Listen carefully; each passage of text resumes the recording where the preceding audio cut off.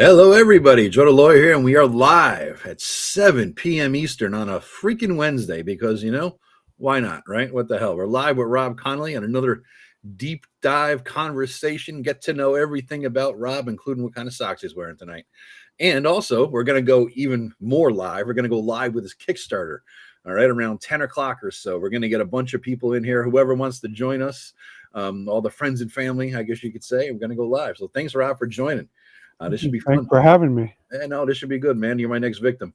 I don't believe you. I can't believe, I should say, I cannot believe, after seeing all the other videos of these long ass things, you agreed to do this on a freaking Wednesday night. But here we are. We both got to work tomorrow, so we won't be going long. It will not be a James Raggi 5-hour, 21-minute video. But we will. Oh no, we're only going to be 3 hours. Only three. It's minor shit. That's salvageable. But here we are. And yes, we were delayed because Rob is always in the bathroom. He has the smallest bladder in the OSR. So yes, that's why we were delayed, guys. So here we are. But thanks for joining. Nice try, Joe. But I think the proof is going to be in the video. Yeah. Well, I think we're going to say roll that tape, Joe. No tape. Because I rolled a tape the other day on, was it Monday, what the hell it was? That happy birthday Joe the Lawyer thing. I spliced in. I won't show it to you because it demonetized my freaking video and Eric's too. So basically, it was a happy birthday Mr. President thing. And because I spliced in my picture and I said, happy birthday Joe the Lawyer, you sexy beast. And it still demonetized me. So fuck you, YouTube. Fuck you. And whoever owns this 65-year-old copyright or whoever the hell it is, fucking with me like that. Bastards. So anyway, here we are. Here we are, guys. Rob, have you seen any of my long ones or no? You can be honest. Have you watched them? No. You posted them all. We're in the middle of doing this Kickstarter stuff. Yeah, so I haven't even doing much computer game. All my hobby time is either preparing for the sessions I'm running or preparing for the Kickstarter. So you have really no idea what you're in for then. No idea. This should be interesting because we are going deep. We're going to get into all things about you. Like, what's your history? Where did you start gaming? All that kind of stuff, get into the stuff with Tim, all that kind of crap. So it'll be a fun time. But it looks like I got to shift over on Facebook because they default to me as the audience. Let me check here. Yes, we are live on YouTube. We are live on Facebook. Well, let me see if we are live on X. Let's see all the Xers in here. Yes, we are live on X. That's working. We're live on Twitch and let's see on Rumble. Because I like to go broad, being a broad guy myself. Yes, we are live on Rumble. Life is good. So we got 5 platforms. Yeah. So I figured what we're going to do tonight, guys, is get into a little bit about Rob. His early time, a little bit about his upbringing, a bit about his early games and whatnot. And then get into the stuff he's done lately, the publishing things, and we're gonna have many Rob reach arounds. I'm sure there'll be many Rob reach arounds for both of us because I have a lot of Rob stuff back here. And then we'll get into his Kickstarter. And we'll around 10 o'clock or so. I think Eric has got an interview going tonight with somebody, one of the Gygaxes. Is it Gygax? Heidi and her husband. Yeah. If you have multiple Gygaxes, is that how do you pluralize Gygax? It's like cactus, cacti, Gygax, Guy. I don't know what the hell is it. I don't even know. I'm sure you with an X at the end. You put a S there. But I haven't met Heidi yet, but I met her husband. He's a really nice guy, and he told me about all that they're doing, and I think it looks like they're doing well with their little corner of the gaming world. And what are they doing, Rob? They're doing like more. Okay, so you gave me the 10-cent version. Yeah. It's more, I think it's like a board game kind of deal, card game. Okay. So I'm not too up. It's not. I don't know how much of it's RPG related, but they have a nice display, a nice a booth, and it's just, he bought all 4 of my books. He really likes my stuff. All right, so that's cool. Awesome. That's cool. Yeah, so that's a compliment, man. Yeah.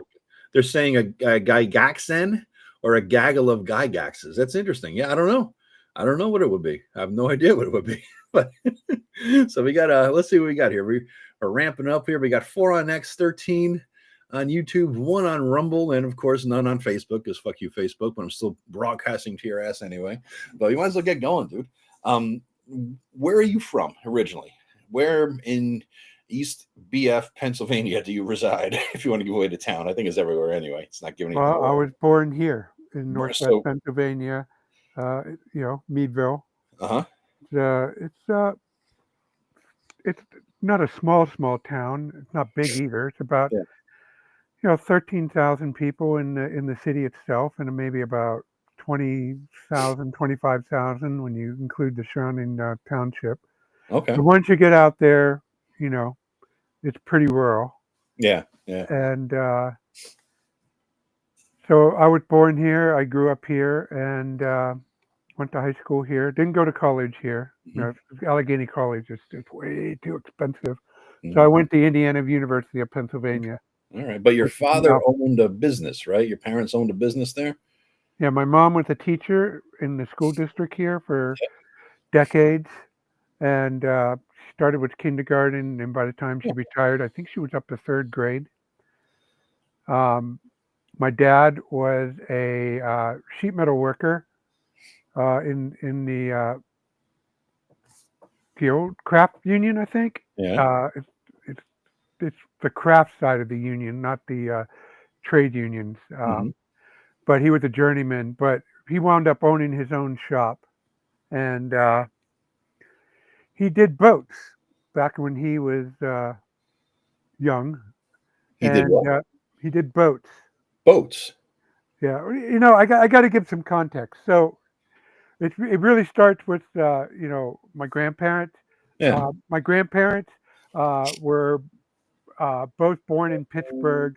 They met, they fell in love, and then they had kids during the 1920s, which were my dad and my uncle.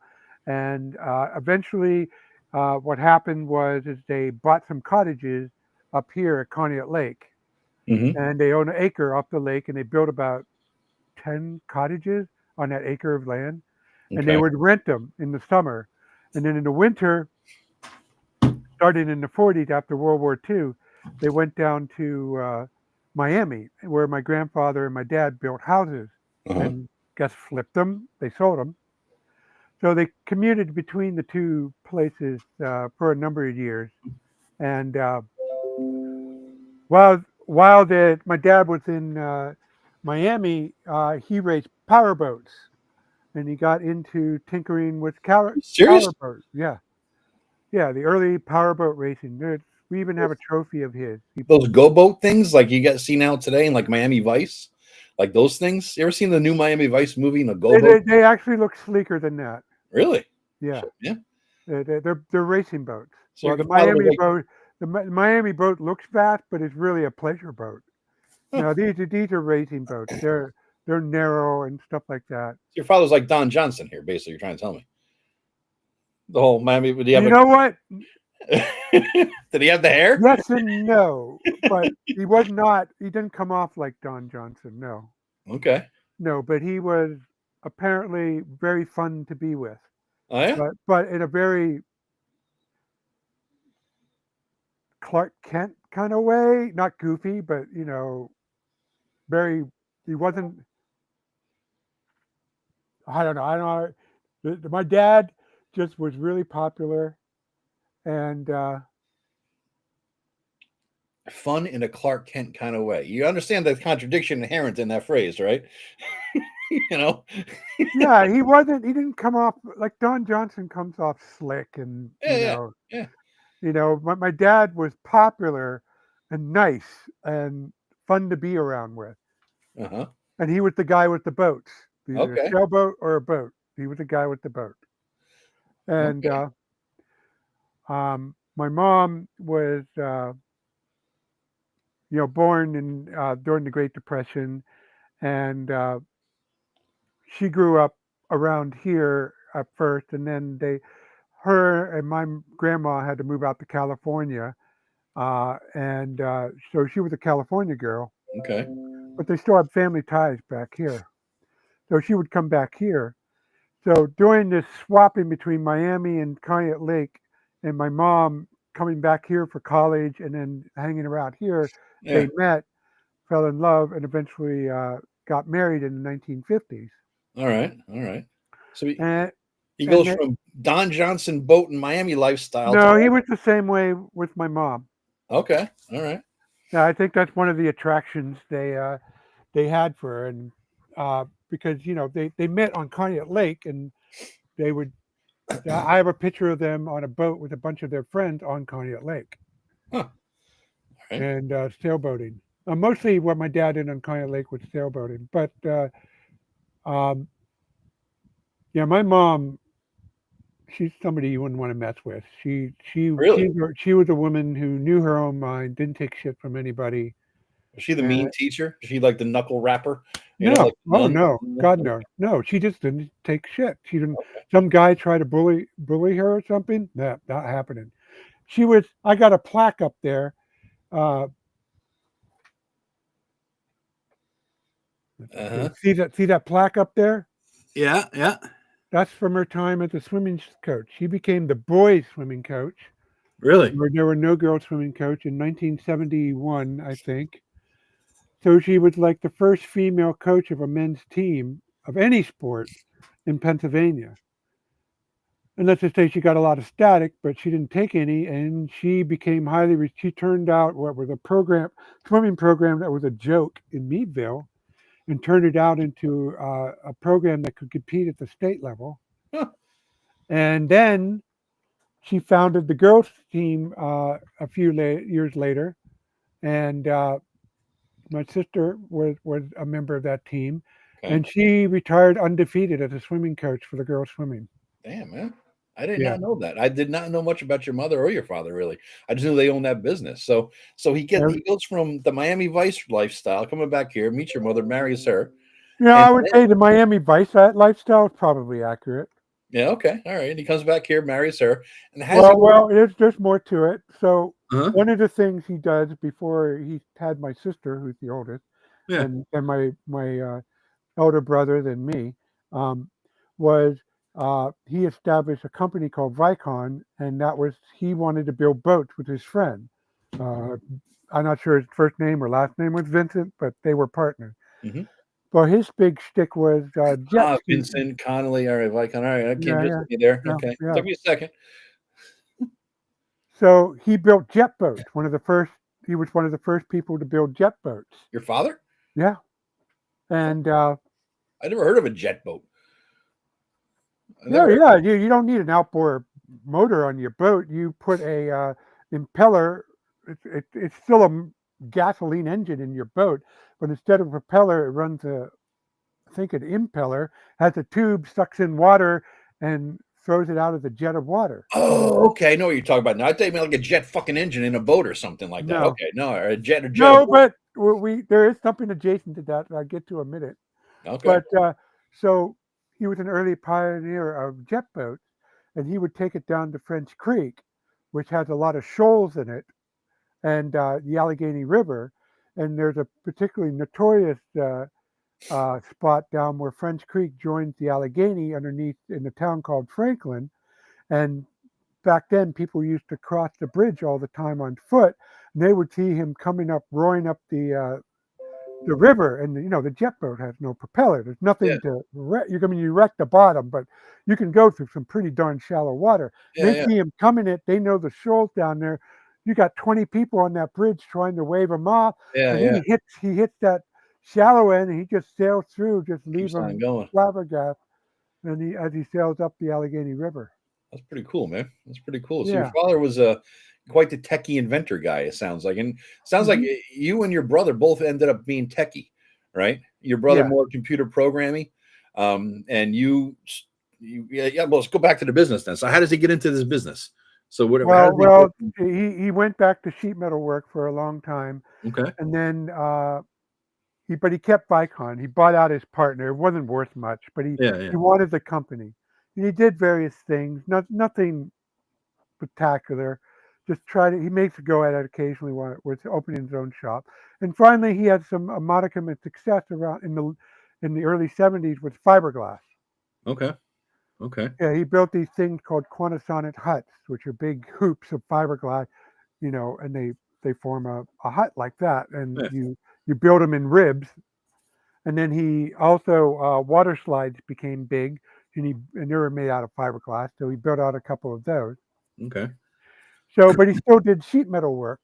And for those who don't know, the sheet metal work means the heating and air conditioning that you see. And if you look at the pipes that carry heat or air, they're made out of metal that are bent up, folded together, and joined together. Mm-hmm. So that all has to be cut out of flat sheet.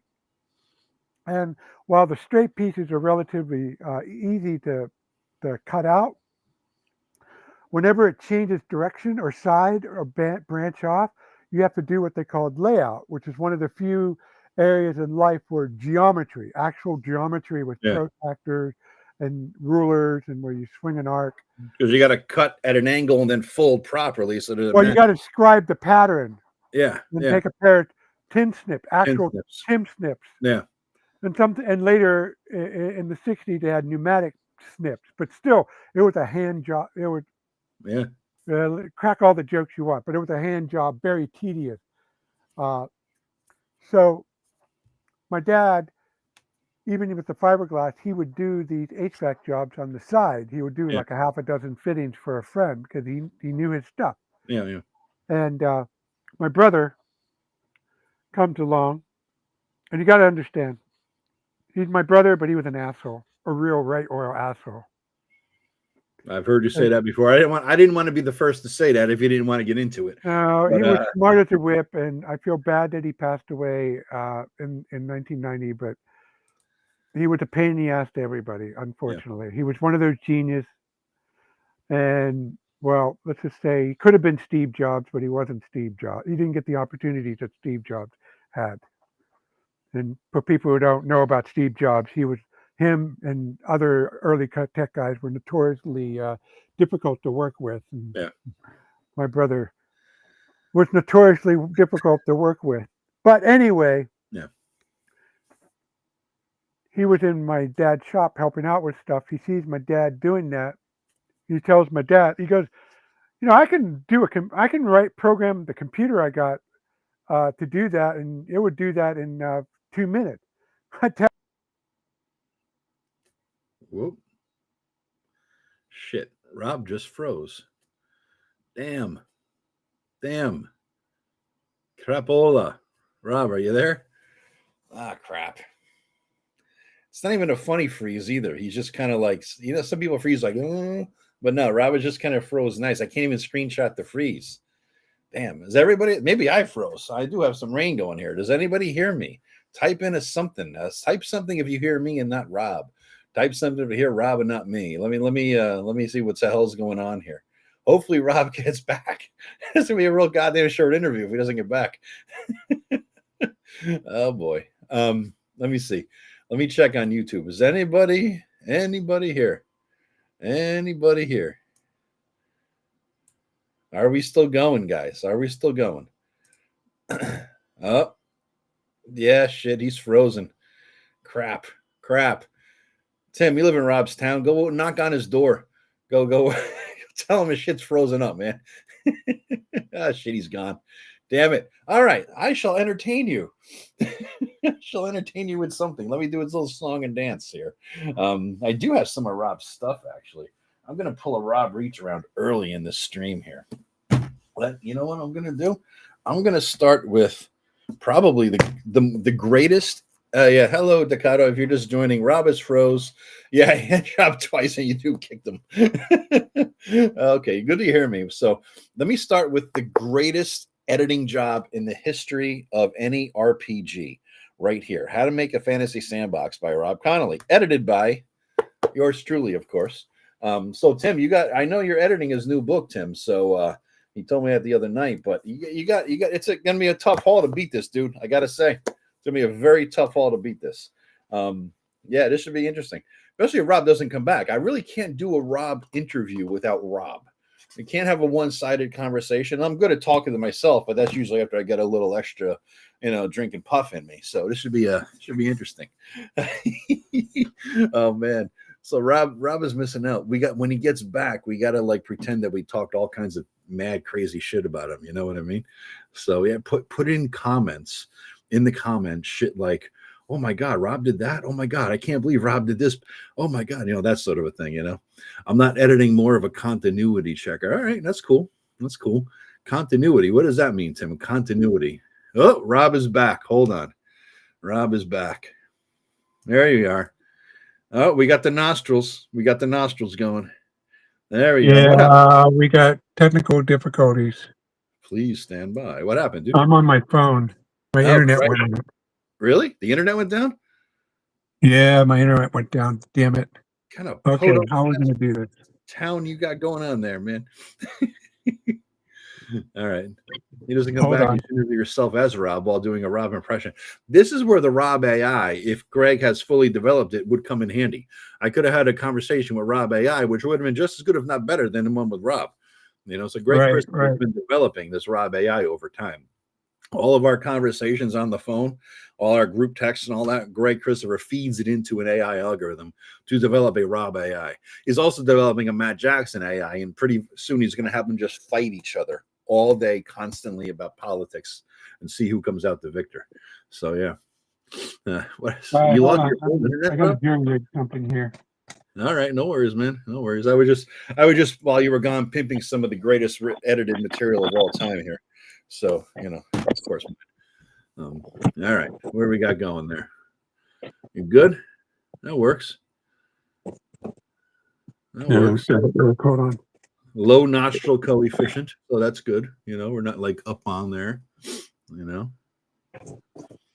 All right, you ready? All right, good. Actually, the video quality is a little bit better, if I have to say. Well, my camera's my phone is probably a little bit better. Yeah. The sound is a little bit whatever. The video is good, so we get to see all the grays and beard and everything. So good. Well, all right. I am talking over the phone. Okay. Yeah. No worries. All right. So we're good. Good deal. All right. We're back. We're back in the game, boys and girls. So father starts a sheet metal. Your brother creates a program, and you're off to the races. You have a good business going with your father. Yeah. So my brother on a TSR Model 1 creates a program to lay out what they call a round elbow, which is a round piece of pipe that bends like that. Yeah. And so he round elbow. He prints it out on a Y carriage printer. Okay. And tapes together and shows my dad, and my dad is really impressed.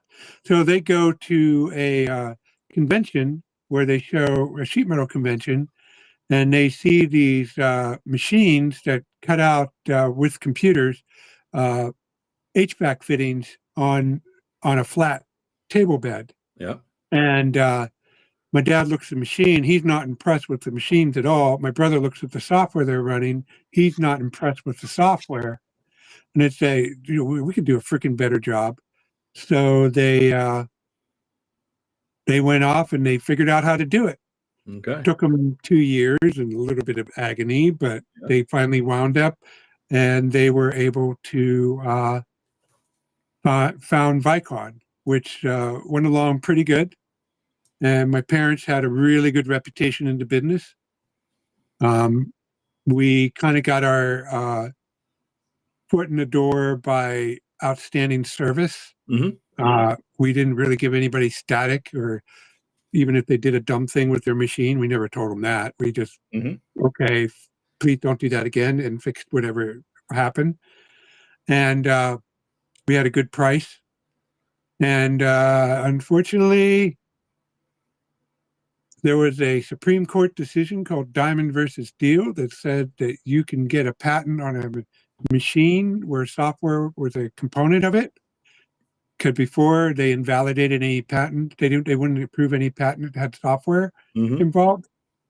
And so the guy who built the very first HVAC computerized of the kind of machines that we were building, that had the software that could lay out HVAC fitting, he got a patent and sued everybody, including us. Oh, Jesus Christ. And put us out of business. Okay. But luckily, he really hated our competitors. Really, really hated. One of one of them apparently actually stole from him, hired the same software house that he used and stole his software, literally. But he didn't hate us. He wouldn't let us off the hook. Yeah. But he didn't hate us.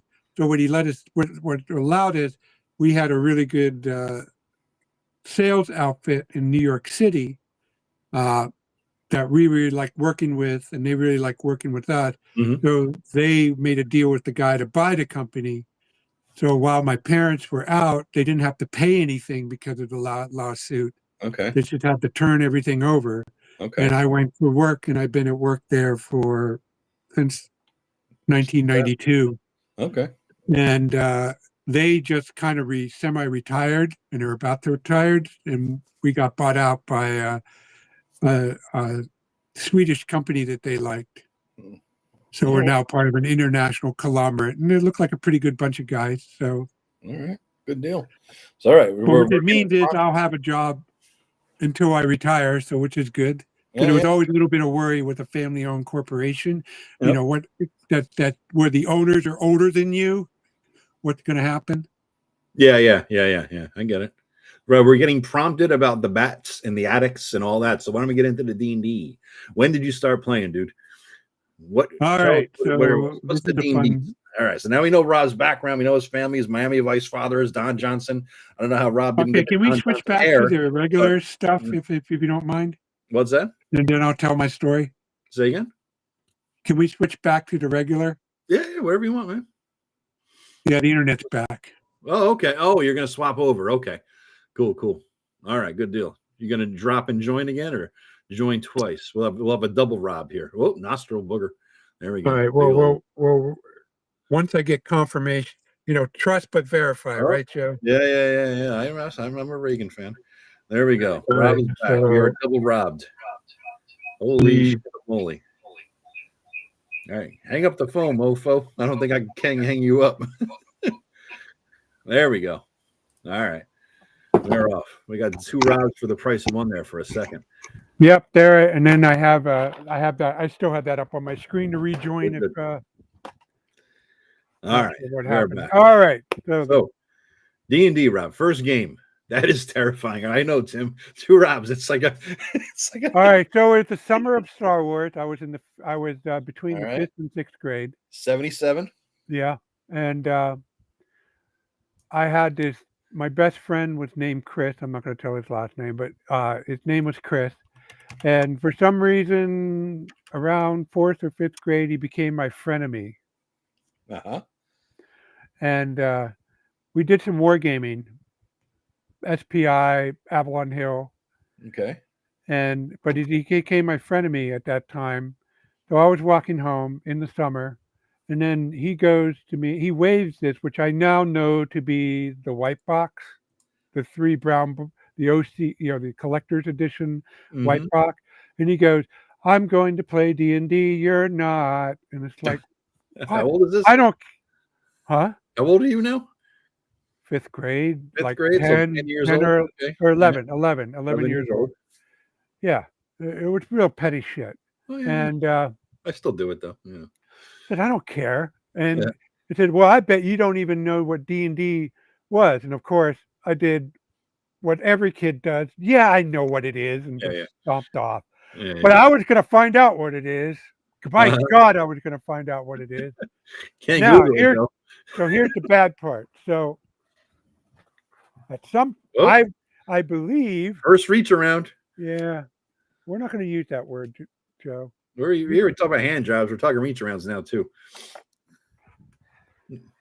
So this is not it, but this is the correct printing.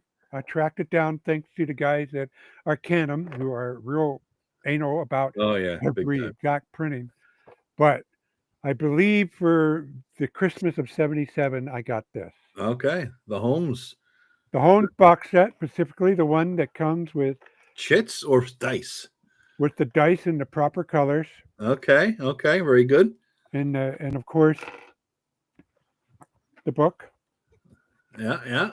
Okay. And do you know what this version of Holmes has? Don't know. B1. Oh, no shit. Okay. Yep. The predecessor of this had the Geomore, This one at B1, and then they switched over to B2. That's a very good condition, that whole set there, dude. That's very good. Hey, you can Yeah. join the mail order hobby shop there, can't you? Or the RPGA Society, wherever the fuck that was. No, this one was TSR Hobby, P.O. Box 756. Oh, Okay. God. Somebody's going to get mail now. Oh, you can be a winner by just filling out this form. Oh, a winner. Just by getting on their mailing list. Oh, it's a survey. Oh, okay. Well, god damn. That's different. All right. So So, you get the Holmes box set. What happens? What's your first game like? Who so do you I had another friend, Uh-huh. a year younger than me, named John, but he was smart. Yep. Smart. And you know what? He may have been, now that I look back, because my eldest son, he has autism. Yeah. And looking back, I think John was autism. It would explain some of the weird discipline his parents. They were very strict about his routine, and he had a very. If you were his friend, you had to know his quirks, which was okay. He wasn't weird or anything. He's just very particular. Yep. And so he and I got into playing war games, 77, 78 or whatever. And So this is after D&D, after your first D&D game, or pre? No. I just have the box set. I haven't played yet.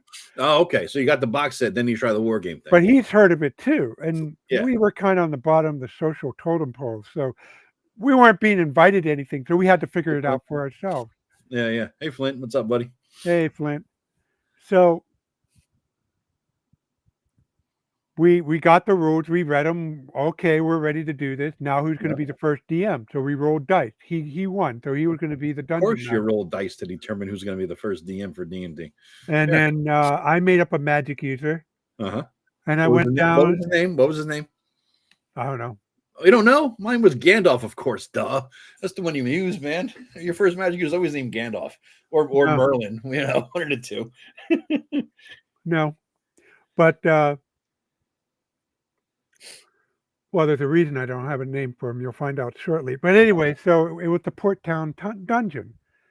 And I still remember the adventure today. I went down the stairs. You come into this rather large room that has nothing in it, but has 4 corridors. Yeah. I turned right. Yeah. And I enter this another room with all these crypts in it, and skeletons come out. Yep. And I go, oh boy, I'm a magic user. Blast him with a magic missile. Next round. Oh shit, I have 1 magic missile. Yeah. I didn't even kill it. Kill 1 skeleton. Yeah. So I hit it with my staff. Took 1 down. Then they hit me. Down. I'm now down to 1 hit point. Oh shit! What did I do? Hey, there's a parry roll. I parry. Wait a minute. Parrying is not killing them. Oh no! So I tried to stop parrying and run away, but they killed me. So I died. And I said, "This is awesome." We all said this was awesome. I'm not sure what really happened after that, but we played. But here's the thing: it only went up to level 3. Yeah. Even though we were pretty smart kids and we were experienced in war gamers, what we were not is figuring out how to design our own war game. Yeah. So we just played by the rules, and if the rules tapped out at 3rd level, that was it.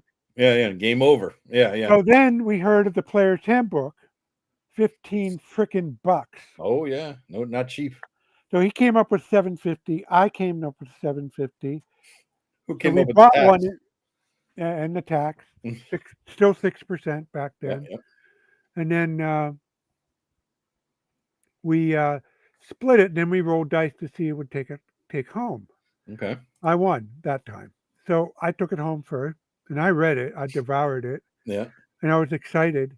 And then I got to the end. Oh shit! You got to be fucking kidding me! And I looked. There's no combat tables.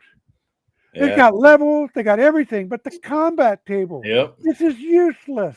Yep. And then I looked at the time, and remember, he had a strict timetable, but it was 10 minutes before 8 o'clock, his deadline. So I could call him. So I call him. John, what? The player's handbook. We can't use it. What do you mean we can't use it? We paid $15 for it. It has no combat table. You're kidding me.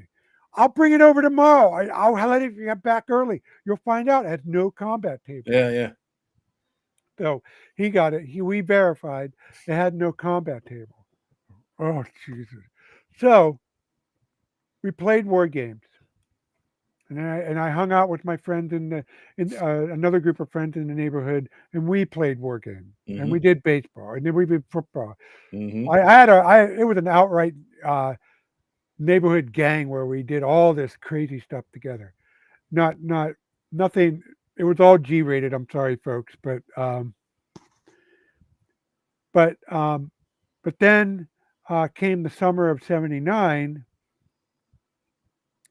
and state. Now that we were by that time, we had I was shopping at two hobby stores in Meadville. One was State Street Model, which had the biggest selection, Yeah. and then there was the Dandelion, which had a spinner rack, big spinner rack full of stuff. And Mhm. they usually have a lot of Judges Guild stuff, so they were good for that. Oh, we're getting the origins of Judges Guild. Here we go. Yeah, yeah. Here we So, go. All right. so it was the summer of '79, Yeah. and Not as cool as the summer of '69, according to the song, but we'll go for it. all Okay. right. Anyway, we get wind that the Dungeon Master's Guide was going to come out, and we knew it will have the combat tables. Yeah, yeah. And I didn't collect Dragon Magazine at that point. I didn't know about Dragon Magazine at that point. Mhm. So I didn't know about that issue that had the DMG preview in it. But so once a week, starting in June, I would call them up and say, "Hey, did the DMG come in?" No, it had not Nice. come in. Nice. Finally, somewhere around late June, early August, yes, we had the DMG coming. Oh boy, and my dad, I go, "Dad, are you going anywhere? Could you drive me down to State Street Model?" Well, yeah, but I'm going to the blah blah these these hardware stores, and I'm going to be out and about for about 2 hours. That's okay, Dad. Just Leave take me me there. down there. I'll buy it. I'll read it. Yep. Then I got it, bought it, got in there. First thing I do is open it up, the tax matrix. And I went, yeah, Victory. yeah. And then um, then it was off to the races. Oh, Yep. and I do know what happened in between. So I was big into Boy Scout at the Mhm. time. Well, So in the winter you become months, an Eagle Scout? Did you get that high? no, Ah, I couldn't put together my Eagle project worth a damn. I got everything, but the project itself was my own damn fault. it's But never too late, Rob, to go back. It's never too late. Build those. look, I was involved scouting later as an adult leader, and no, it is too late. You have to be 18 or Uh, well. technically under the rules, maybe, but I'm sure you could do it just for the sake of doing it and saying, this is I what I put in did. my time, Joe. It may have not count for the badge, but it counts in spirit. So All right. anyway, so in Boy Scout, my troop was I was blessed to have a really great troop, and we did things like 8 months out of the year went camping at various spots. And we went to nice places, did nice trips. Like we went every year. We had this big camp where we go to a Civil War battlefield, and Nice. Well, you live in a like great area for that. I mean, it's like I make fun of it being Redneckville, but it's very rural and nice. I've seen the overhead maps at least, trying to figure out Mhm. where it was. So yeah, I can see that being really awesome. so so during the winter camp we camped in cabins, heated cabins, Yeah. and Heated cabins. What kind of posh bullshit is this, man? You didn't get no tents? The hell? did you ever sleep in an Adirondack, Joe? I slept in a tent in a Boy Scout. I lasted 6 months in the Boy Scouts because of the fucking tents. Because I Well, if slept you in a lasted fucking tent. 6 years, then maybe we'll have something to talk about. No, maybe I've Yeah, slept. I slept in the cold in Yeah, an fuck that shit. Adirondack. I'd Fuck done that all shit. that, but Yeah, yeah. no, we had camped with heated cabins, and it was a Oh good thing god. too because we spent the whole goddamn day out in the freaking cold. And this is not years where we had a whole lot of green summers or green Yeah, winters either. yeah. So anyway, but dark fell pretty early. So Mhm. usually around 6:30, 7 o'clock, it wasn't lights out until 10. So we usually had about 2 or 3 hours of sitting around the cabin. And at that time, D&D is what filled the Ah, hour. And that's where, after I got the box set, that's where I learned about the player's handbook. That's where I yep. learned about that's where I saw the monster manual. The DM was there. One of the older scouts was running the game. He let me look at the browse through the monster manual. Although, honestly, I thought the monster manual was a bit of a ripoff. Why? Because in the library, and I wish to God I can figure out what book it was, but there was a book full of monsters. There was 2 pages. One had the description of the monster.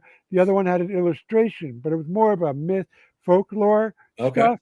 And it was very methodical, very thorough, and it had a lot of unique monster. And what really struck out as one is that I can't pronounce the name, but the catabolist, the one with the long neck, it had that in there with a similar picture. And I thought, oh, Gygax just cribbed off of that. Yeah. I wouldn't doubt it.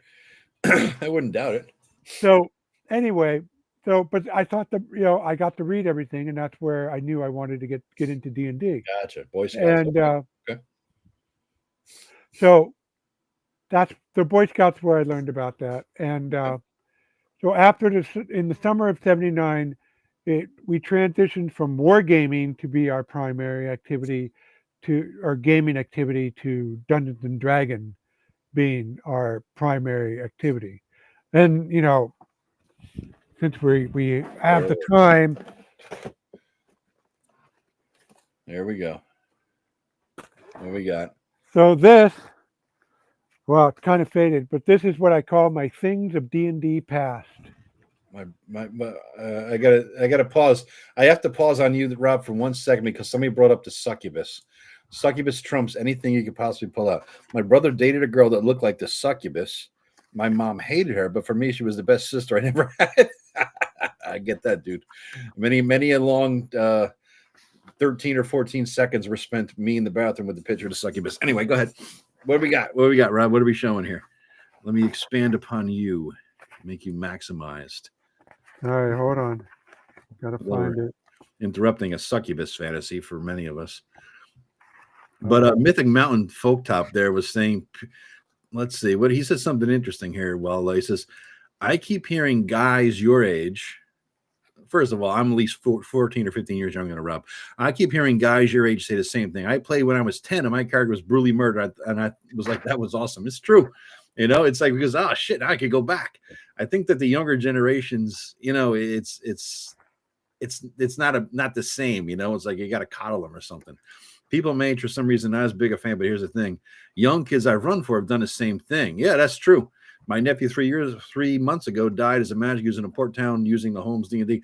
I think there's a big difference between the alpha generation now and the millennials and Gen Z. I really do. I think there's a difference in mentality, probably because Gen X is bringing up alpha and the younger Gen Zers, and the millennials are brought by boomers. And so I think there's a stark difference in how we were raised, because look at millennials or Gen X. It's like the more the things change, the more things stay the same. Yeah, but there's always generational differences, and I think they go in cycles. It's I think that really is a legitimate thing there. So yeah, I think that makes some sense. Look, my grandfather was born in 1897. Okay, my dad was born in 1926. Yeah. I heard all of this about us Gen Xers. Yeah. So, and I hear you and the other guys. Oh, look at all these Gen Zs and Alpha. It's just whatever. I mean, every generation has its unique point, but we're all human beings. But you can't deny Gen X is the coolest generation.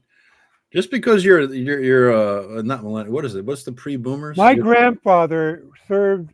Well, he did not serve in the army in World War I. He served in the Merchant Marine, dodging German U-boat and a wooden sailing boat that was converted to steam. Yeah. My dad got in the tail end of World War II, and he joined in the summer of '45. Completed his basic training and served as a postmaster aboard a battleship.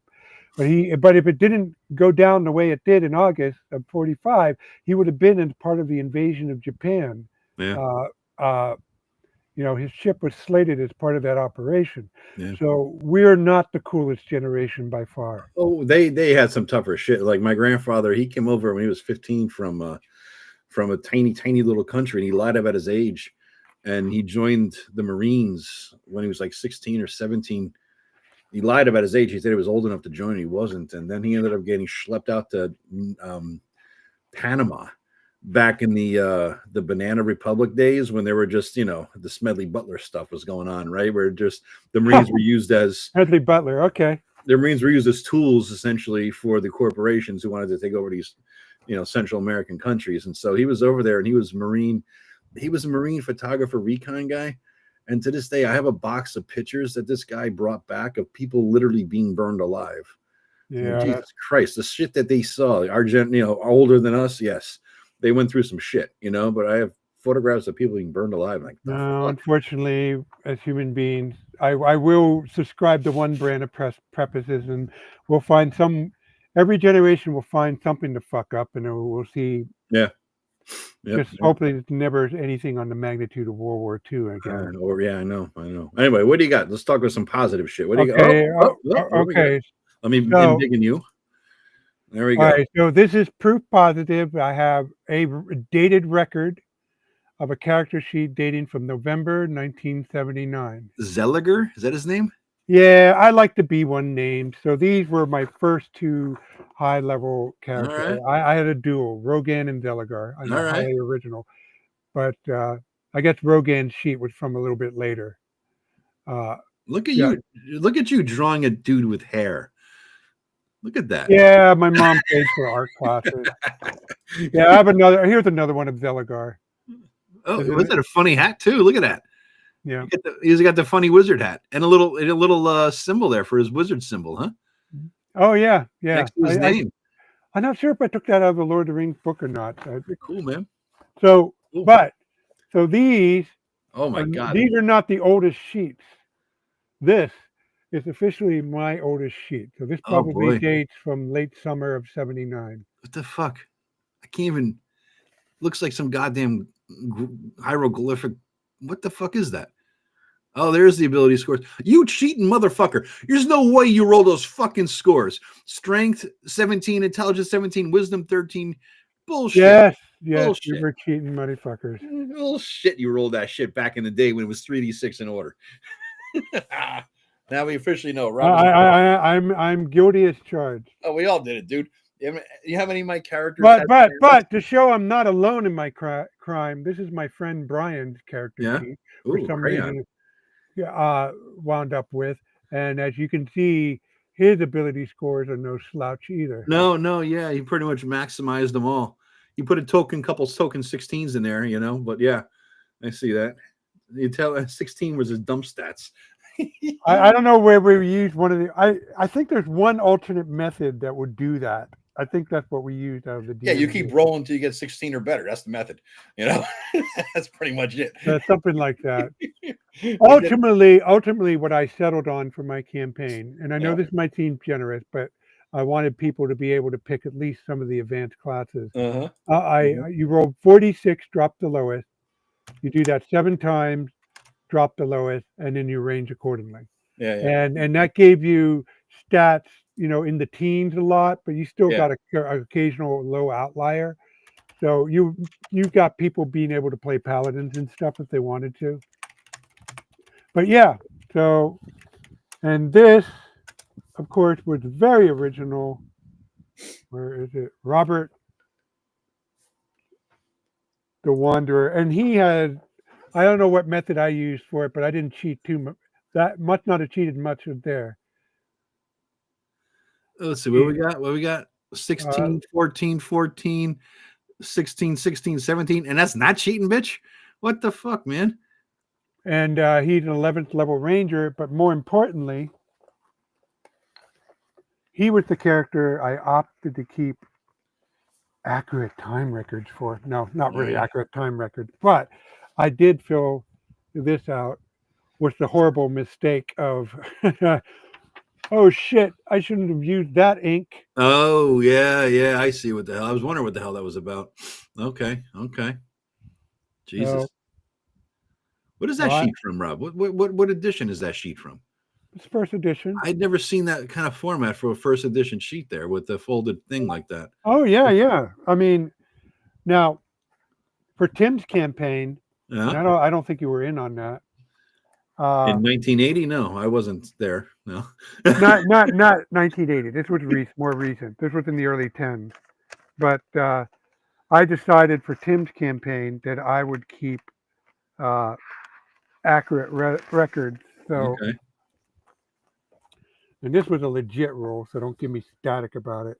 Let's see. Let's see how legit it is. Let's see if we believe in, boys and girls.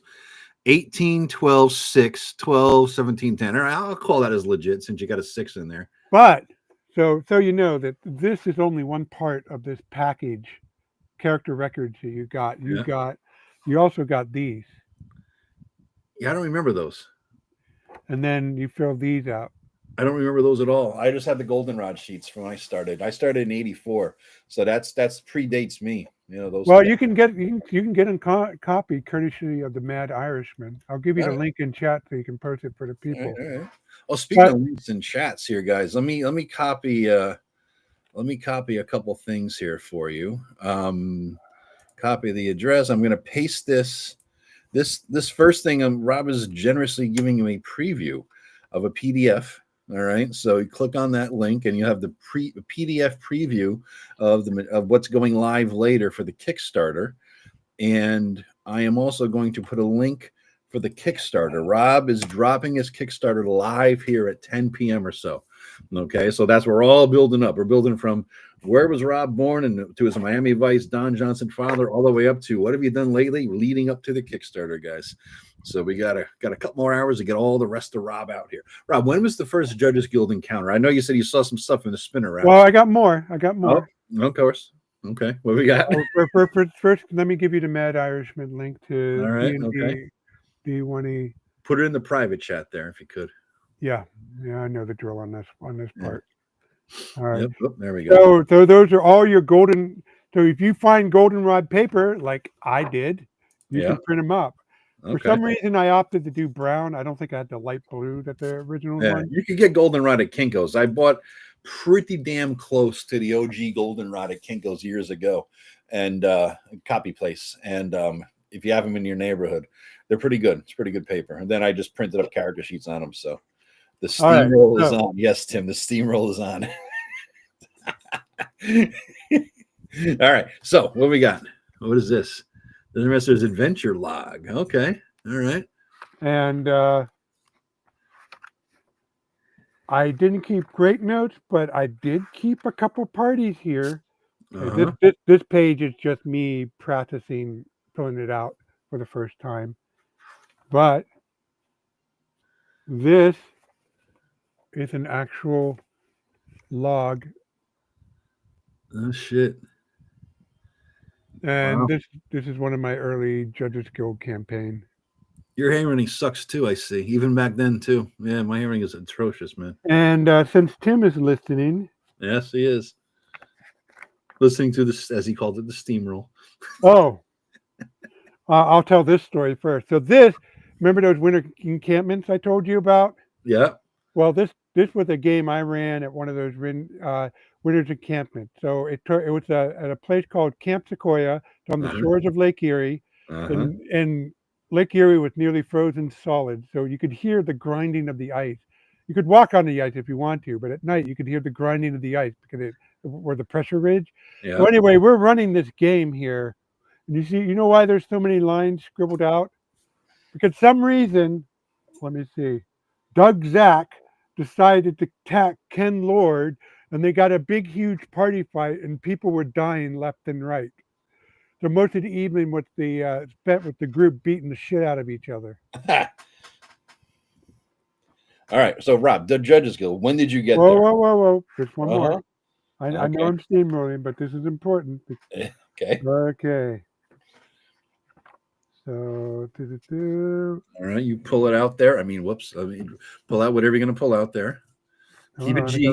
Keep it G. Maybe PG. Yeah. All right. Speaking of P, while he's pulling it out, I'm going to go pull it out and pee myself.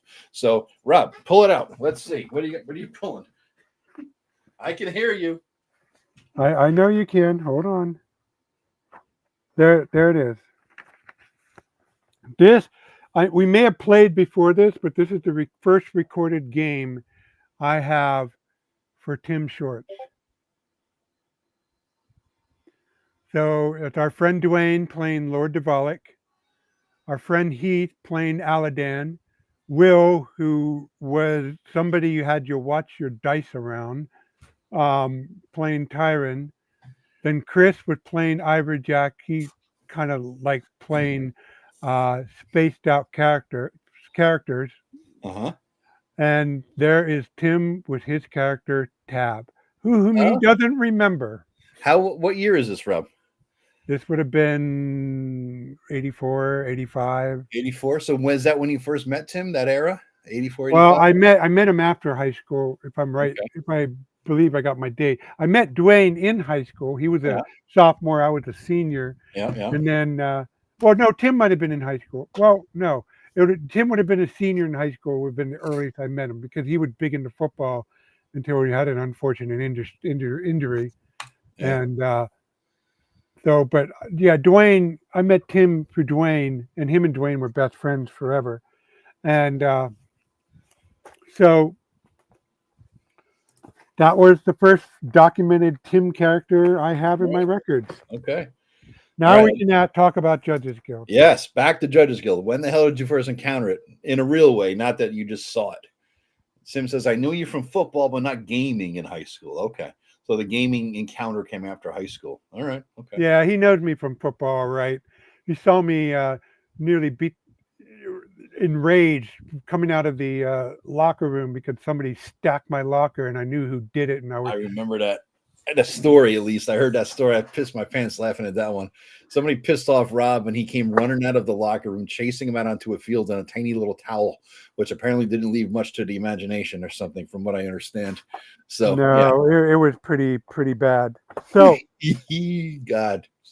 There are some I really don't like, having a phone everywhere all the fucking time. Everything's recorded, but there are some moments in history I wouldn't mind having a fucking record of just to mock these days, and that's probably one of them.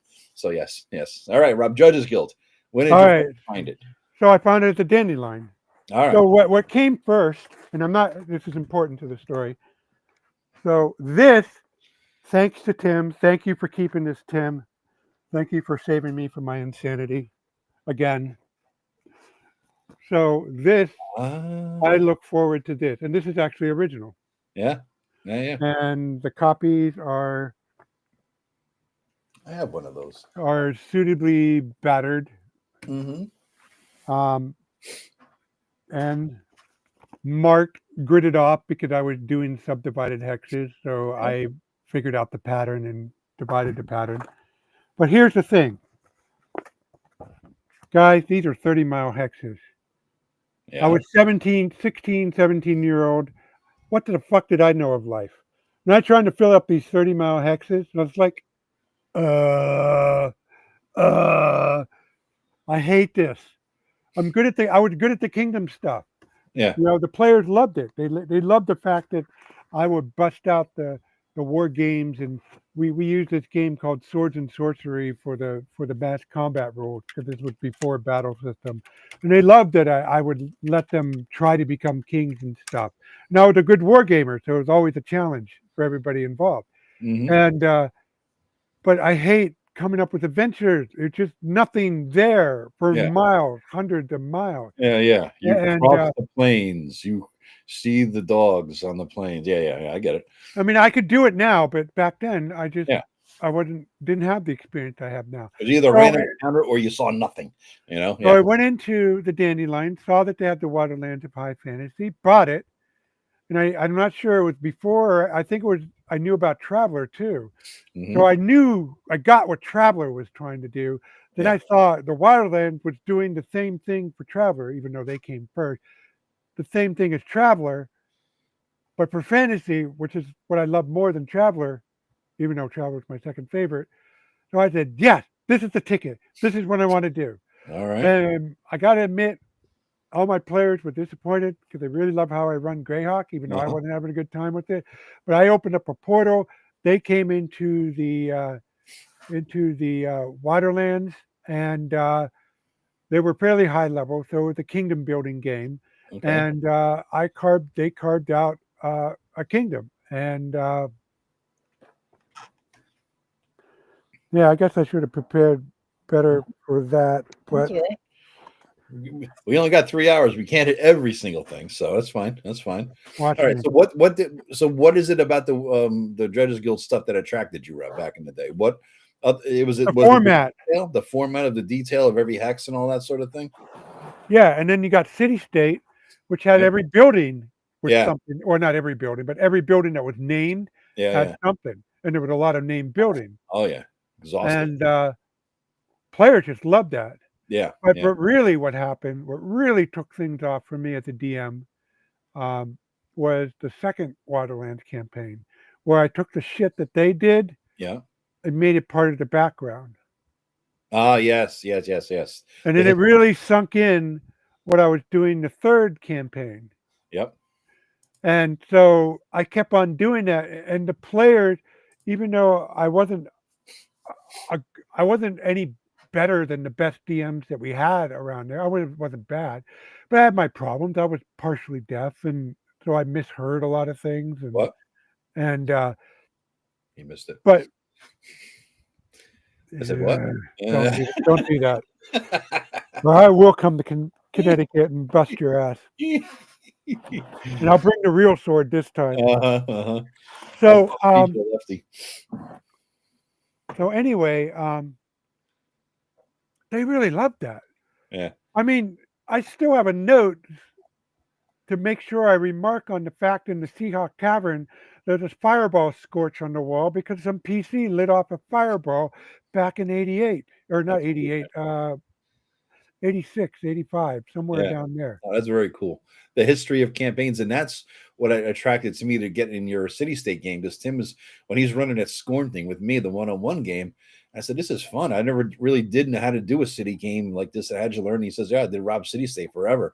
I'm like, really? He goes, yeah. So he told me all about the games. I said, shit, I want to play one. So that's when it's a real treat to play in your Citystate game, because I understood the depth that you could bring to that if you have a deep history and an understanding of everything in it, what goes on. It's like when you have a world web, not the World Wide Web, but a web of the world, and you pull a thing here, you pull a thing there, and basically you see how things affect. But the web of a city is so compact, and yet there's so many more little strands to the web you got to keep track of. It's like an art and a science all in one thing. Actually, the trick is the same trick that you used down that I was talking about the other day about walking down New York City. Yeah. The only people we cared about walking down New York City was the three of us and anybody we chose to interact with. Yeah. Yeah. Now, we could have had a random encounter, and we saw some interesting things, like that guy on the skateboard being his own DJ. Mm-hmm. Not sure how he pulled that off, but he did. And he had a boom box on his on his skateboard. I tell you, there's an entire generation of hip hop loving men of a certain age who have one shoulder shorter than the other due to carrying around those fucking boom boxes in the mid 80s. Those early to mid 80s, they would have these 4,000-pound boom boxes on their shoulder, walking around like this and putting down. And it's like, Jesus Christ, he's gonna fucking die at that thing. I don't know, man. But yeah, there's a whole generation of men who have one shoulder significantly shorter than the other out there. Yep. So all right, so you got the Wilderlands. You're running these games. You've met Tim. All right. So Tim is part of your core group at some point, right? Yeah. After the mid 80s, he was definitely part of the core group. And Dwayne, and then some others. And I know you had always problems with Dwayne. You guys hated each other or something. You got fought all the time, killing each other. It got worse over the years, but back then it wasn't too bad. And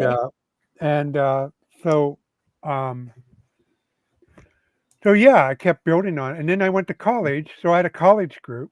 Yep. And there was a time I was running 2 campaigns simultaneously at home and in college. And they tried to fuck with each other. Really? And then it got it paid off 2 years later when Dwayne decided to attend IUP. And he met he got in with the group that I was with. And you were telling them the stories about that campaign. And they're going, oh, so that's why that was happening. You were fucking with us. Oh, okay. That's pretty cool. Little crossover event, like a Marvel DC crossover there. Yeah. That's pretty cool, man. That's pretty cool. Well, I'm Hey, glad you had a great time, yeah. Terry. Terry says he just played one of Rob's games at WizardCon and had a good time there. A great time. Nice. So before we move on too much, so this is one. You can see this what happened to my Yeah. original map. I'm making some people, collectors out there, cry, but I use these. Yes, at least every And year. I have an intact set, guys, that I laminated. So I lucked out, found it in the used game department of the game store. Yeah, it's not even that. It just got so tattered and worn. I remember in college, there was one hobby shop up in New Britain, Connecticut, where I went, and it was called the Mottos. Still there. It's this family owned, been there for like 3,000 years. I think they built a city around it. It's that fucking old. And I remember going in there, take the bus downtown, they walk around and see what was new. It was a second edition era, right? So we're talking the late 80s, early 90s. And they had this rack of stuff, mostly trains and models and this and that, but they had this area for D&D shit. And at the bottom of the rack, was all the stuff I didn't know what the hell it was. It was all this newspaper print bullshit. And I'm like, it's cheap. I want the Elves Handbook. I want the Dwarves Handbook. All this good. So I'm on the upper shelves, right, for the D&D stuff, right? So they were coming out with all those racial and class handbooks at the time, and I wanted as many as I could possibly afford. And I remember seeing all the paper print bullshit at the bottom, not knowing what it was until about 30 years later. I realized that was all the Judges Guild shit, and that's the shit I should have been buying for collectability purposes, because they had a ton of it down there. Collectability, hell, it's just usable shit. I didn't know. I mean, what the hell? I wouldn't have known what to do with it back then. I was not mature enough as a gamer to even fucking make use of it. But yeah, I should have bought it for the collectability purpose. And years later, in the early OSR days, I realized what the hell it was. And I'm like, oh shit. I call up a Mottos and I said, hey, you still sell, RPG shit? He goes, yeah. I said, I remember, I told him a story a million years ago, blah, blah, blah. He goes, yeah, that was stuff. We put it all in boxes and stuck it in the basement, all that older stuff. I'm like, really? He goes, yeah. Then he sold it on eBay about a year ago. Like, motherfucker, I missed out by a fucking year on a deal of the century. I could have had all of it before they knew what the hell the value of it was, So it sat in the basement forever in boxes and boxes. I'm like, son of a bitch. Anyway, sorry. Yeah, I was just one brief aside. I was looking at Tim's comment about knowing from football. You should post at the end at some point on the links for this video. You should post that one with me and Tim in it. That's a good idea. Yeah, I did a back in the Anchor podcast days. I did just an audio podcast with Rob and Tim, million years, just on them, how they met and all this kind of stuff. I want to dive into a little bit here, but it's an in-depth conversation. So I will edit the description. Speaking of descriptions, guys, if you look at it, you will see links to Rob's site on drive-through, links to Rob's blog, link to this Kickstarter that's going live here soon. So the whole link of Rob's stuff is down there. So click on the description. You definitely want to queue up the Kickstarter link because as soon as Rob goes live around 10 o'clock, you get in there fast and be one of the original backers, So yeah. Let's see. We have this is launching soon into the Majestic Fantasy Realms of Northern Marches. Kickstarter by Bat in the Attic Games. Where did Bat in the Attic come from? There's been many questions so far. Where did Bat in the Attic come from, Rob? Okay. I'll show this later. We gave them a little rusty. It's been a while. So my house that I grew up, wasn't a mansion, but it was pretty nice. And it had and I was lucky in that it had a 3-door garage with a full attic in front of it. My dad had his drafting table of it, but for some reason stopped using it, got piled on. But there's enough space in the middle that they put a table and put a war game on it. Yeah. And my house didn't have room. Every room in the house except my bedroom, and it was too small for that, was used. So there was no place to put up a war game except there. So that's where me, Dwayne, and sometimes Heath, not so much Tim, would game. And I think we did later. We did later after everybody was out of high school, and it got warm in the summer, but then it cooled down in the evening. It was nice. Mm-hmm. So one day we were sitting there playing a war game, and just 3 guys in their late teen, and all of a sudden over the table. So who's there? You and Tim and who? No, me, Heath, and Dwayne. Okay, all right. So Tim missed out on the moment. Yeah, Tim missed out on this one. And there was a bare bulb dangling over the table, but had a switch on it. The stereotypical bare bulb hanging off the wall. Yeah. So all of a sudden, things start flickering. It's like, what? What's that? And then, bat. Wow, what the heck? A bat got in here. That's annoying. So we tried to play, but the bat kept trying to dive bomb it. And then, us being us, it's like we start chucking books at it. Yeah, you're gonna get some and then the bat got pissed off. Now it's coming at us.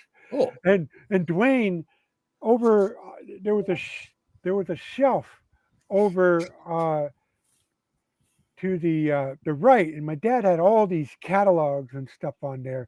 And Dwayne picks this up, and he sees that bat. That bat sees him. He takes that book, and he just goes boom and chucks it. Goes sailing across the length of the attic, and it hits that bat. That bat goes flying back, hits the wall, and starts sliding down the wall. So we three come walking up. Yeah. We stare over it, and I think that bat's alive. Yeah, and I took a magazine, poked at it, went,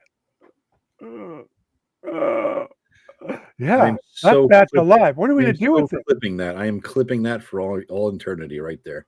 No, go clip away. So the bat's like sitting there. It's like, Rob, pick it up and take it outside. I'm not picking it up. You pick it up. No, I'm not picking it up. Let's get Mike. He'll eat anything. Yeah. And so we're not. Okay. Hey, I got it. So I went downstairs where we had snow shovels hanging with a big wide flight blade. So I bring it up to the attic. We scoop it under the bat. Dwayne takes a magazine and puts it on the snow shovel. I carry it downstairs. Now you have to understand, the garage is, let me see if I angle. The garage is here. This is where the 3 doors.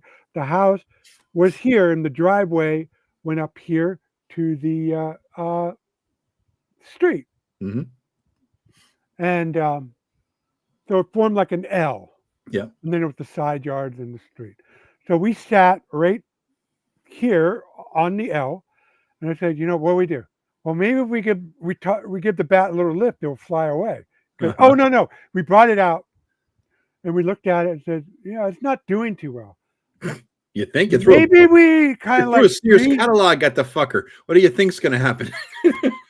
So, okay, maybe we breathe on it or something. So we all puffed on this bat, and it kind of revived it a little. I don't know if it was our bad breath, but we all went on the bat, and the bat seemed to be a little bit alive. And I gotta say, if I was near death and somebody started blowing me, I'd probably come a little bit more to life too, Rob. Just saying. Okay.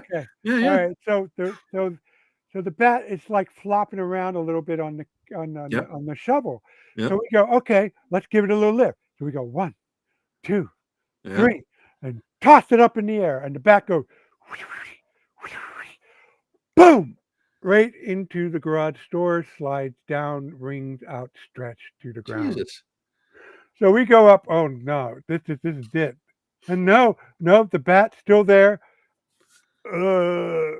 flopping around. So we took the magazine, scooped it into the shovel, and it kind of, we said, we talked about it. It's like, yeah, he almost made it. It just wasn't for the garage. All right, let's go out to the street. So we went out to the street. 1, 2, 3, tossed the bat out in the air, went and sailed off into the night. So it lived. And he lived. He sailed off in the night, and we headed back up to the garage and resumed our Saturday evening of wargaming. I'm sorely disappointed in that story because I was waiting. I don't remember it living, because if you killed it, you would have split the XP, all 3 of you.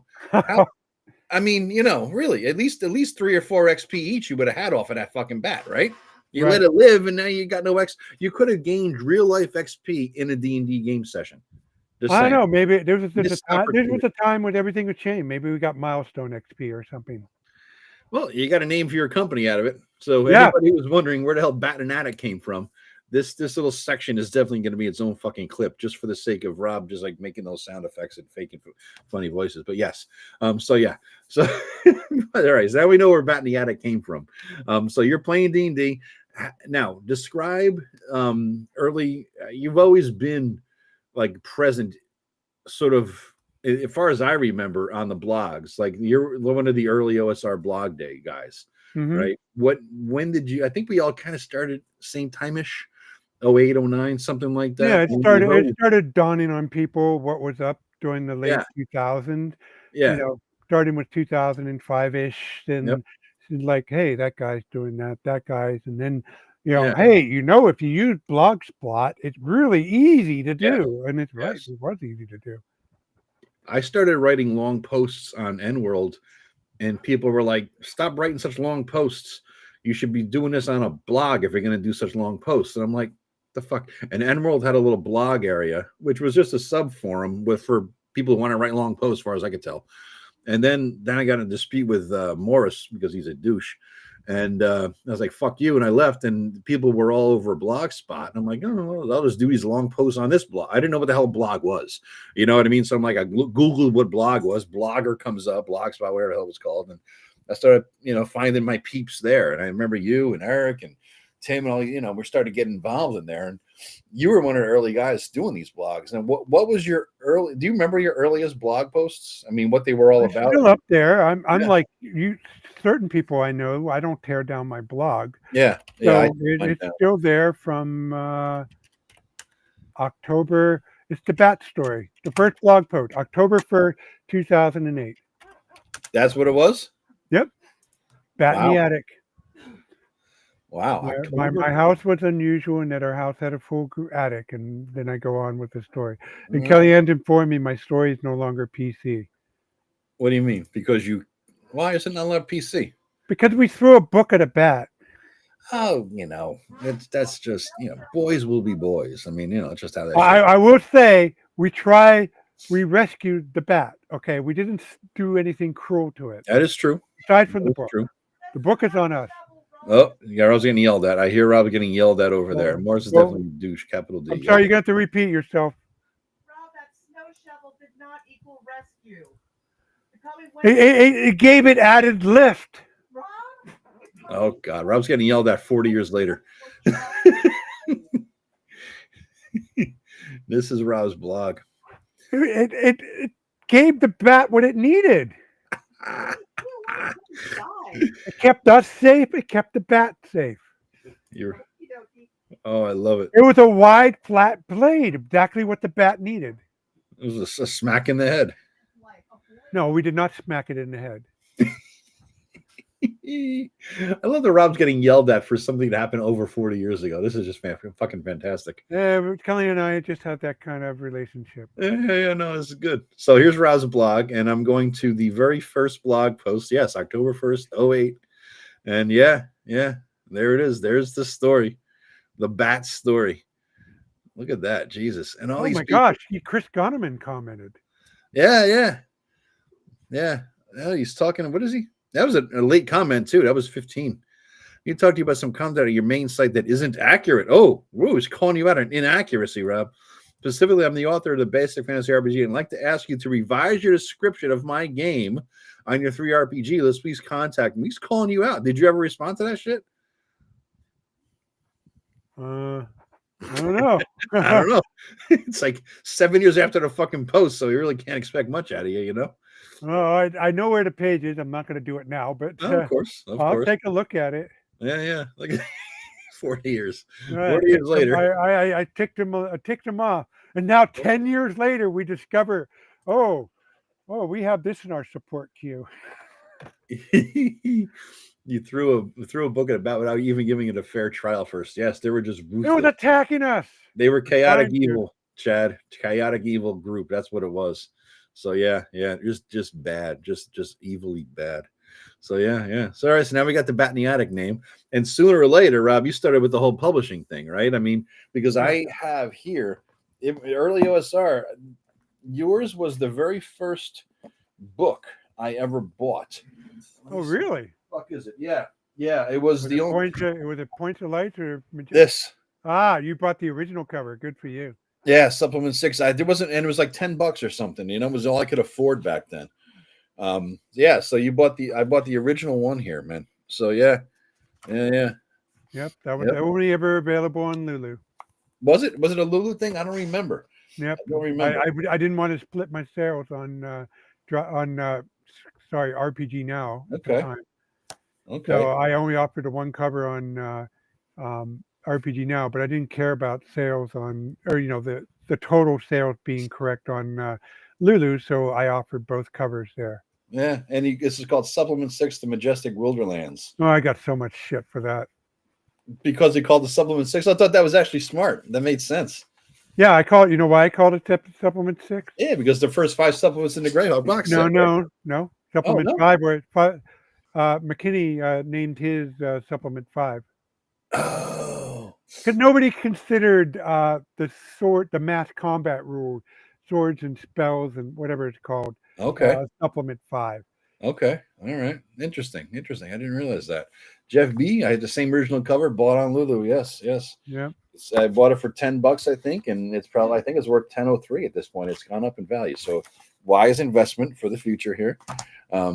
Oh yeah, it's now that I let Noble Knights off the hook for not selling it for cover price. Yeah, I gave them. They were selling it for collectors. It's like, dude, it's still in print. You're ripping off your customer. Oh, really? Yeah. What was their collector price? What did they call it? What did they put it out? They were charging $30 for it. Not bad. All right. Yeah. So yeah, that was the first thing I bought. And what prompted you to start publishing your own shit? I know a bunch of this is what in 10, right? This is one of the early 09, wasn't it? Yeah, but you forget about Points of Lights before then. I don't remember that, Rob. This is before I knew who the hell you were. As a person and as a product person, you know what I mean? This is just I saw this. I'm like, I'm gonna get that. So yeah, I don't know what the Points of Light was. I will show you once I get myself out of the corner I boxed myself in. But One second. You pre-reached around and you got all this stuff organized, ready to go.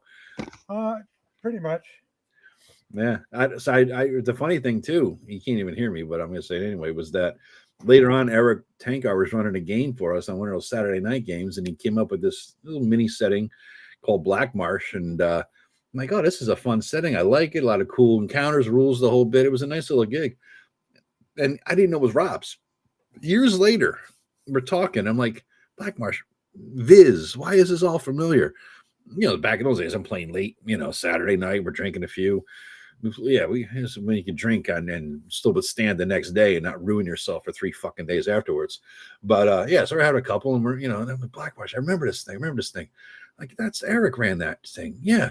And then it hit me like, that's fucking Rob's product. Holy shit, Blackmarsh. And it just all comes together, the connections. You know what I mean? So, yeah, I was just telling Rob about how I didn't know Blackmarsh, Eric ran for us, was yours until many years afterwards.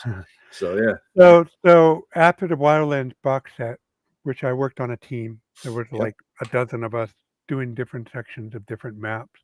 I did the villages and castles, not the lairs, not the terrain, of map 1, map 2, and the top half of map 12. Is that the maps that the later on that you put out, Rob, for these things that I bought and put in a book? Is that this stuff you're talking about, or something earlier? Something earlier, Necromancer game box set. Okay. Oh, okay, the D20 thing. Yeah. Okay, I don't have that. I'm gonna copy of that. I think they go for $1 billion now, though. Yeah, they go for $1 billion. Yeah.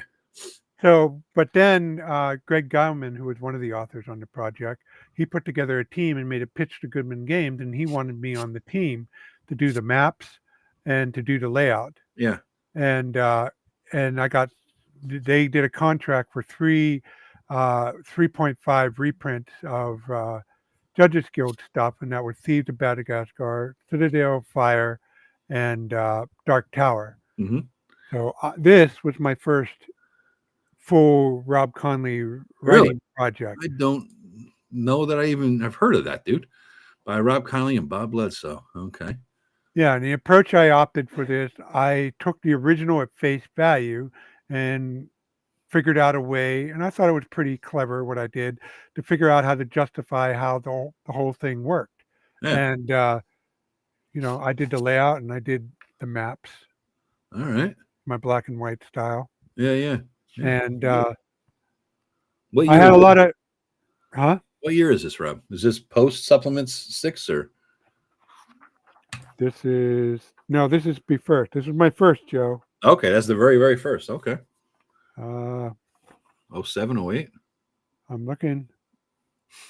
2006. Wow. So that's before the blog even, dude. You were doing stuff. Yeah. You were part of D20 Glut. And this is where I developed my burning hatred of working with 3.5. If it wasn't for this program called DMG, I would have quit. Those fucking stat blocks. These. Yeah, they were insane. The stat blocks of fucking 3.5 were insane. This. Yeah. Here. Yeah. It's stupid. A pox on your house, Wizards. Yeah. Pox. Stupid. It was stupid. So anyway, DMG had this utility that allow you to make a cut and paste stat block, and it was perfect what I need to use for the layout of this. Okay. So we did this. Somebody else wrote Citadel Fire. Greg Gauman did Dark Tower. I did the layout for all three, and I did the maps for all three. And after Dark Tower, sales were okay, but they weren't spectacular. Yeah. So Goodman didn't want to continue the line. Yeah. So then I made him a pitch. I said, Necromancer Games has this box set out, but it's $70, and people are leery of it. And so I said, I could do the same thing that they did in the box set on a smaller scale, but a letter-sized map. And I could do this. I could pack 4 of these into a 64-page supplement. And he said, "Oh, I would be interested in that." So we hashed it out. He came up with the brand name because this was when the 4E was coming out. Yeah. And we said, we could call it like Points of Light because, the way these settings work often, little villages in the middle of wilderness. It said, yeah, but Wizard probably got a trademark on it. So we looked it up. They didn't get a trademark on it. Oh, okay. He's going to steal it. So Goodman Games owns this. Okay. But I wrote this. And what is it, Rob? What is it? A setting book or what is it? It is. And could you still buy it? Is it out there for sale? Yes, the PDF is still for sale. Okay. Do you get a so that's still or was it a work for hire one-time deal? No, I signed a contract for royalties and got to keep the copyright on it. Oh, okay. Okay. I could have taken a $500 lump sum, or I could have get a 25 cents per book royalty on it. So Goodman cuts you a check every once in a while if they buy this. He uses the Drive-Thru RPG automated tool now, but yes, he used for a better part of 15 years, he would cut me a check. No shit. And so this is Wildlands. Yeah. This takes place after the fall of the Bright Empire, which is my settings version of the Roman Empire. Okay. And then this contains Southlands, which is set in the same present day era, the year 1000, as Blackmarsh does, and it actually lies to the south of Blackmarsh. Okay. Blackmarsh sits right here. This is Southland, but this was my homage to the outdoor survival map. So this is still in your setting that you're putting out now, right? This whole area? Yeah. This Points of Light is going into what you're kickstarting in a little bit today, in about an hour and a half. Yeah, a little fleshed out, revised, and and I'll do a little shout out of the. But yeah, you can see it. As you can see it right here, the little fork in the river. Yeah, it's right here, and Blackmarsh sits on top right there. You are a copycat, by the way, because I know that when Tim sent you the picture of my glorious book, right? And then he says, "Oh, who did that?" And he said, "Me." I said, "I sent him a link or whatever," and he sent you the link on Amazon to buy this thing. So you copied me, bastard. It's a great idea, and this keeps them safe. This is Borderlands, which is set during the Bright Empire's version of the crisis of the 3rd century when civil war wrecked the empire. In this case, the civil war was caused by the empire was unified under the auspices of the United Church, which combined the churches of Sarath. I'll just use your original name. They combined the churches of Set, Mitra, Thoth, and a god that doesn't really have a real world equivalent, Veritas, the gods of truth. Mm-hmm. And the followers of Set, of Mitra, of course, everybody knows, wound up hitting each other and they wind up fighting each other. Yeah. And this takes place during that. It's called Borderlands. All right. And then, just to throw in a little bit of a wrinkle, I made the last setting an outer planar setting called the Swamps of Acrion, which Tim has been in as one of his characters, named Draco Lindis. But this is the home of Tharath, i.e. Set. Okay. And all this detail, guys, goes into his products. I mean, he's not just spouting out bullshit that doesn't matter, because he's like previewing his stuff, because Rob is a huge world builder. Rob, I know you're a big big Lord of the Rings guy. Is that where you got the whole scope of world building from? Like, what fantasy books did you grow up with that got you so much into world building, other than Lord of the Rings, if any? No, it was a Lord of the Rings. Well, okay. It was the Golden Book Encyclopedia. I had my mom read them to me when I was 5 and 6 years old. Then I started reading for myself. That got my love of history. And then I got Lord of the Rings in the mid-'70s. And then I found they had that appendice, Return of the King. So now he's got this great-ass, kick-ass fantasy novel. And he has all this history. Whoa, wow. And then I encountered D&D, and it went, hey, I can use this stuff. I can build my own history. So you were Lord of the Rings before D&D. I went the other way. My D&D got me into Lord of the Rings, because I remember my library had the 3 Lord of the Rings books, but they did not have The Hobbit. And I was told I must read The Hobbit first in order to get understand the Lord of the Rings. So I'm like, I called what you did. I called my library every week, every Friday. I must have been pissed. Did you get The Hobbit in yet? You get The Hobbit in yet? In the meantime, I had a paper route. I could have just bought the fucking book, but it was not comprehensible for me to buy a book, because my paper money was for Reese's peanut butter cups and soda. So I never dawned on me I could like go down to Walden Books and pick it up. But yeah, that was a similar thing. So I got into it afterwards though. So you used it ahead of time. So that now the world building aspect. Well, here it gets better. So I get D&D. Yep. So my mom's a teacher. She has plenty of paper supplies around the house, including a piece of oat tag, which is a big poster thing. And I still have it somewhere, but I just remembered I put it someplace safe, that someplace safe that takes you 50 billion years to figure out what's safe. But it's around. Yeah. So anyway, I drew it on a piece of oak tag, this setting, and it was horribly derivative of Lord of the Rings. But it had a few of my own wrinkles in it. It had a Rohan and a Gondor and a Shire, but it had a bunch of other stuff in there.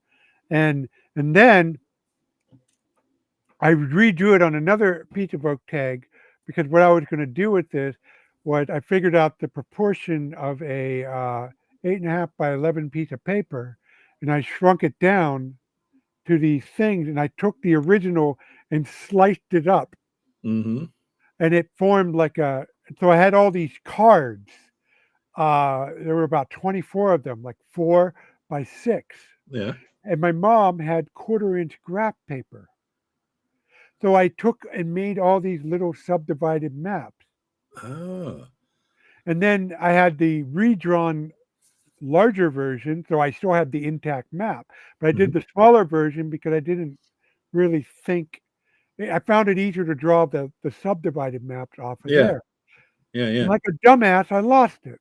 Take care, Chad. So like a dumbass, I lost it. Hey, Helen. And so I always kick, but I kept the overall map, and that's floating around here somewhere. So anyway, so that's where my love of world building. And the Wilderlands, what it did for me, it gave me a whole lot of low-level detail that really helped me. But since it kept the high-level stuff ever so brief, I could build this world on top of it, and I continued to build it. And that led to what I did today with my Majestic Waterland. And eventually my Majestic Fantasy Realm, and this came first before my published Majestic Wildlands, because I didn't have a Judges Guild license. Yeah. So I had to take my stuff and file the Judges Guild seal numbers on it. Yeah. And I came up with this plan, this multi-year plan to do it. So then I just interrupt one little thing, because we were mentioning Judges Guild a lot. You see Bob Bledsoe's name on there, and Rob has come out with a statement, because everybody was going to shit all over this because Judges Guild and blah blah blah and Bledsoe blah blah blah. You no longer you want to give him the brief 1 minute version of your whole take on the Bledsoe thing, Rob, just to get that out of the way, in case anyone comes out and does, Okay. So first of all, a bit of a caveat here. Now, I know everybody is at loggerheads over the current situation in politics. Yeah. And, everybody's entitled to their opinion. And some of them can be pretty passionate. But then there's passionate, and then there's going over the line. Yep. So what happened is, there came a day in 2020, about in the fall, I think, that these posts come up on my feed, and it's like, oh, what the hell are these bullshit? Yeah. I think we're all and then I go, and it's Bob Bledsoe Jr.'s post. Yeah. And I click on his feed, and I scroll through his feed, and I knew about his cheesecake pictures, and I knew about his conservative politics. So fine. But in the first of them is stuff that was unacceptable. Yeah. And then I called it. So I didn't make a deal out at first. At first I was in shock. Kellyanne had to kick my ass to make me realize that this was some serious shit that was going on. Yeah. Because, I was in disbelief. I didn't want to believe what I was seeing. Yeah. You knew the family forever. You appreciated the products and the product line. And I know. Yeah. Yeah. And I was trying to help out him to get out of the jam of the Kickstarter. I mean, I didn't have capital in that, but I had my time. I just completed those maps. Yeah. And I was slowly working on him to get him to help me out on his Kickstarter, the meat and the bread, the meat and potatoes of it. Mm-hmm. Get him out of that jam. And then I see this, and I called him up, and I'm not going to get into detail the conversation, but it wasn't yelling. He was very polite. He's always very polite. Yep. But the things he was saying was unacceptable. Mm-hmm. And I called the licensees, which at that time was Goodman Games and Fraud God Games, and I told them, I laid them all out, sent them the link, showed them what I have. Yeah. And Bob Bledsoe II knew I was going to do this. I told him flat out. Yeah. And it got really tense after that. And but I didn't break the story. Eric, yeah. No, but Eric I mean, you made a stance. Yeah, Fraud God. Mm-hmm. Fraud God. To say Fraud God was pissed was an understatement. Yeah. And so, but I had a post prepared. I went over with Kellyanne. I went over with some other friends, and I knew what I was going to say if it got out there, because it was on the world for the fucking world to see. Yeah. And when it did, I wrote concerning Judges Guild.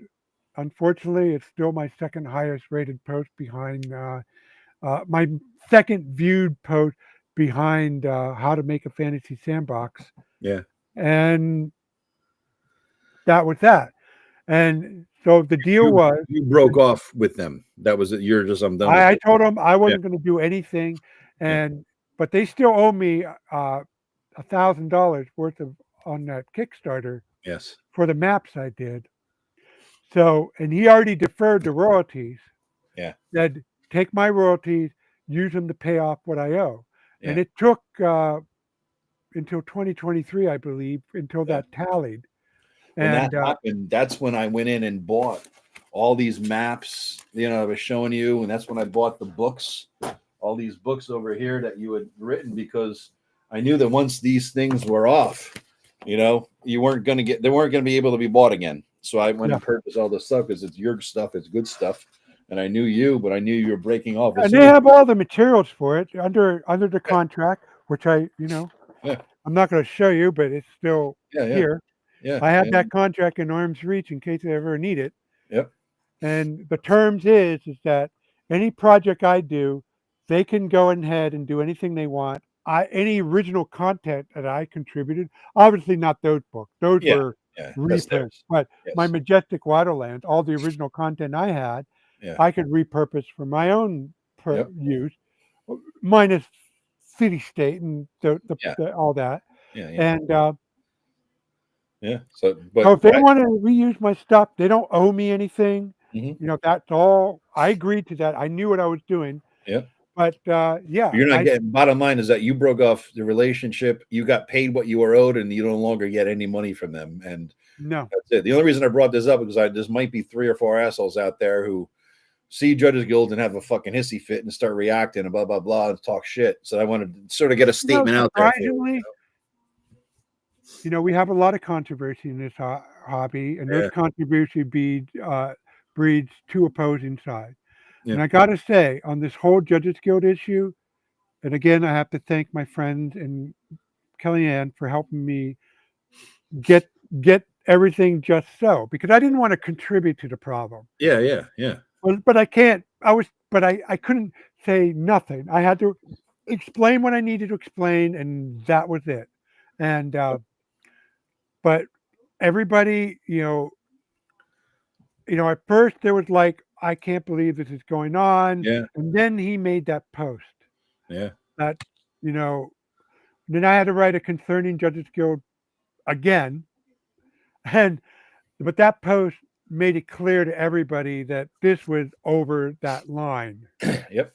And so surprisingly, Joe, there's not a whole lot of people. I haven't heard anything in years. No, you did it the right way. Early on, I got out from under, this bullshit. So you did it good. Yeah, you did it well. But just in case, I just wanted to, give you the chance to make that statement in case anybody gives you shit here.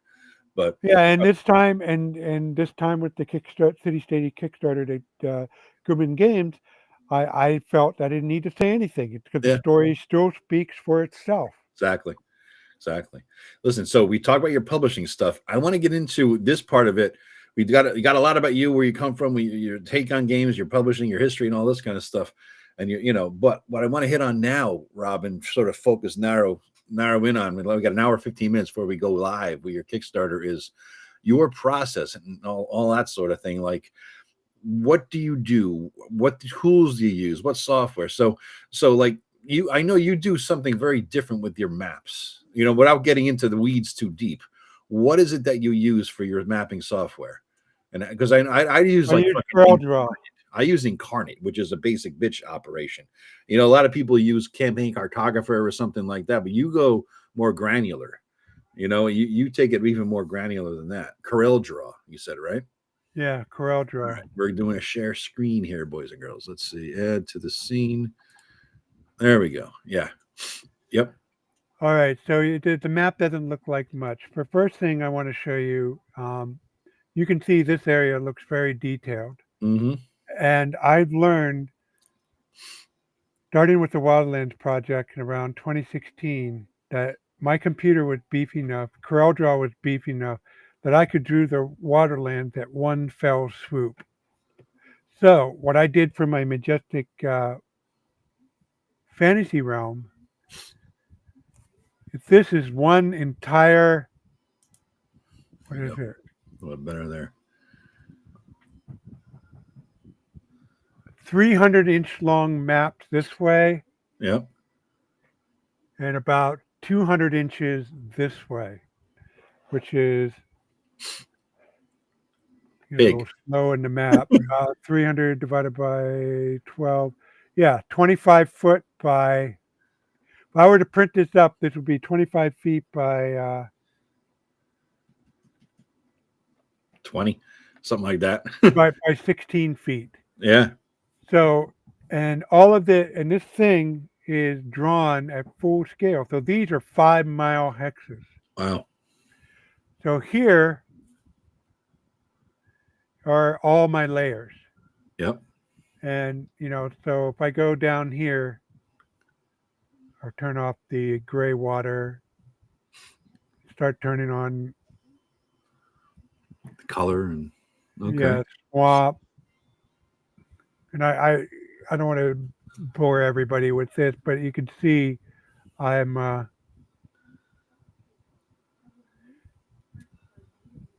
going here. These are reference maps, so I make sure I size things correctly. Yeah. And then I'm going to take away So you that. use a very different software than most people use. Most I use everybody, vector-based software. I can make I can export this map at any size I want. yeah, that's good. That's really good. That's different than what most people would use. What do you use, Rob, for desktop publishing?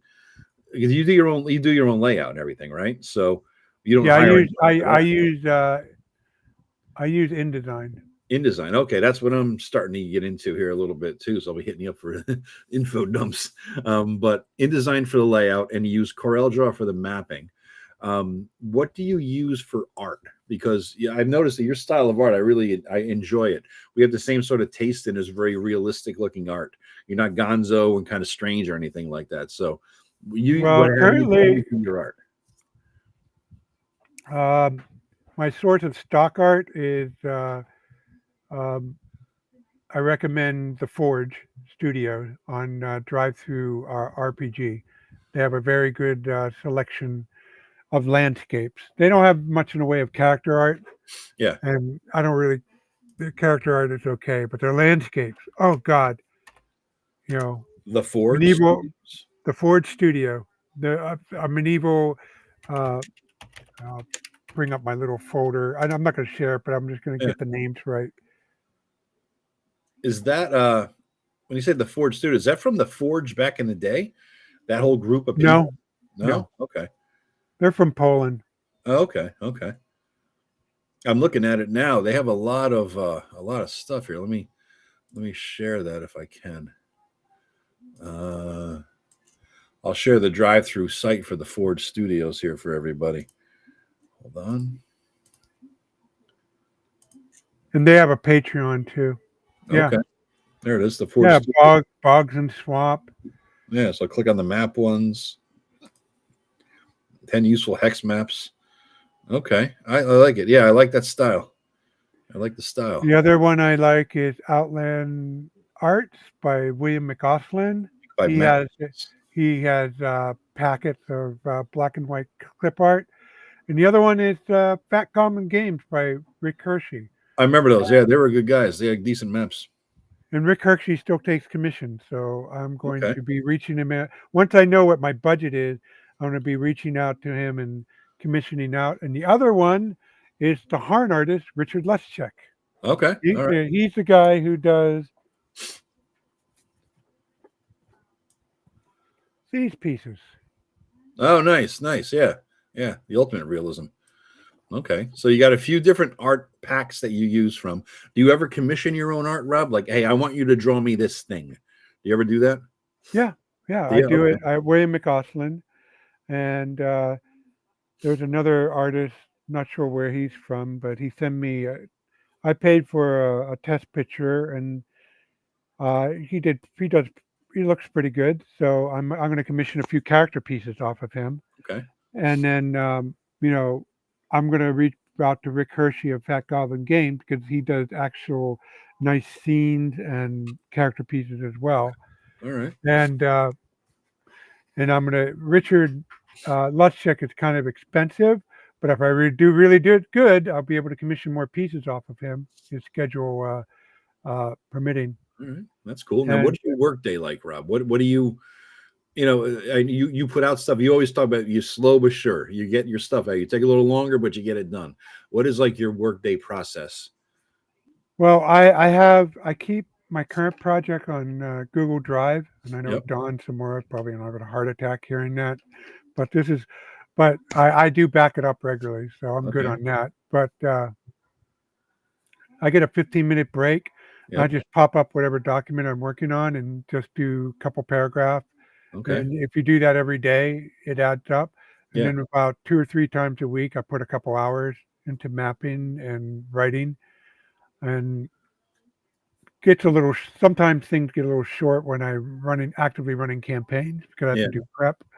Because you know what kind of prep I do. Yeah. Even though I do pull a lot of Harn stuff out, I do a lot of original stuff. Yeah. And so that's basically my work day, and Okay. I keep my stuff very, very organized. I still have files dated back from the 1990s because I Yeah. keep my stuff backed up well. Do you have a focused approach? Like, I am going to do this and then this and then this and then this? Because I was talking to Joe Block or Grognar, and he was talking about he has more of an ADHD scattered approach. Whatever strikes him at the moment, he's going to start working on. He's got 3 or 4 projects in a hopper, and he doesn't know he's going to finish first because it depends on where the muse hits.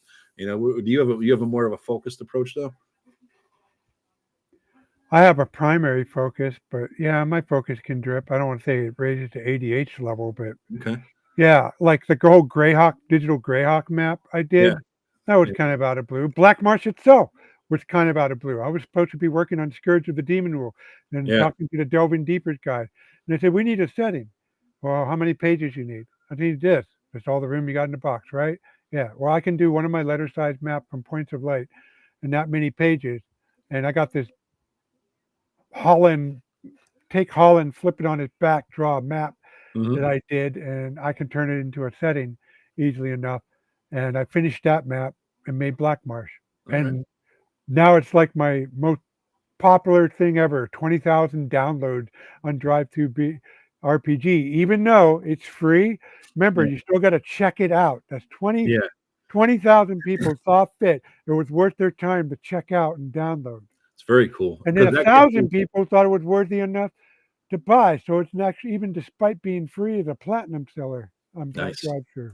That's very cool. So Yeah. that helps you in terms of getting your exposure, because if somebody buys it from you and they follow you on the storefront, you could advertise your Kickstarters and everything else. You know what I mean? Yeah, So, I just contacted Roll20 about it, and they said, sure, you yeah, can upload a PDF to your thing and let your customer know that your file updated and do a link. You yeah, know, just don't abuse your privilege. exactly. Yeah. So what did you have to learn, Rob? That so you went from doing side projects, working with the Judges Guild folks, the Goodman Games people, and this and that, and then you started putting on your own stuff, including the Blackmarsh and this book here. What did you have to learn about the business side of publishing that you're like didn't know? Like what is that process like? What start from the beginning to like wow to where you are now? Like what is how did that work? Well, so I've been doing layout for a while. I scored a copy at a computer fair in the 90s, a copy of PageMaker. I remember that. And Tim knows this. I laid out a GURPS version of the Village of Hamlet, which I still have. It's that blue, thick blue binder. Okay. That's a complete GURPS version of the Village of Hamlet. All right. And I laid that out in PageMaker and printed it out on my on a LaserJet. And I knew how to do that. I was doing maps since the 1990s. Yeah. And I knew my editing was shit. So I always needed help with editing, starting with Tim, Yep. starting with other guys, Then, when Tim got busy with his own stuff, I used other guys to help me edit, other ladies to help me edit. But what I had to learn,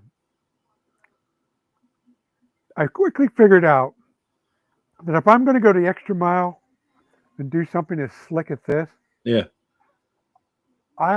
it's not so much about the money. It's about having enough feedback to show it's worth the effort. And I figured if I get 100 sales in a year, that's going to be justified the effort of polishing it up. Okay. And so I figured at the point in my blog, when I could get that 100 sales in the first year, it would be worth me doing the Majestic Wilderlands. And I thought between the feedback I got on Points of Light and the forum posting, the Google Plus, and then the blog numbers that I was going to get 100 sales. And I got more than that, but I got a couple hundred sales and a couple $100 out of it. And that was, Yeah. Then it took me a while to get the Scourge out. And then I could, Blackmarsh though, I banged out pretty quickly. Even my how to make a fantasy sandbox, I blocked out how long exactly it took. I was on fire for Blackmarsh. I don't know what was about it. Yeah. And then caught the muse, man. You caught the muse. So then I was working on my ultimate Majestic Wilderlands supplement, which was at first mostly working on these maps.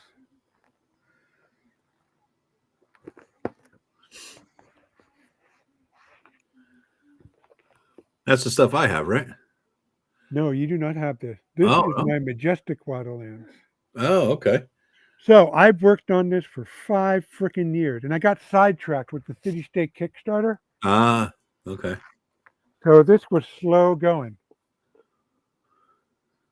Okay. So this is the main campaign area. This is Corel where, Draw with that again? Is that what Yeah. you? Yeah. Okay. so this was where 90% of the campaigns I ran. And remember, this is the 12.5 mile Yeah. hex, 5 league hex map. You had to use a league, didn't you? Yep. Yeah, 1 league equals 1 hour walking. So I just got that done. I was working on the other supplement. I just got done releasing the revised books for Waterland. Got that all behind me. Then the whole Judges Guild thing happened. Sigh. So I printed off my proof copy of that map. I think I gave Tim a set, and that was that. Okay. But what about the business side, Rob? What did you have to learn to run an RPG publisher business?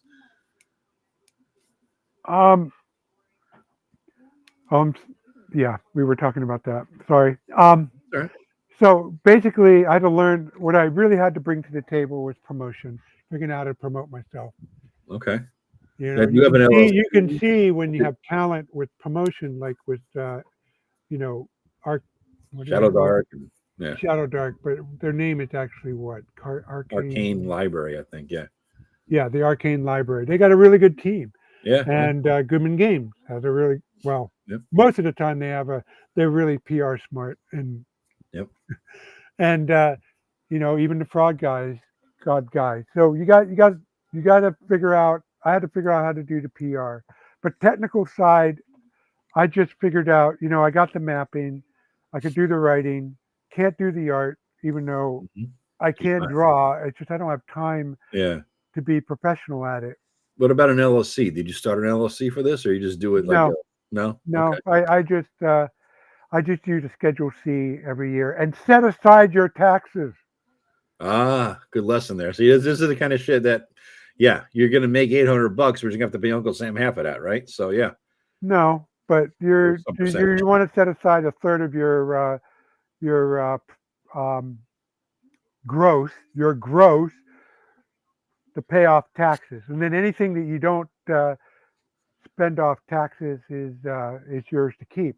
But you're going to get hit with it's going to boost you up into a higher tax bracket, and you're going to wind up Schedule C, not an LLC, because an LLC is a little bit different, isn't it? Yeah, but if you want the money to spend on yourself, you're going to have to pay yourself out of your LLC. LLC, yeah. The only thing the LLC gets you, well, it gets you liability protection. Yep. Which is what you need if you got like a team working with you. You want that protection. Yeah. And take what I say with a grain of salt. Every one of your situation is different. You talk to an attorney about your situation. Talk to your accountant. But in the end, if you want that money in your pocket, you're gonna have to pay taxes on it. Yeah. Only the question is, when do you pay taxes? Me, I'm a rip off the bandage kind of guy. Every year I tally up my sales. I know you're not you don't have to pay taxes on long as it sits in drive-through RPG because it's not paid out. But I just paid on it. Yeah. Although last year kind of almost screwed me because, as it turns out, PayPal now reports to the IRS every transaction. So I got this 1099 with them, and luckily it totaled my revenue from drive-through RPG. So I can just use the 1099 from here on out. Yeah. And my drive-through balance is pretty low. Yeah, I made a whopping $13 off of affiliate links in the last 3 months. So rock on. By the way, click on the links below and buy Rob's shit, and I get a little bit out of it. So go for it. So Get me up to $14. so anyway, if you do have a Kickstarter and you get in one lump sum, you want to send a good chunk about it, take a good chunk, and set aside from taxes. Now you've done Kickstarters. This is not your first Kickstarter. No. What have you done? I've done my Majestic Fantasy RPG. Yep. That pulled in about $5,000, and then that was a nice chunk of change. Yeah. And then my How to Make a Fantasy Sandbox pulled in about almost 1,000 backers and pulled in $15,000. Well, that's because of the editing, I'm sure. So yeah. You did a good job editing, but you should check out those review and drive-throughs because I think you'll take issues with some of my comments on the editing. Talking shit about my editing, you fucks. Who? Well, there's one that's not your fault. There's one that's about the description, the product description that I had to fix up. Okay. I fucked up the editing. All right. I'm gonna call these fuckers out when we get off of this thing. All right. Now I'll check that shit out later. All right. But anyway, and what's also gratifying about How to Make a Fantasy Sandbox on drive-through, it made platinum in less than a year. Wow. Nice. Yeah. Shit. Damn. All right. I'm pleased. My best seller so far. Yeah. So that was hopefully, yeah.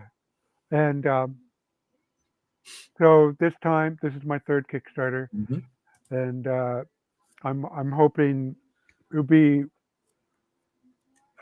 get. I don't know what I'm going to get. I hope it's a lot because I want to get the art for this. I want to get the art worthy of the name of this, even though I have plenty of good landscape art. And it's going to have plenty of my little maps and map work in it, but it still needs some really good art. And I really like it. Really gives me a good feeling when I'm able to pay the full list price of the artist. That's cool. Well, we have 586 followers. You got 3 more just since we started this little show, so you're doing good there. All right. Well, at 3:00 it stood at 442 or 452. Well, if you remember late last night, I put all these extra links saying we're going to go live here. So I take all the credit for those 100 and so people. Well, no. There's another guy who's also been chasing right after you. His name is Atto Ragnar. He's from, sorry if I mispronounced your name, but he's from Europe and he's been a big help. All right. That's cool. So Rob, this Kickstarter is going to go live. Now, what would you say makes a product yours? Like, this is a Rob Conley product because what is so where's I'm an OSR publisher. Okay. I'm not sorry. I use the older edition. Yep. Okay. But as you know, Joe, if you have the character backstory, or if you don't, which is your case, but if you have the character backstory, I'll work with it. Yep. And from playing you didn't really get experience much with Max, your thug, which is he died fast. Yeah. Well, he died well. He died well, but fast. I think he got second level. But you played the priest of Deja, the goddess of wealth and pleasure. Yeah. You got kind of into it, and there's a bit of a backstory. You didn't have a character backstory, no. but the whole thing had a backstory. Exactly. And I thought you really liked it. Interactive. It was fun because Josh suggested so I think Joe should play a priest of this. I'm like, what is it the god of? It was like parties of sex, the god of sex, drugs, and rock and roll. I'm like, okay. That was easy enough. That was it. I got to go to parties and bless wine and hire escorts for various events. And I was welcoming all whorehouses and all the city-state. I think we did a whole session with one of those missions. Yeah, it was fun. Yeah. It was a good time. It was a good time for all. So I'm this OSR guy, but I like the role-playing part. I believe in just as much as the role-playing of RPG as the game part. So what sets me apart is I put the work into the background. And thanks to Tim, I've learned how to do it with a light touch. So it's there. It has depth. But I don't try to hit it over. I'm not going to be White Wolf and their storyteller books and give you the entire Bible about, oh, I'm a vampire, woe be me, lament my existence of drinking human blood. I And can't imagine. there's some White Wolf fans that are going to still have my ass for that. But so what? Anyway. I just had a mental crossover as you dressed as a goth in the late 80s, early 90s. Never. I can't see the goth Rob. I'm sorry. I just can't see goth Rob. Although you have bad experience, I can't see the goth Rob. Yeah. So now, I went to a LARP event in Canada that played in a vampire goth club. It was black. I used to. No, it was black. That's the best way to describe it. It was fucking black everywhere. Black walls, black floor, black curtain, black furniture. I was there, Rob. I did the whole scene. I wasn't doing the vampire thing. We just did like all the hot chicks were doing goth scene. So back in the mid to late late 90s, it really took off again, like a resurgence. And I ended up going to the various clubs in New York City and New Haven and various places. And I remember I was in a bar and there was like coffins, like real coffins in the bar, right? And I'm leaning. Oh yeah, there was one in there too. Yeah, I'm leaning against the coffin, talking to my brother, having a drink, and the coffin starts moving. And I'm like, the fuck? The coffin, it's shut. The thing is shut. It starts moving. And then it opens up, and these two people were in the coffin fucking away. Guy and girl, and they're fucking away. I'm like, oh, sorry. I want to disturb your fucking there. They're all done. They got out of the coffin. Next couple gets in the coffin. Well, we weren't there during the hours of operation. But in your LARPs. Yeah. You missed out, man. Yeah. So anyway, here's me in my paladin garb with a big white star and a blue and a vampire thing, thinking, wow, they better not keep me here long. My paladin hood probably will reconsecrate the place, and they would have to redo the whole place. That was my main LARP character. I played a paladin, and then my other guy was a Highlander. No, goth Rob.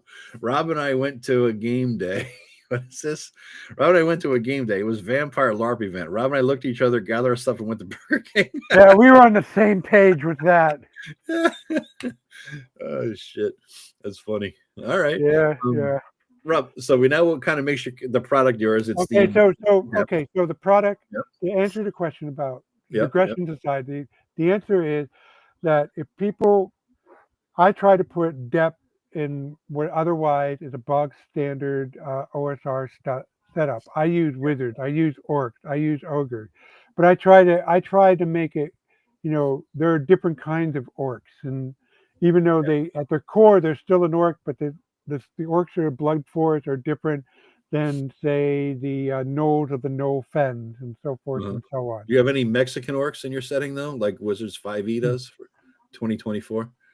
I start from first principles and not really try to copy any real world copies. No sombreros or anything? No. That's just not cool. I agree. No fucking sombrero orcs in my campaign. I mean, there's a part of the setting that's a fantasy version of Russia, but I have GURPS Russia. It gave me a nice RPG style overview of what's important about the myth and mythology of Russia, and I took and adapt that.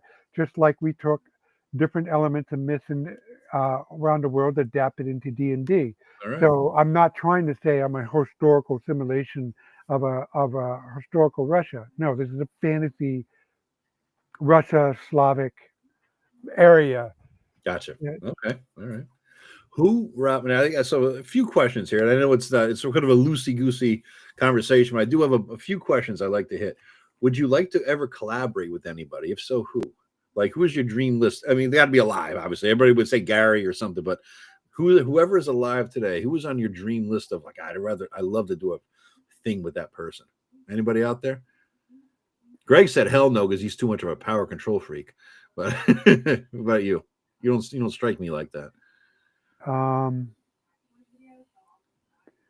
Well, I would like to. Actually, my dream is have Dwayne get out of wherever his head is in and have the three of us do something for one. Really? You, Tim, and Dwayne?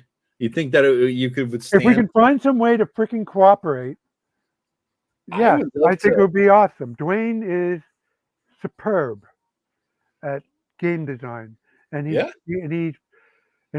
I'm not trying to damn him with faint praise, but he got his own take on world building. It's not the same as me and Tim.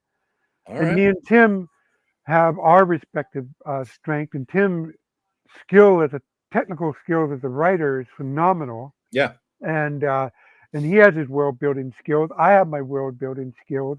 And I think, if it would have to be a limited project because we're all very set in our opinion in a Yes. way, but I think if we able to come together for one album, so to speak, it would be an awesome album.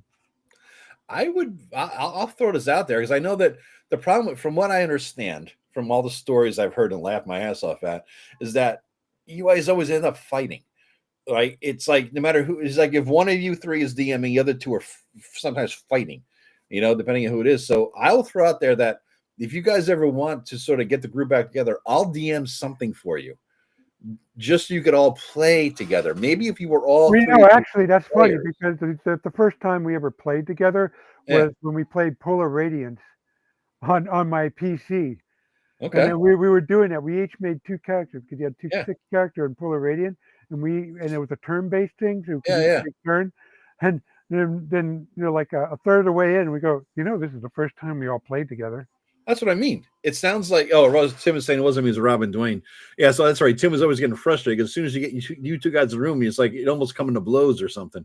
But if you want, I could takes away from Tim the burden of DM, and he can maybe act as a mediator, sitting physically between you in a in a cyberspace environment. But I'll DM a game for you three and reach out to him and see. At least that could be a break in the breaking bread and trying to chip away at the ice between you. But think about it. It's all the offer's there. The offer's there. Okay. So yeah. Think about it. Appreciate it, Joe. Yeah. I don't know because he doesn't know me. I'm a neutral third party when it comes down to that, right? So I figure it's. So here's the thing I've learned myself. I have a particular creative vision. Okay. Yeah. And I'm willing to take suggestion, but at the end of the day, it's my call. I get it. I'm the same way, dude. But that being said, I love to help people. Yeah. So so this is from my LARP. When I went to LARP, yeah, I have my creative vision, but I had this is going to be collaboration mode. Yeah. And I was there. I knew I was there to cooperate. Mm-hmm. And with tabletop, I'm not. I got so much stuff on my plate that I want to do creatively that if I want to get involved with somebody, it's to help them. I will do a map for them. I will look at their thing and say, okay, all right, so you're trying to do this quasi-Japanese thing and you want it to be set in this time period. Well, maybe you ought to hit these highlights and this character arc, this bit of character work here could use a bit more. I'm willing to help with that. Okay. I'm just that I love helping, so I'm willing to do that. So I know it's a bit weird, but no, that makes sense. I mean, you got to let go of the reins in order to not get all indignant if someone's fucking with you. If I'm going to let go of the reins, I'm just going to let go of the reins. Yeah. I'll be the helper in the kitchen, but you're the cook. All right, that's cool, man. Yeah, so let me know if that'll help. That's fine. What would you say is your biggest success to date, publishing or running games or anything like that? Well, my biggest success gaming wise is the fact that I run into people, and I still remember shit from years ago. That's cool. That's by far, and these people come up and Helen comes up to me and says, yeah, they have amazing games, and they all tell me about Terry has amazing game, and they tell me stuff. Yeah. And I guess I'm going to say the most recent thing that it made me really happy is a game that almost went bust at WizardCon. My second game at WizardCon was Deceits of the Russet Lord. And for some reason, 4 people signed up, but only 2 did. And at first I thought, okay, this is going to be a bit difficult. But those 2 individuals, when I talked to them, I quickly could tell that they were the shy players. They were kind of retiring. Yeah. And if they were in a larger group, They wouldn't have. They would not have the spotlight. Yeah. So I gave them 2 characters each, and they were very unsure. But I felt like a coach, I felt that was a good coaching. I didn't tell them what to do. I just gave them options, and then by a third of the way in the session, they were really clicking on all fours. The lady more than her friend, but yeah, they were doing really well. And they did some things with the adventure that nobody did. One of the first encounters of my Rusted Lord adventure is you encountered these runaways, a peasant boy and a noble girl, and all the parties prior to them knew that they were in over their heads and wanted to protect them. Either stashed them some way in an abandoned hut in the wood, or took them back to the village. These two, they let them go. They rescued him. And next morning said, "You know what? The road we came, it's relatively safe. You'll be all right. What's the worst that could happen? Here's some supplies. Just go. Just don't dawdle. Just in case something happened." Then they went and did the rest of the adventure. So I thought that was the first group out of 10 that did that. Yeah. All right. That's cool, man. What would you say is your biggest failure then? Well,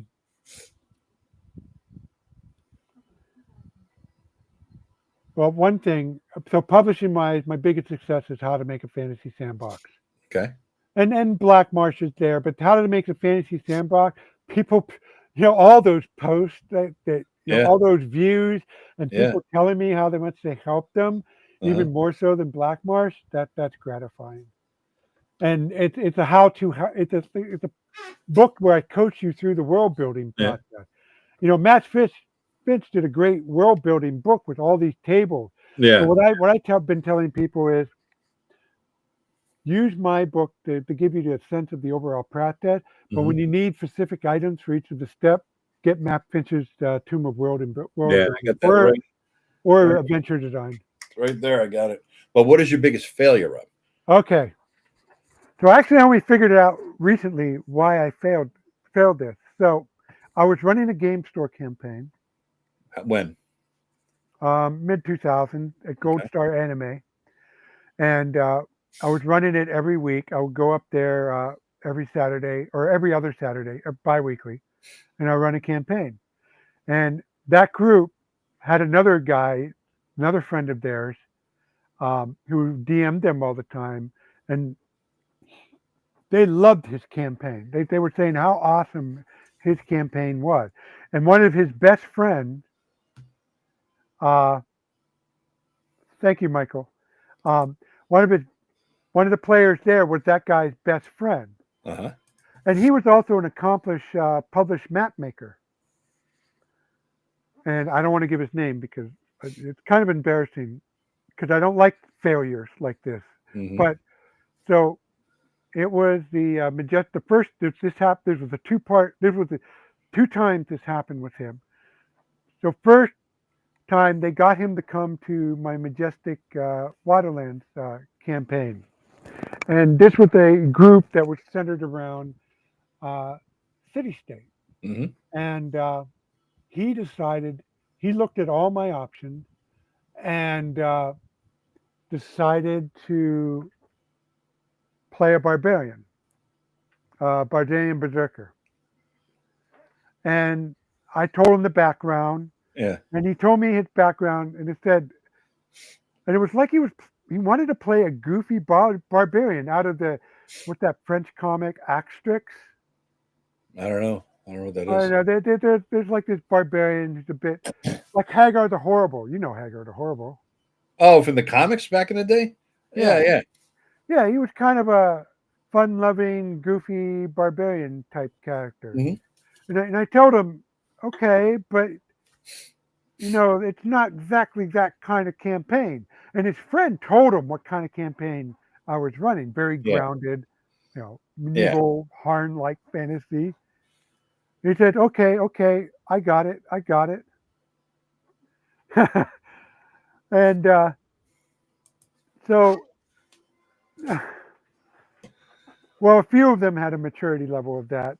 Kellyanne had a run in one of them. but that's another story. So anyway, then we started playing. Then he started acting weird, like goofing, like he was playing to an audience. And it all came to a head when they went on to an adventure. And since the adventure was a dungeon, that was kind of structured, so he didn't have many opportunities. Then they got back to the town, and it was that shopping moment. They had a treasure, and the players all did the shopping thing, and I went to do the round robin that I do. Yep. And they all had little encounters during the adventure. The shopping moments. I love the shopping times. And I have encounters in those, so there's role playing going on there. So he goes and he wants to buy an axe. So he goes to the weapon shop and he role plays the axe. And he's acting very weird. So I'm role playing this blacksmith, looking at this barbarian, and he knows he's a barbarian because he picked the culture. He's a Therian horse lord, and he's like, "This guy's acting weird." And I role played him like that, but he doesn't say it. He wants this business. So they agree to make his act and says, "How long will it make for act?" "Well, your job is relatively straightforward. You can have it in the morning." "Okay, I'll wait for it."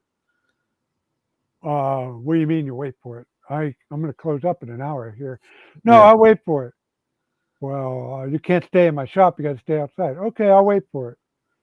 So he stood outside the shop and waited all night in the rain. I rolled rain. Yeah.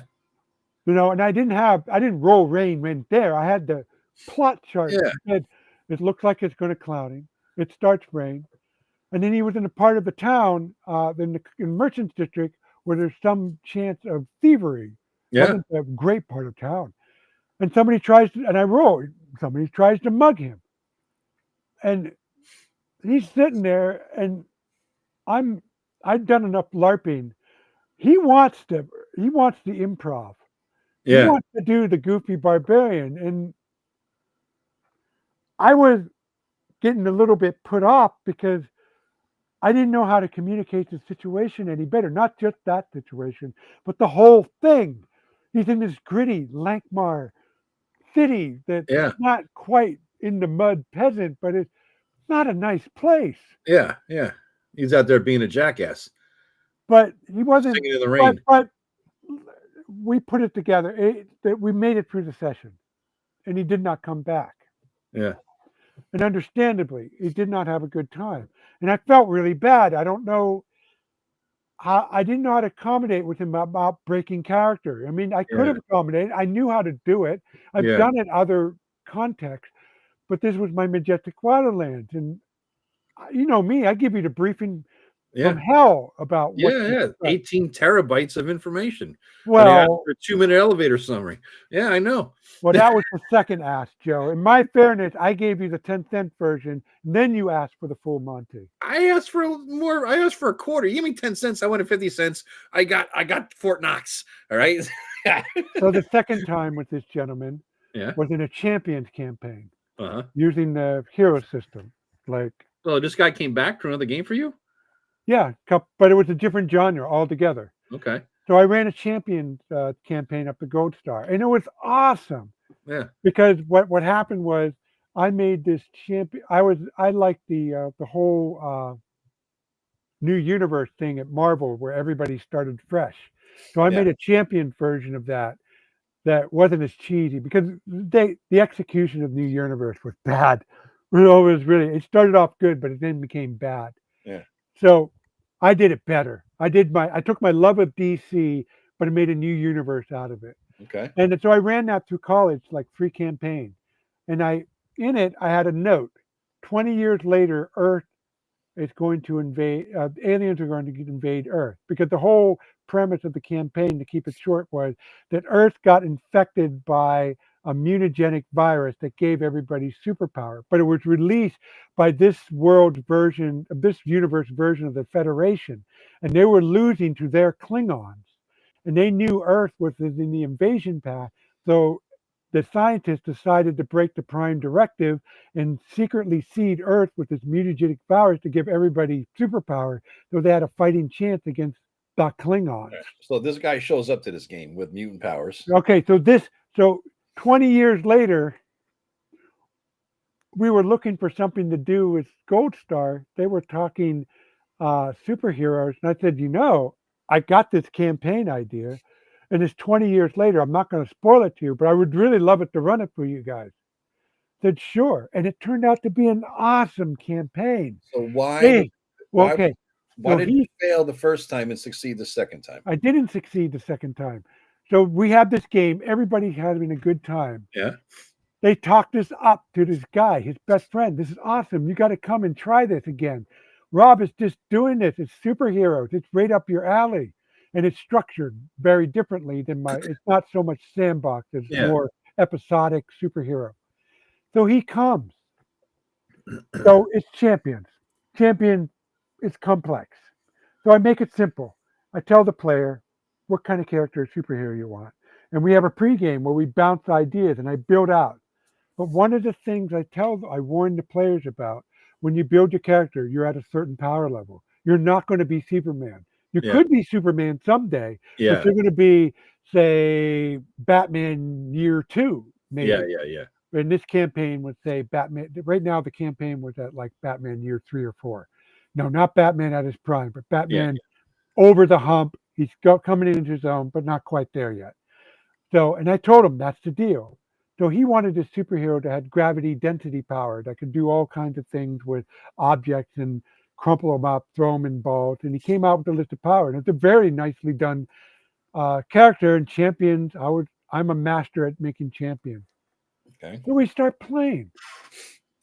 And he starts trying to do shit at his character that he can't do. And this is spelled out, what he can and can't do. I mean, he has some leeway, but not the way and extent.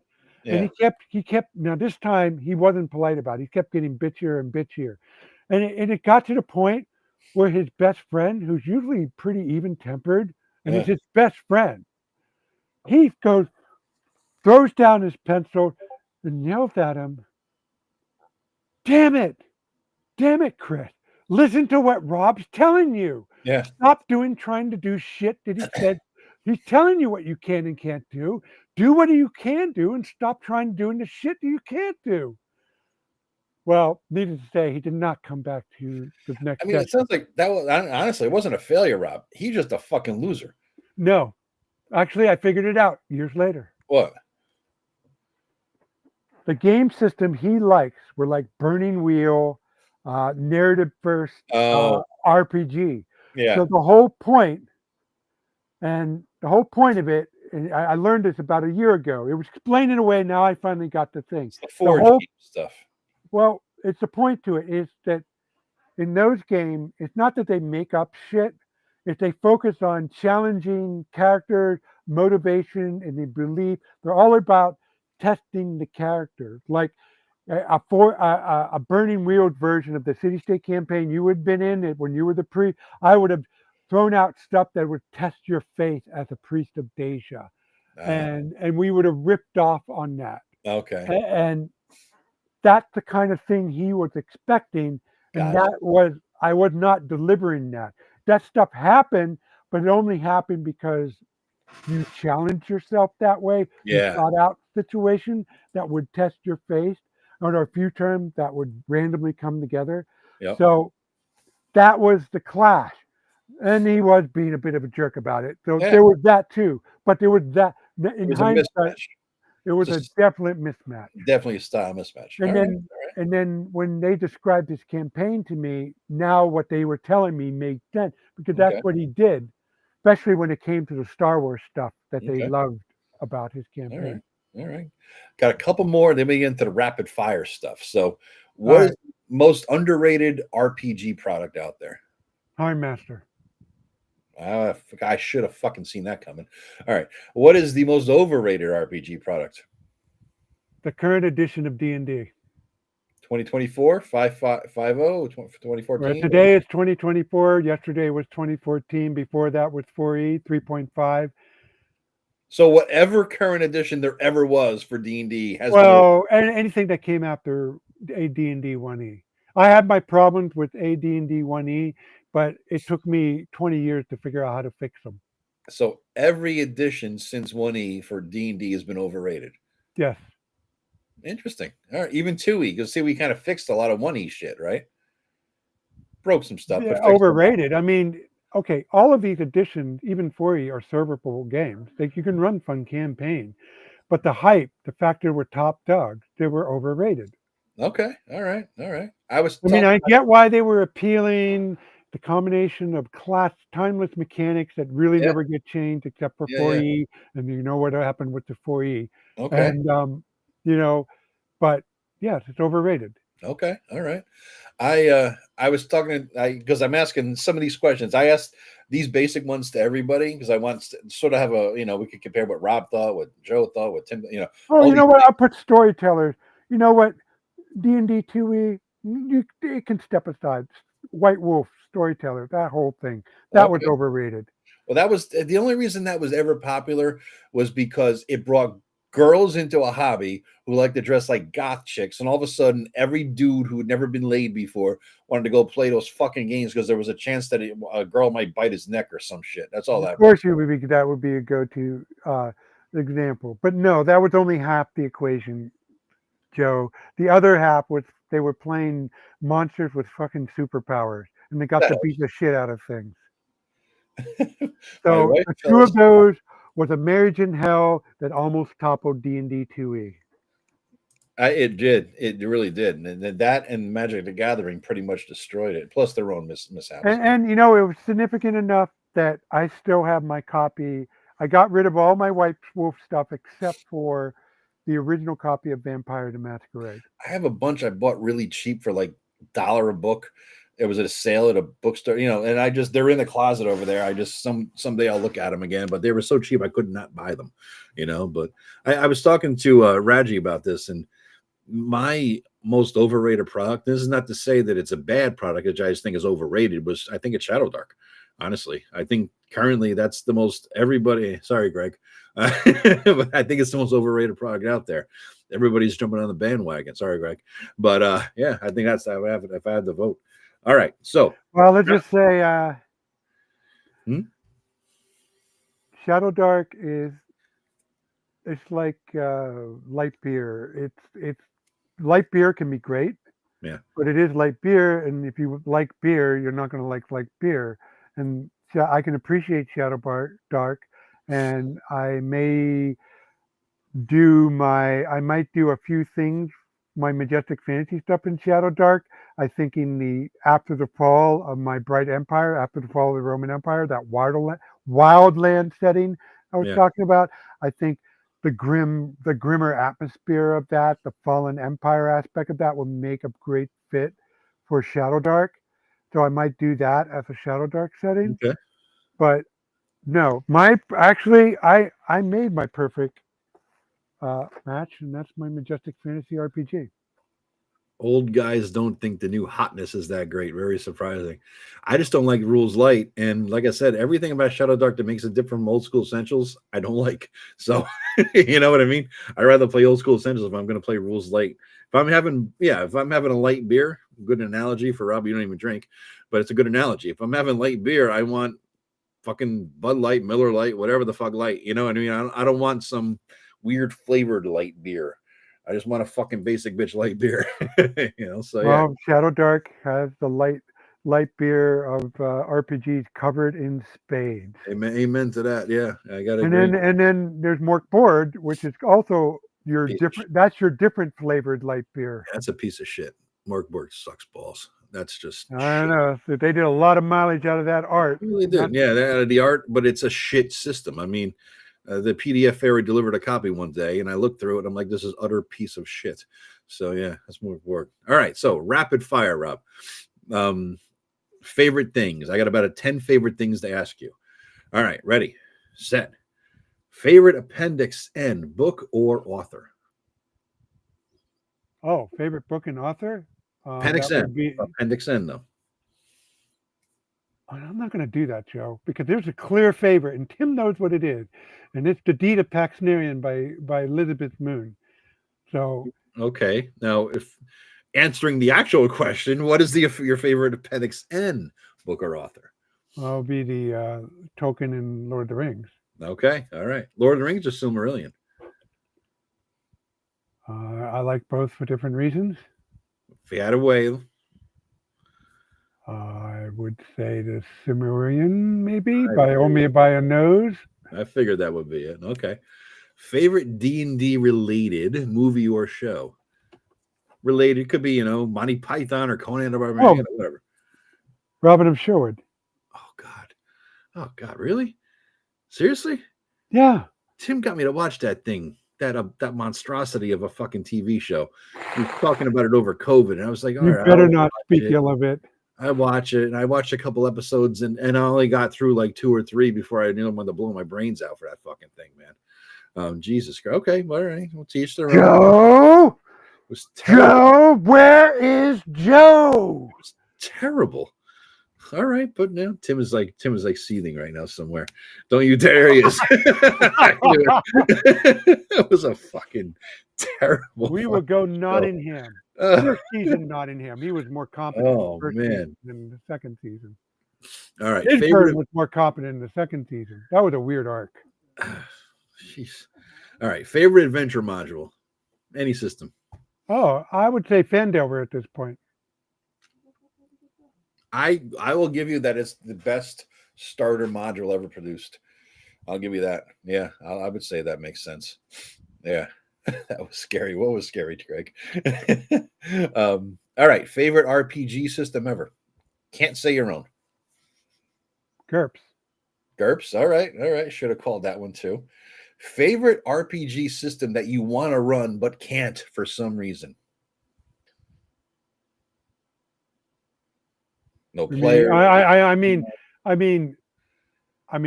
there'd be Hardmaster and either Lord of the Rings role playing. I mean, I ran a one campaign in each in recent years, and I really want to run it, but you guys will say no. So that's the one I want to run. So either one of them will work. Okay. Favorite designer other than Gary or Dave? Game designer. Mark Miller. The hell did he write? Traveler. Oh, okay. All right. Looking at Traveler, I don't see his name on the book. I guess I missed it. All right, Traveler. Yeah, because he didn't have an ego the size of Texas, and it's printed in the inside cover. Okay, all right, interesting. If he had it on the fucking cover, though, I might know who the fuck the guy was. Just saying. All right, favorite monster, favorite D&D monster.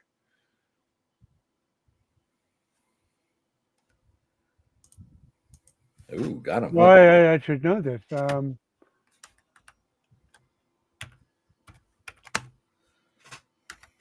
Stumped you? I stumped you on your own favorite. No. There is one, but I just can't remember. Having a senior moment, boys and girls. What does it look like? It's bigger than a bread box. What are we talking here? I don't know. Describe it. Don't fall asleep now, man. You're launching a Kickstarter in 20 fucking minutes. Yeah. Can't fall asleep before you launch. I'm at the pass on Joe because whatever answer I give. I mean, I have this. It's my own D&D monster, but it's like blue littered with a horn on it that shoots out a lightning bolt. I kind of stick that everywhere I go. All right. Oh, Rot Grub says Tim, of course, the evil monster of all evil monsters. All right. Favorite memory, Rob, as a player? As a player? Yeah. Favorite memory as a player. Well, it's a LARP memory. I'm sorry, man, but it had to be. Of course it is. Okay, so I'm a big guy. And not as big as you used to be, and smaller to me now, motherfucker. I was smaller when I'm telling this story. I was like 280. So I was a little bit bigger than now, but not much. So I played a Highlander named Argyle, and even as my paladin, I was never the guy to get the treasure. I was never the loot guy or the guy. There was always people. I could fight well.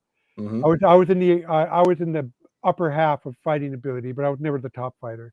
But anyway, my favorite moment is, I'm on this adventure, and when you're on a LARP adventure, it's a bit of a madhouse because you usually have 12 people with you. And so when we get to a room or a building and you loot, there's like greedy, grubby little hands all over the place. And the guys who are really good at finding treasure. Well, you met Josh at our gaming group. He was one of those guys. Yeah. So one of these, I'm in the cabin, and it's jam packed with people. And I say, well, I'm not going to do anything. And so I lean back against it, and I'm this big, bulky Highlander. I'm wearing the 9-yard kilt, got my tam on, got my battle axe in hand, and I looked over in the corner, and there's a shelf unit. And wedged between and the shelf was nailed to the wall, and so there was a gap, and in the gap, I saw a scroll, and I look around, nobody's seeing the scroll, so I could slide over, put the quote, and just chuck it in my kilt, and then I get out of there. We do the rest of the adventure, and then I go and look at the scroll, and it's one of the most valuable scrolls you can get in the game. They got these magic items called formal scrolls, and formal scrolls are what you use to make magic items. So I got the treasure of the game, and then it put some statements later on in that adventure into context, because they were talking about there's something missing. We didn't find this. What is it? Where is it? We were told it would be here. I had it. And me, the big, fat, slow fighter, was able to snake it under all these little grubby little thieves, and you stuck it under your kilt where you knew nobody would go reaching for stuff. So no, you don't understand. Well, let me be clear. It wasn't the whole 9 yards. Isn't just the kilt that you're thinking of. Yeah. It's where you drape things so it goes over the shoulders. All one piece of cloth, and you take it and you go around like that, and that forms the kilt part. But you have this thing, and this fold, what they don't tell you in the history book, you can keep a goddamn short sword in that thing, and they will not know it. So you didn't stick it under the ball sack. You had it actually in a folded a kilt here. Yeah, that was why nobody saw me. I just did this to my kilt, and it was just like stuck under a coat, but far less intrusive. Okay. All right. And I guess my second favorite moment of the character is I'm sitting at a lunch table, and this was in game, and eating my lunch, and some guy decided it was a good time to poke the bear that was Argyle, because I role played him as having a temper, and I was sitting there, and he sits across to me. So I heard you were wearing you wear skirts. I thought you Highlanders loved your skirt. He started talking shit. And as far as he knew, my axe was just out of arm's reach, because I thought buying it. But what he didn't know was back in the back fold, I had a 3-foot-long short sword. I said, "Oh, you're keeping talking shit." So I go like this, wham, and just pound him. And everybody in the tavern leaps out and leaps up. What's going on? And I just pound him so fast, so hard. And the way it goes is you call out the damage you're doing, and I just chewed up his hit point. So he was a good sport about it. So he role played it, face planted himself on the table, and then I put the sword back in my kilt while everybody was looking around, and all they saw me sitting there eating my lunch, this dead guy in front of me, and they're like, "What happened, Argo? He's like a necromancer. Did he cast a chaotic spell? What happened?" "No, he just insulted me." "Oh, somebody should heal this fat ass." And they healed him. And then I'm finishing up my lunch 10 minutes later, and the noble who's in charge of town, who's also a PC, she's this really petite girl, very nice, very soft spoken, but she has a steel in her, so it's not somebody you want to mess with when if you cross her. But she comes up to me and says, "Argyle, I heard that you had an altercation here and stuff." I said, yeah, I had an altercation here. He insulted me. "Well, Argyle, you just can't go around beating people like that. It's against the law." And I said, "Sure I can. I'll just reach back here and pull out my sword and let him have it." "Well, Argyle, there's penalties for that." "Fine. What is it? 10 silver? Toss it on the table. There's my fine. Go and collect it. Now, if you don't mind, I got some things to do. May I go?" well, okay, but don't do it next time. Said, sure thing, Lassie. And I headed out. All right. For a LARP moment, which is worthy of mockery in and of itself, that was not a bad moment. I got to say, that's pretty good. Pretty good. No, with Endless Star, there were plenty mockable moments, I will admit. And the whole reason I like playing that character, I wanted to see what to take to play a paladin that was an honest to good paladin, not bullshitting, Mhm. and I had fun with it. But with Argyle, I got to cut loose. I was a bit of a hellion. Yeah. I played him with a different persona. And All right. my God, Joe, the luck I had at that carrier, the things that people would do for me after I get myself into shit. Like I insulted this knight. He beat me down. Said nobody touch him because I really insulted him, really let him have it in that Highland accent. And they dragged me off underneath the inn to kind of heal me, made sure that I was out of sight. Yeah. And the knight comes back. Where is he? God damn it. Somebody healed him and walked away. And eventually they healed me fully so I was conscious. But yeah, I had a great time at Argyle. Okay. Favorite memory, Rob, favorite memory as a DM, because we're getting close to 10 o'clock. I want to hit these. Favorite memory as a DM. One memory.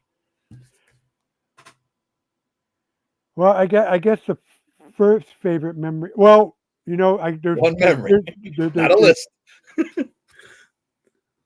I'm gonna pick the more recent one. There's an older one that's had the same satisfaction, but the thing with Greg, that the whole thing, you guys, you got on that boat, you were Constan, Arthur's heir's friend, and I could just see, I don't know, not see because we were using voice, but I could hear the gears turning in Greg's head.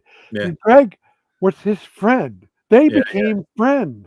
Yeah. And then, I don't know, it just hit Greg what it meant, this opportunity, because his character was an exiled Viking prince. Yeah. Arthur conquered his father's land. Yeah. This is Arthur's heir. He liked the guy. But if there's any chance to take back his land, this was the chance.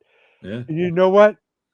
He may have dishonored himself, but he took the chance. Yeah. And it got you guys to agree, the whisper, and you launched that attack. And then he did those 3 nat 20s in a row. Yeah. Yeah.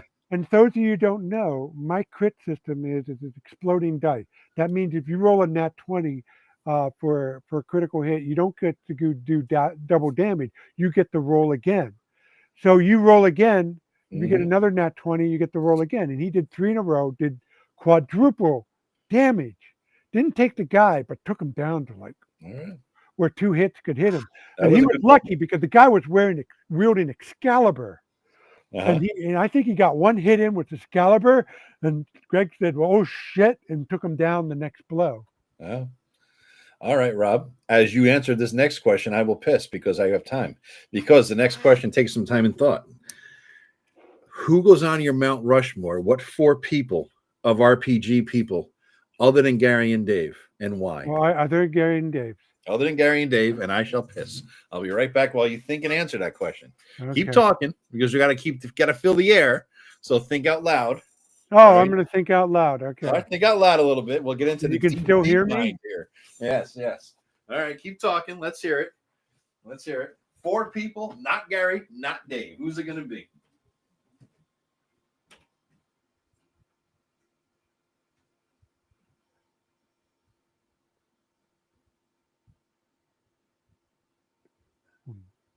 Yeah.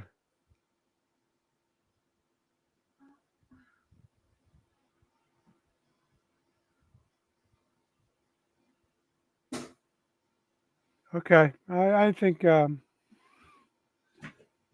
not hearing too much thinking now going on here. Well, I actually think about it. You said 4, right? 4 people. Most people can get 2 or 3, but the 4th is almost seems to be the hardest. No, I got it. It's I would have to say Mark Miller. Okay. Now I know who that is. Steve Jackson. Yeah. Of United States Steve Jackson, not UK Steve Jackson. and Matt Finch, Okay. and Stuart Marshall, because I can only have 4. Yep. Those are the team. Now, They did Osric. You say U.S. Steve Jackson and not UK. What the hell is the difference here? What? There's 2. There's 2 Steve Jackson. Who the fuck are they? Steve Jackson from Steve Jackson fighting fantasy Steve Jackson, and Steve Jackson of the Fantasy Trip GURPS fame. Yeah, that's what Steve Jackson Games GURPS and that weird little game that he has now, right? That guy. That's the one I know of. I don't know of any other Steve Jackson. Yeah, there's another famous Steve Jackson who did the Fighting Fantasy series over in the United Kingdom. Okay, all right. So we got the 4 now. Because, like I said, I want to do this little series about people who might be willing to jump into the RPG publishing game if they knew some people and understood that it's not that bad. What would you give in terms of advice, both to your two questions, really? What advice would you give yourself 25 years ago about publishing RPG stuff? And what advice would you give people today for publishing RPG stuff? Anybody who's new to it and wants to get started. So first, 25 years ago? Yeah, well, whenever you first started, like whenever you first got the inkling of, I want to make something, I want to publish something, whatever that first product was. Start writing. Just start writing? Or start doing maps, or start doing art. Okay. But start when you're young. I'm nearly 60. If I do 15 more years, I'm lucky. 10 years, it's probable. But I realized that I'm going to have more in my OSR past than I am going to have in my. There's a finite chance that I'm going to have more in my OSR path now, and I still got shit to do. Yeah. And I didn't think I waste time, but I think if I practiced earlier, I would have gotten ahead earlier.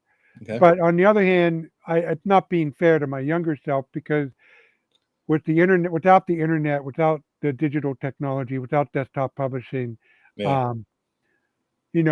will be all but, I didn't have the money. Nobody had the money. Yeah, yeah. You had to have a team of people like the Machemia Press people, or the Thieves Guild people, or even Gygax had, and then you just put 2 and 2 together, and it's very unique and not an easy road. And of course, that gives the adage, what's the best way to making $100,000 in the RPG world? Invest $1 million. Yeah. I get that. But so today, be authentic. Develop your own voice. Yeah, don't be derivative. And know that you're not alone. I mean, by that I mean, don't put yourself on an island. Ask for help when you need the help. People will give it. If you're not good at editing, figure out what you want. Help get people. Talk to people about help with editing, and figure out. And the other thing is, if you can't realize your creative vision in the form you want, doesn't mean you can't bootstrap your way to that form. If you can't get the box set out, then figure out how to get a book out. If you can't figure out how to get a book out, figure out how to get a zine out. Bootstrap your way, save up your money each step of the way, learn the ropes, take baby bites or baby steps. Yep. And you'll get there. Yep. That's good. That's good advice. That's very good. That's very good advice. That's excellent. And I could honestly say this. I've never met anybody in the OSR scene. Everybody talks about us, a bunch of old bastards, cranky old, hate new things, like Greg was saying, anything new and shiny sucks. But I can honestly say I've never met anybody in the OSR scene who wasn't willing to sit down and answer questions about how to get going, how to get started. You meet him at cons, you talk to him online, you send him an email, anything like this. Everybody's been cool. Anybody I've ever asked a question to, they've been good and helpful. I think everybody wants more people. We all want more people in the game, about rating game stuff. So I think that's, reach out to people. Don't be scared to reach out to people, and, and find your group, find your peeps. Rob, we're coming up on 61. So we got 27 live on YouTube right now. We got somebody on Facebook. We got somebody on Rumble. And 32 people have watched on Twitter. Not sure how many are doing it right now. As we approach the 10 o'clock hour, which is the witching hour. And Greg and Tim and anybody else out there who has the Iron Rations thing, click on the link if you want to join us now and see Rob launch this. So Greg, Tim, I don't know, Eric, if you're out there. I don't know if Eric's doing his thing still. Flint, if you're up. Josh. Anyone who wants to join in, click on the link in Iron Rations and pop over, guys. Rob, do you want to share your screen? Is there anything proprietary or secret on your screen, or can we watch you go live? You know what I'm saying? Well, we could try that. I think it's going to be underwhelming, but just a moment, though. You know what I mean? Just to see the moment of you clicking the thing that says we are now live. All right, one second. Kind of fun. Let me. I'm going to take away this overlay here, so we have more of a bigger view. So yeah, this should be good. And as soon as you go, I'm going to click on refresh on my screen. Now, Rob, before we go live, though, as you're pulling this up, why don't you tell everybody what exactly this is? Give your 2-minute elevator speech. Give your promo. Because Into the Majestic Fantasy Realms, the Northern March is Kickstarter by Bat Games. What is this? It is a living world sandbox setting, 320 miles by 400 miles north-south, that's packed full of adventures from the Great Glaciers in the north to the Forsaken Desert in the south. It has feudal realms, warring princes, frontiers, and meteor, the after effects of the mountains that fell with strange artifacts littering the surface. It has stuff under the water, over the water. It has the mysterious ring islands. It's got it all. It's all packed in there. And even though people said they got a whole campaign out of Blackmarsh, this one you truly have the range to go anywhere and everywhere. Okay, excellent. And I'm putting up the links again for all this stuff. All right, so there's a link again for the Mad Irishman because I clicked the wrong fucking link. But you can see the batinatic.com link there, which is the preview to see what you're in for. So you can click on that preview. I am not at North Texas next week, guys.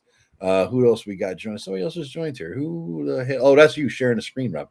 And also, I put the link to the Kickstarter there. All right, so there is Rob's Kickstarter.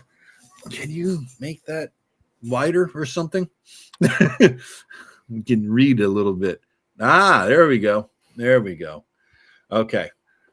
The project has been approved. Shall we do a countdown, Rob, for the 10 a.m. Sure. 10 p.m. launch? I don't have any. So let me see. Do I have a countdown thing? I have some music here I could do. Oh, wait. Oh, that was that was impressive. That was the worst drum roll ever. Laughing at my own drum roll there. All right. I have no fucking drum rolls. Let's see. So we could do this one. I can't think of much better than that than to start this thing off, though. So shall we do the countdown? 10, 9, 8, 7, 6, 5, 4, 3, 2, 1. Boom. Oh, anticlimactic. Wait a minute. We thought we were there. I've read the Kickstarter terms. Launch project. Wait, there are terms? There are terms. No. There's terms. The project is live, boys and girls. And let's see. We could pledge without a reward. What is this? Ethereal Scrolls. Yelta's Enchanted Map Vault. Holy crap. What is all this stuff? So the $60 pledge is the biggie, right? Yeah, that's the print plus PDF. All right. We are doing it. Logging in here. And the pledge, I understand. Boom. I have backed it. Robbie, you now have a backer. I have a $60 pledge in there. One person plus me has backed this. So there we go, man. There we go. You are alive. Congratulations, man. You're alive. Congratulations. There we go. 2 backers, 120. Did you back it, Greg? Was that you? No, my wallet's downstairs. You bastard. What's your backer number? Me? Do I have a backer number? I don't know. It says one person plus me is back this thing. I don't think I have a backer number, Rob. Yeah. Check. Oh! Tim beat me. Tim did it. Tim got it. Oh, I'm so sorry, Josh. Oh, well. I was he trying to deserves get it. Josh to do it. He beat me by a second, you bastard, Tim. That's why he wasn't joining us. He's trying to click refresh. Nice. Josh is in. Tragan, Alex is in. Very cool, man. You're giving away names, though, Robbie. You may not want to give away persons' names. Yeah, very good, guys. Thank you. Good job, Tim. Yes, he beat me to it. So you're up there, Rob. You're up there. You may not want to show people's actual names who are backing you, though. Oh, fuck. You don't want to show that screen. You know what I mean? God damn it. I didn't see that. Yeah. Sorry about that, guys. I don't mind that. Yeah, Tim beat me, though. Yeah. So there we go. We have it live. We have 5 backers. Rob, you have a $2,000 goal on this, right? Yeah. I am the backer number 2. I can pay the editor a nice fee and get a few pieces of art. You're up to $440, Rob. You have 8 backers already. So you're up to $600, Rob. 11 backers. This thing keeps refreshing on its own, huh? That's pretty cool. This is nice. I like this. I like this live thing. It's a little action here, you know? It's a little action. So how much do we need to back this so that you could retire in style, Rob? Yes. What do you need for the hookers and blow money, Rob? Yeah, what's the real stretch goal here, Rob? What's the Everyone has I get $1 million. I'm not complaining. Modest then. You're a modest guy, right? Yeah, $1 million. What the hell? Oh, that's good, man. That's good. You're on your way. Now I got to do my blog post. Oh yeah, you're up to 720, Rob. You're moving and grooving here. Putting away my Rob material. Oh, I got to thank him for that. They're one of the GURPS guys that I still keep in contact. He's given me a shout out. Named Peter. Nice. Yeah, he does really good work with GURPS. He actually does an old school campaign using GURPS. He has this Fell Tower dungeon, mega dungeon that he's been running for years. And he even has some of it published at Steve Jackson Games. You're up to $720, Rob. 13 backers, 29 days to go. Oh, 760. There it is. This is cool. It's kind of exciting. See, I like this whole build up to the launch. Who are you? Where you came from? And boom. What's your latest greatest? There you are. I like that. 820. 920. Holy shit, man! You're popping. You're gonna break 2,000 before I have to piss again. This is fantastic. Yeah. Which is another 5 minutes, you know. Yeah, Joe pisses at a pretty regular frequency. You don't have to. You don't have to wait long. No, it's not fast at all. I was on fire the other night because I was drinking beer because the beer was getting old. So I had to I don't want to waste beer, you know. So let me drink before it goes skunk. But when I drink beer, I break the seal so fast. I have one beer, it's like 2 pisses per beer. It's a shit show. Man. Yeah, I know. It's bad. It must be tough being a geezer like you, buddy. I know. Whoa, we have another guest. Eric. And I jumped in without doing my bathroom break. All right, I came to my live stream. We were just talking about that. Funny how old people talk about the bathroom a lot. Like now, Eric, you are coming to North Texas, right? Oh my God, yes. Yes. Joe was saying he's going to miss it. I'm going to miss it. I am going to miss loser that he is. I know. But I'm so this Kickstarter does really well. I'll be able to come in next North Texas in 2026. There we go. You're off to a good start, Rob. I was one of the first 3 backers. That's all I know. Okay, that's all I know. I was number 2. Tim was number 1. I was number 2. And then we have the whole, So we're up to 1080. This thing refreshes itself. It's kind of cool. Oh, we're moving. 1140. You're gonna hit 2,000, Rob. In like funded in 8 minutes is what he's gonna have. His new graphic is gonna be. Yeah, this is fantastic. 1141. We're moving along. Somebody so are you going to play that beautiful bean footage of me? The what? The video. It's a video. Oh yeah, Kickstarter I can show video. that. I can show the promotional video here. Yes. Let me just hit play right there. I can I? Let me I got to make sure I got I don't think I turned the volume on for this. Let me stop sharing, share again with volume on, and then we can play that video. Right. Hold on. As you're working that out, I'll be right back. All right. Entire screen, share audio rather. Okay. That's what I had to share, the audio. All right, here we go. So everybody, we're going to hear Rob and see him in the woods. Oh, 12:21. Make it. There we go, Sheldon bigging it. Hello. Welcome to my Kickstarter, Into the Majestic Fantasy Realm, The Northern Marches. My name is Rob Conley, and I publish at Bat in the Attic Game. But before we get into the details, come with me. Over the years, I've come to appreciate the countless stories in the green hills around me. Tales of triumph and tragedy, hope and fear. I have seen the Grand Canyon's majesty, and I heard the thunder of Niagara Falls. Here, in a quiet forest, where a stream tumbles over shale ledges, I find something just as inspiring. Fantasy settings often aim for grandeur. The Dark Lord's footsteps shaking the earth. The Dragon Reborn's return. The Night King rising as kingdoms fall into ice and shadow. And images of towering mountains and forests older than memory. It's not just the epic that makes the world feel alive. It is the quiet moments, the daily struggles, the lives of ordinary folks caught up in extraordinary moments. Their battles don't shake continents, but the world remembered those who stood and fought. That is the heart of the Majestic Fantasy Realms.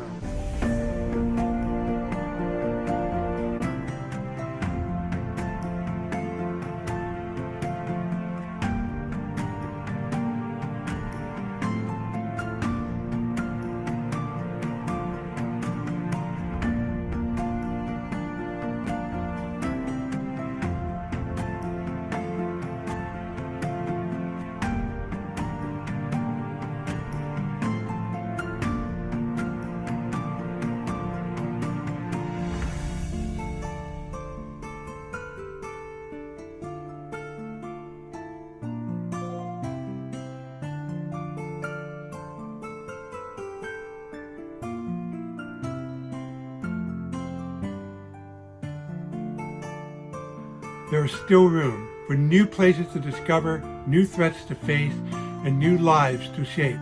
You are free to share whatever you create, whether it's just for fun or as part of your own project. Alongside the book, I'll be releasing a set-in reference document under the Creative Commons. This isn't just my world, it can be yours too. Thank you for listening, and I hope that you'll choose to visit and support Into the Majestic Fantasy Realm.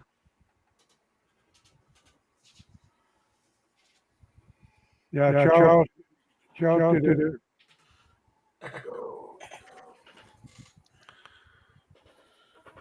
Yeah, you're getting up there. You need to Yes. There we go. Yeah. I unmuted myself. I'm sorry. Echo. Yes. Still echoing or no? Yeah. Yep. Fuck me. What? Here we go. We're echoing and down. There we go. There we go. All right. All righty. Let's see. I could share the screen again without the echo. I'll turn off the audio this time.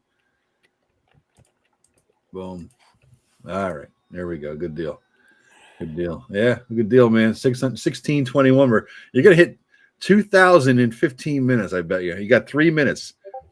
Let's get him to his goal. He needs like 300 and something bucks. 300. You can do it. That's a good Kickstarter trick. So, guys, make sure that you set your funding goals so that you can get some kind of funded in 10 minutes type thing, and run with that. Don't set a goal that's higher than it needs to be. Yeah, very cool, man. Awesome reverb. Was the entire thing on reverb? Did the entire thing have an echo? No, it was only when we started talking at the end. Yeah, as long as we shut up, we're good. Yeah, I turned it off real fast. I realized that from last time I fucked it up. Yeah. We're doing good. We are doing good here, man. I want to get to that 2,000 before we all have to go to bed because we're old. So I'm old. I got to get up in the morning. Well, some of us do. Greg works, so Eric's retired. Me and Rob got to go to fucking work. So yeah. 1741. 250 something bucks, guys, and we get there in 15 minutes. How long has it been going? Because we didn't start exactly at it started like 10:01. 10:01 or something like that. Yeah. Yep. Here's a fun fact. There's nobody checking the veracity of any claim about how many minutes it took you to get funded. Funded in 19 seconds. Yeah, you can put anything there. There's no funding police. Funded before launch. Funded before we all had to go to bed. Yes. funded in 2 minutes. That's whatever you want to say. There's no limit. 1781. Closing in. We're closing in. If we hit the goal, man, in literally 15 minutes, that's fucking fantastic. Now, how much of this product was written by Rob AI? That's or was it just Rob? Well, since Rob AI doesn't exist, none. That's exactly the kind of thing Rob AI would insist on. You could have used Rob AI before, Greg. Rob lost his Joe Furnish. Yeah, Rob lost his entire internet before, so. That's why I was hoping Rob AI was completed. We could have inserted Rob AI to take over for missing Rob. All his internet came back, But you haven't finalized that version yet, man. 1781. Tim, what are you doing, man? You're still up. Get your old ass in here. Celebrate, motherfucker. And gloat that you got the first backing. I think Josh. And again, thank you everybody for pledging. Yeah, well, thanks for doing this whole conversation, Rob. 3 hours. That's 3. Then it was good. I appreciate it, man. For now, it's out there for the world to see forever. Yeah. I did not get demonetized for using fucking Marilyn Monroe like me and Eric did. First rule of Rob AI is. Listen, Joe was never done king, so you're kind of saying it will never fund if you're going by that. So what's that? Tim says funded before Joe finished peeing. Yeah. That's an oxymoron. It just doesn't happen. I might have the tiniest bladder in the OSR. I'll give you that one. Matt may be the great grandfather, oldest, grouchiest man in the OSR, but I might have the tiniest bladder. 1781. Come on, everybody. Now, Rob, did you send emails out? Is there like this big thing that goes out when it goes live? Does it automatically get sent out, or you have to mechanically do that yourself? Well, I have to arrange for things like the drive-through email. I kind of screwed up, so it's going to go out this weekend. Okay. But I can update I'm going to update my Blackmarsh with 20,000 downloads. Yes. With the little PDF preview, they said it was okay. Now, what about an email? Like I always get I backed other people's Kickstarters, and then I'll get an email saying, "We're going live," and then we get the email that says, "We went live." That kind of. Oh shit! It's on the list. I just did my blog right now, and now I'm doing Facebook. Oh yeah, do that. Anybody who's backed you in the past should be backing you in a second here. So hit that one up, man. I'm about to do it. 1801. 33 backers, 29 days to go. I hit the pledge so fast I didn't even know what the fuck I pledged for. What am I getting with $60? Well, if you scroll down, you'll find a comprehensive list underneath. I don't want to miss the 2,000, but rewards. What did I get? Complete beta draft. Email Kickstarter at 10:02. So you did get an email, Michael. Okay. So it went out when it went live. So 10:02 it went live. Let's see. We there yet? Reload, bitch. Where we at? 1801. Reload, bitch. We're print on demand coupon for the digest edition of the new setting, Blackmarsh. Full PDF of the book and the maps. Print on demand coupons for the guidebook to Northern Marches, each finalized map. Shipping is handled through drive-through. So, all right. So, Rob, when they're backing this, you are what do you do with the money? Because I was interested. Joe Block does something very different than I thought this worked. Joe, basically, when you back him, you're just paying for art, and then he gives you a coupon for at cost on drive-through for his product. So you're still buying the product on drive-through, but you're buying it at cost. Is that what you do? Yes. If you scroll down to fulfillment, you'll see the cost estimates for each of the products. Okay, so now, this I money goes. I want to chip this in here. Some people complain about that because they're like, "Well, I still have to pay shipping," but you still have to do shipping calculations with the Kickstarter anyway. Yeah. Mm-hmm. So this is giving you, and the shipping from drive-through is dirt cheap compared to FedEx and stuff. Doing the media mail is very cost effective. Okay. So having drive-through do the fulfillment is way better on everything than the way that it works on doing it with normal fulfillment process, like the way a big Kickstarter that printed their books, not doing it through drive-through, sends it to you. You'll probably even get it faster. Interesting. Rob's $80 away. $80. 1921. There we go. Yeah. It's a very good year. 1981. $19. 1981 was the best year. That was my birth year. Child, mere child. Come on. Big money. We want to get under 20 minutes. I started switching out big money for an extra 7,800 game. That sounds great. Bounty Bob, like that. Okay. Oh man. Thanks for putting that in the dish for me. 1981. Bring us up to two. We can do it. You can do it. 36 backers, man. Already. That's not bad. No. About the amount, a bunch of channels that happen to me frequently. CF. What does CF mean? Chubby Funster. Oh, what are you talking about? Never happens. YouTube pushed a commercial on a live stream. Oh yeah, I heard it does that sometimes. Yeah, I don't know. Listen, I've got a little.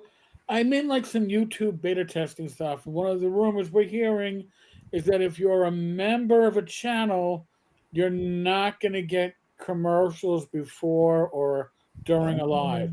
But maybe that's the. I don't know if that's officially announced yet. But they've been talking about it. It's come up in some Discord server that I'm in that's regarding this stuff. It'll be great because to me that's a great reason to. You don't want to be. Did we do it? We did it. Oh yeah! Congratulations, man. Call it, Joe. What is it? $2,081 at 10:21, and I think we went live at 10:02. So less than 20 minutes. 20 minutes. Funded in 20 minutes. Less than 20 minutes. And I just posted in Wilderlands of High Fantasy. Yeah, it funded in less than 20 minutes. You could say that, right? It was 19 minutes. Very good, Rob. Congratulations, man. That's nice.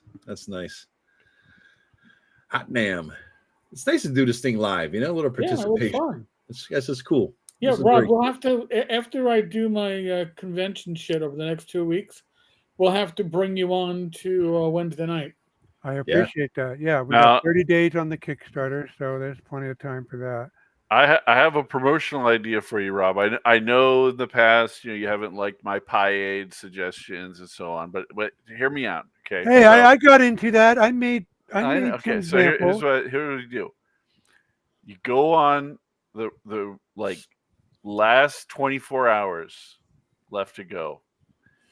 Maybe you change this based on weather. I don't know what's the weather going to be like, but you go out there into the woods, the crazy dark Rob Conley woods of Pennsylvania, near dusk. Colmore Forest. Yeah, wait to let the light drop a little bit, or you could trick people by doing it before dawn. I guess. But I'm just saying. Okay, so you go out there, and then every time somebody donates, they can make a suggestion for which direction that you have to walk in the woods.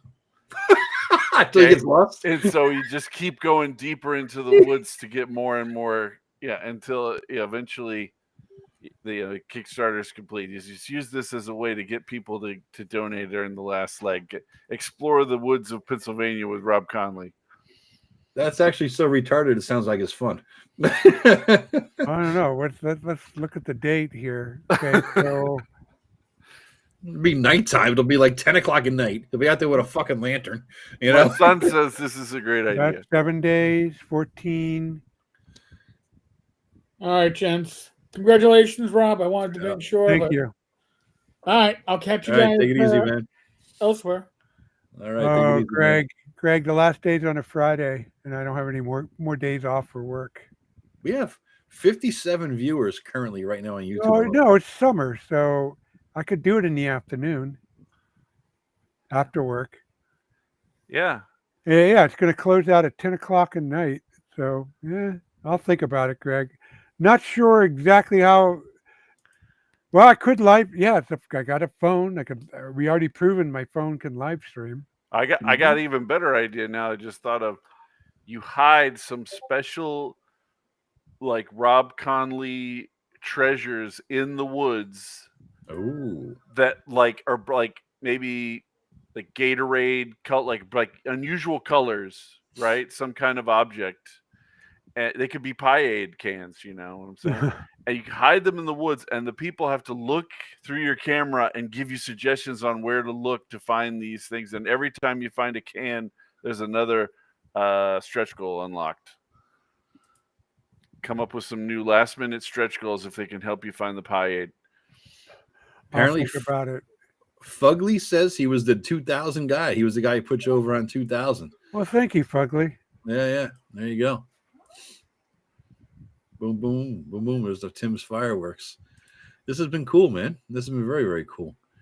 I'm on a bunch of channels that happens to be freaking. Okay, I'm just scrolling back to see what I missed in my countdown talk. 61 people are currently viewing this, Rob. It's like we doubled in count since 10 o'clock. It's just nuts.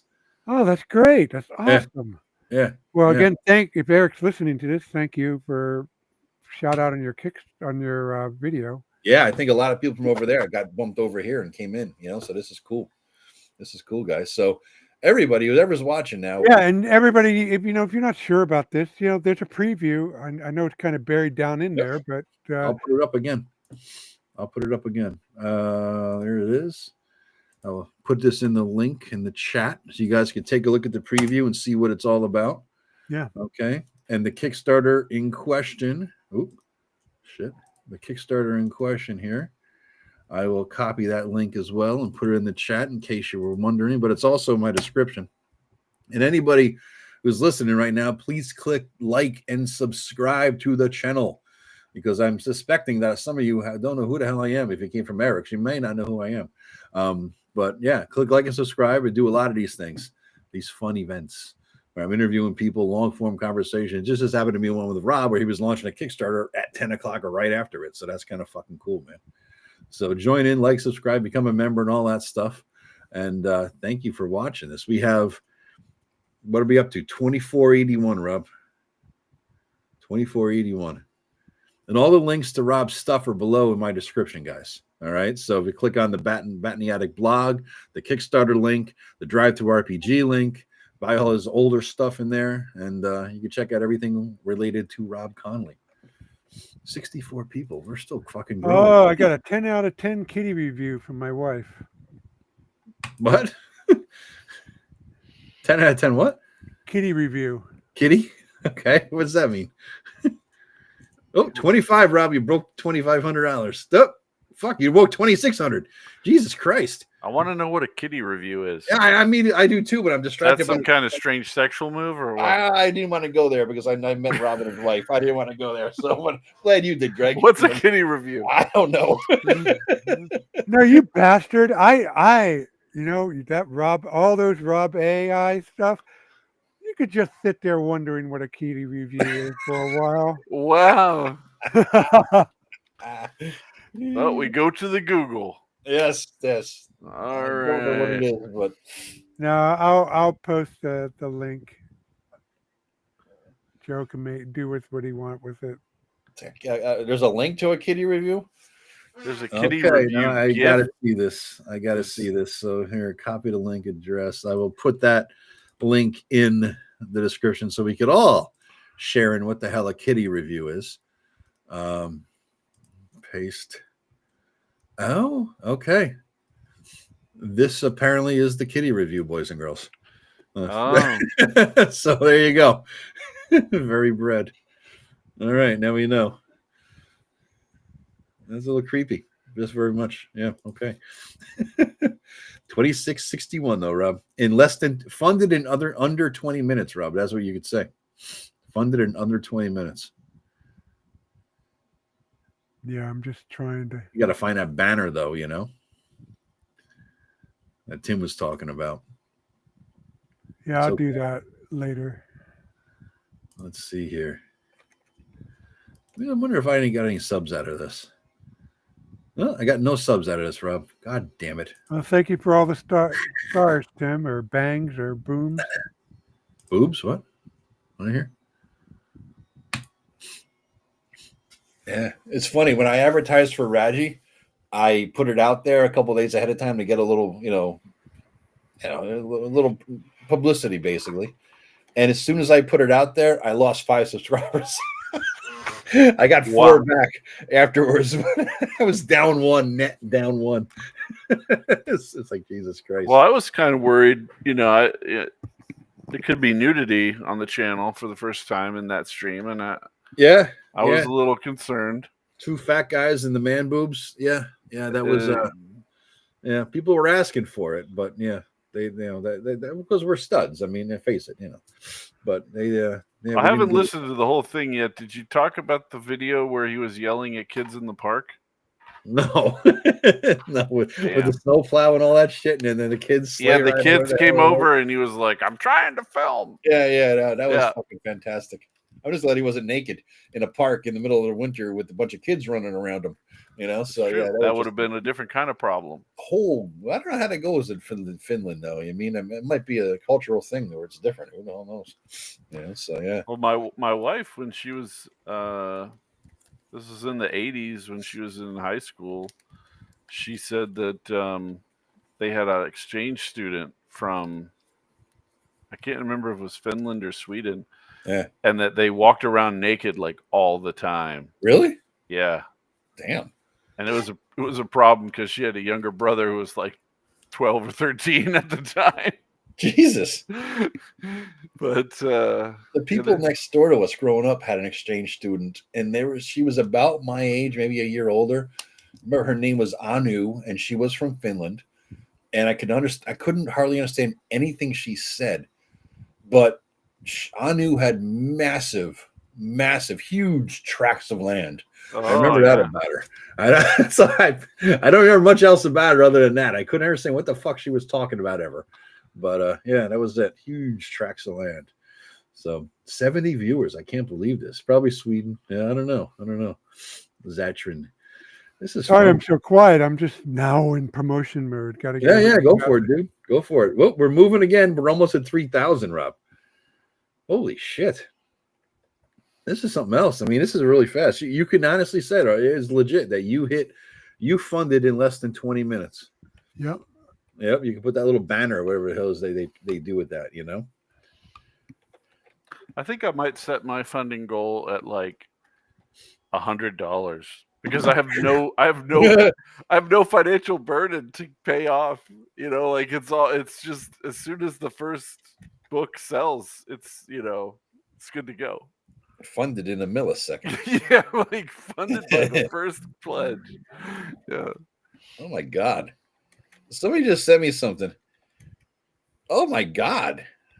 This is kind of epic. I'm gonna have to figure out a way to send this to myself. Put it in Discord. That's where he sent it to me. Yeah, that's what. Yeah, I'll look at it. I'm looking at it on the phone here. I use Discord to pass things from my phone to my PC all the time. That's a good idea, actually. I usually go the other way. Where the hell is it? This is Discord? No, is it? I think this is Facebook Messenger, actually. I have a friend who he only got Discord to play in one session with us one time in Traveler, like 5 years ago. And He never checks it. I know the account is it's just like a dead account, basically. Yeah. So I just go to that account and just dump all these links in the chat to that account, and then I just go open it on my phone. Jeremy, I imagine, Jeremy, that you're watching this. Jeremy, I won't say who it is, but I imagine. Let me know if you're watching this. Let me know in Facebook if I could use your actual name. But somebody named Jeremy just sent me something very fucking cool. And Rob, I don't know that you'll appreciate this or not. Okay. But I think I do. So I'm going to show it. There it is. For when you're in trouble. That's fucking fantastic. Oh, Fugly says it's him. Oh, is it Fugly? Okay. All right. Very cool, Fugly.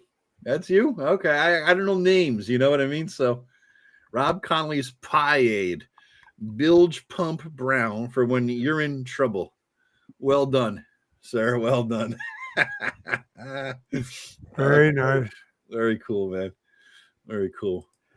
Oh, Christ. We showed the Pie Aid and we hit 3241, Rob. 59 backers. Jesus. Pretty soon, Rob's going to be driving a nice car around town. Oh, shit. You a fucking Carolina's Porsche. No, well, we'll see how much we get, but it's art, editing art in that order, and then a little bit of debt, and then I can enjoy the profits. Yeah. Nice, man. Very nice. And it's just the tricky one is going to be the next one, the Majestic Fantasy RPG. Thanks, Michael.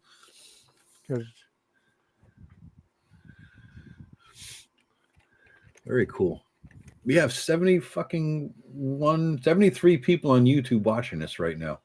This is amazing. Guys, anybody check your viewer count more than anyone I've ever known. I love that shit, man. I love that. I like to see it grow. So yeah, for anybody who's just joining because it's live and you've seen a Kickstarter, you don't know what the hell's going on. Rob Conley of Batniata Games just launched his Kickstarter after a 3-hour interview. Watch the interview to learn everything everyone wants to know about Rob, including the color of his underwear. And you'll find that out. And he launched his Kickstarter at the end of it into Majestic Fantasy Realms, the Northern Marches. So links are below in the description. They also put them in the chat there. Click on that and back this because it's awesome. Yes, and remember, folks, this is not just my setting. It will be yours too. Yeah. And if you guys really back this, if we get a really high number, then what I'm going to do, one of the things I'm going to do is pitch to Roll20 because they own Drive-Thru, about to get a community content program without that stupid clause I hate. But so rather than, I know the deal isn't as great as publishing your own, but the idea of setting up a community content program will be the showcase because it really rankles me that Zweihandler has the only OSR community content program, which I think is a bunch of baloney. Getting riled up. I mean, kudos to the success they enjoyed, but as far as I'm concerned, the OSR is about open content, and the fact that they have that whole tagline to themselves under the OSR category just doesn't sit right. So if we get a high enough number here, then I can make a case for a community content program for there, and then people have a place where they can go find Majestic Fantasy stuff, because there's dozens of hexes on there that are empty, and there's going to be areas outside of it that can be expanded on, more than I can do in a lifetime. And people can have at it and really make it their own. Now, Rob, when do you think this will actually go out to people? One thing we didn't actually address, I don't think. I set for an October deadline. Okay. But that's hopefully that's going to be a Montgomery Scott estimate. But I want to get. See, I didn't line up any artists except one right away, because last time I did it with how to make a sandbox, I had to put in separate orders, and it kind of played havoc with the artist schedule. So I want to give it to them once. So, but I'm going to need time for that. So I'm giving myself the summer to get all that lined up and scheduled, and then I'll be able to give people a firmer estimate. I mean, the text is done. Needs edited, but it's done. 100,000 words done. Yeah. That's good. Let's bang it up here. 3421. Rob, I bet you're gonna get 5,000 before you go to bed. Oh, that'd be nice. Yeah. No, that'd be fucking really. And we opened up this late, so there's going to be people waking up in the morning. Exactly. They're gonna see the email when they get up in the morning, sitting there taking the morning dump, and it's like, I'll back that. Only $60. By the way, Zatrin commented earlier when you guys were focused on some other stuff that there was some news about their court decision regarding tariffs. So there's likely not going to be a tariffs issue anymore for people that are importing. And I mean, not obviously won't affect drive-through RPG fulfillment. Yeah, but some people might be interested in hearing that. Yeah, oh, that's cool. That's good. We'll see if it sticks. Right? I mean, everything was not getting politics. Who knows whether it'll be. Who knows? Solid. I mean, there's Andrew Jackson famously said about the Supreme Court decisions that might go against them. Let's see who's going to enforce it. Right? So, I agree. All say is you don't want the alternative. Yeah. So, as Rob, much as you despise the court system. Rob, you got a question there. Sure. What? From Thraxis. So, Rob, I can put the area I'm working on in this world. Does system matter? I'm writing mine for Shadow Dark. No, I don't think the system matters. I mean, if you get the preview PDF, you'll see I have a bunch of my Majestic Fantasy classes in there, but I tell you how to convert them. Yeah. So, I mean, long as you're in the ballpark of D&D-ish fantasy, there's going to be room. There's going to be room. Yeah. I'm very careful. I mean, Joe, you experienced my Majestic Waterlands. I don't go really over the board. I get deep, but I don't really, orcs are orcs, goblins are goblins. Yep. I have my wrinkles. Magic has a few more wrinkles, but you still have spellcasters doing spell memorization and all that. Are there any naiads? Maybe. Do they have the kiss of death? Maybe. Oh, that's fucking fantastic. Rob, in my campaign, his guy kissed a naiad and instantly died of drowning, and it was a great, glorious moment. And I believe his name was the same as the name of the character from the story earlier. Am I right?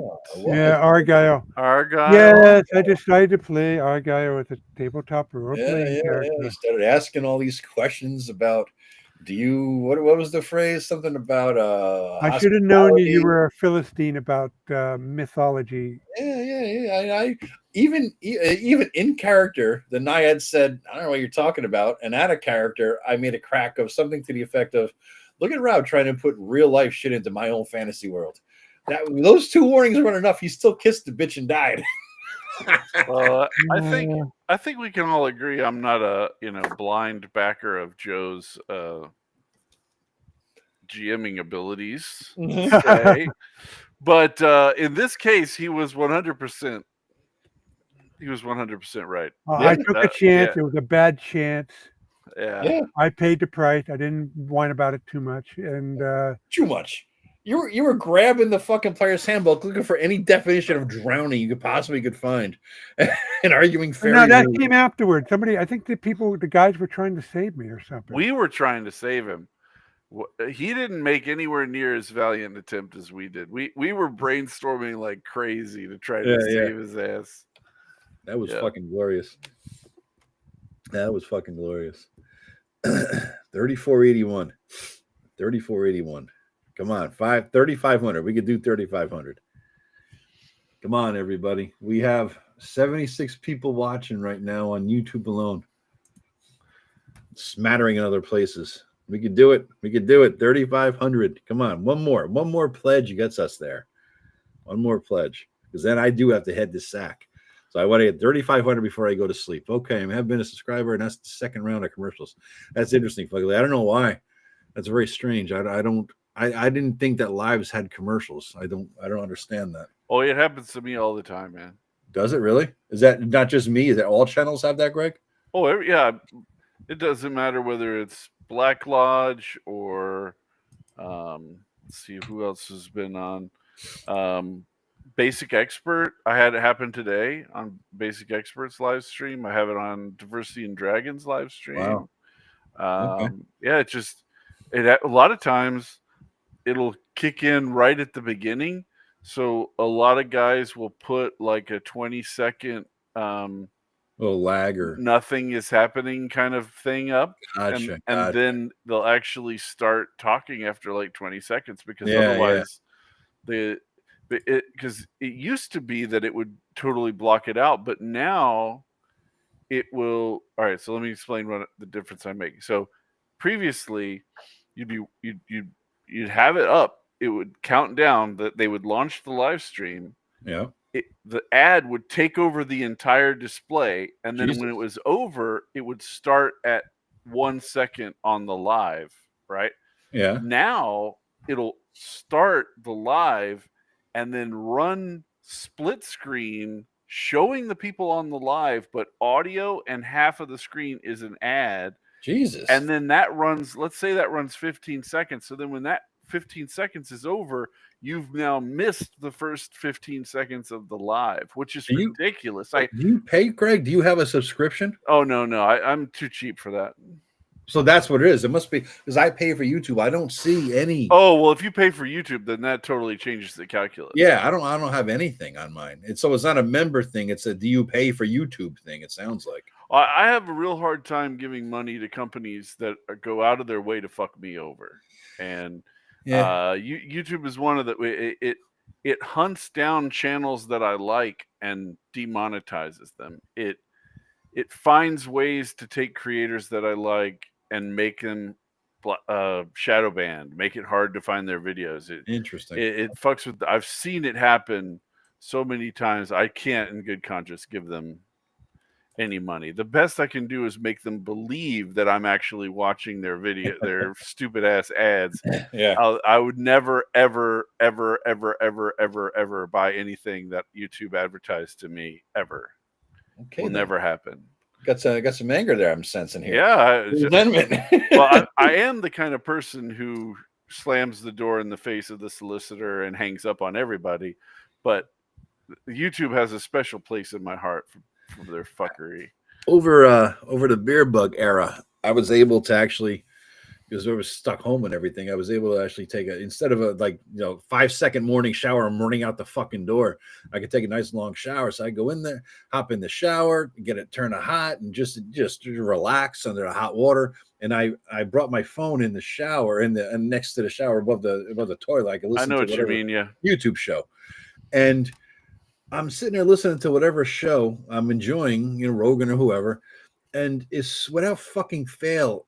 A few minutes in, as soon as I got all the shampoo in my hair and I can't see and this and that, I get 5 minutes of fucking commercials on. And it's like their sensitivity to their fucking algorithm knew when I was at my most, I can't see, I can't rinse the soap off my face and hands, I can't skip ahead, I can't do shit. And like half the shower be like fucking commercials. So I'm like, fuck you, YouTube. You fucking finally got me. So I subscribed to fucking YouTube and I haven't had that problem since. But they fucking knew. Because they're shower spies. That's what it is. They're fucking Zatrin is completely correct. The number one thing YouTube advertises to me is nicotine suppression products. And I have never smoked in my entire life. I have no nicotine. I've never even had any nicotine in any form. And weird. Somehow it thinks that I want nicotine suppression gum, patches, vape stuff. All this stuff, it's constantly advertising this shit to me. I have no idea why it thinks that I want that. It's not as good as the time Facebook tried to advertise to me that I should buy a life-size bust of Matt Damon for my house. That's my number one. I can't believe they're trying to sell this shit to me ad. But this is Google is the same company that shut down Google Plus because it worked too well for the customer. Yeah. You know, Yeah. so I just can't give them money. I just can't do it. I don't know how you do it. Instagram gets me every time for ads. They're the best. I don't do Facebook really, but I'm on like Instagram stuff. It's my only real social media I scroll through and waste time on. I don't do TikTok and all that shit or Twitter. But Instagram gets me. They have zeroed in on me so nicely that they fuck me because they're like, they'll put something up and I'm like, Then like, the 38th time I'm like, really, that does look okay. Next thing you know, I'm buying fucking pair of Thursday boots or I'm buying a ticket to a Broadway show for, it's like, how do they know? How do they know? It's like they're psychic. The secret of your metrosexuality is out, Joe. That's it. They know you want to go to that Broadway show. Metrosexuality. What was it you were talking about going to in the group text that we were making fun of you for a couple days ago? That's why I went for my birthday thing. For my birthday week, I went down to New York City last Friday, and in the morning I went to the Met. Yep. And I wanted to see. That's fine. You went to the Egyptian exhibit and all that stuff. Yeah, that's cool. And then I saw the weaponry because you can't go to the Met without looking at all the fucking weaponry, swords. The Met is a special place for me because it's the first time I ever saw my son's brain turn off. We were there. It was like a full factory reset. Wow. We were in there. Like my good wife, or bad? Yeah. My wife and my daughter went up to the paintings galleries that are in the upper levels. We're walking around the lower level, all the Greek and pottery, Roman pottery stuff that you're doing. Where like the statue of Perseus is and all that stuff, right?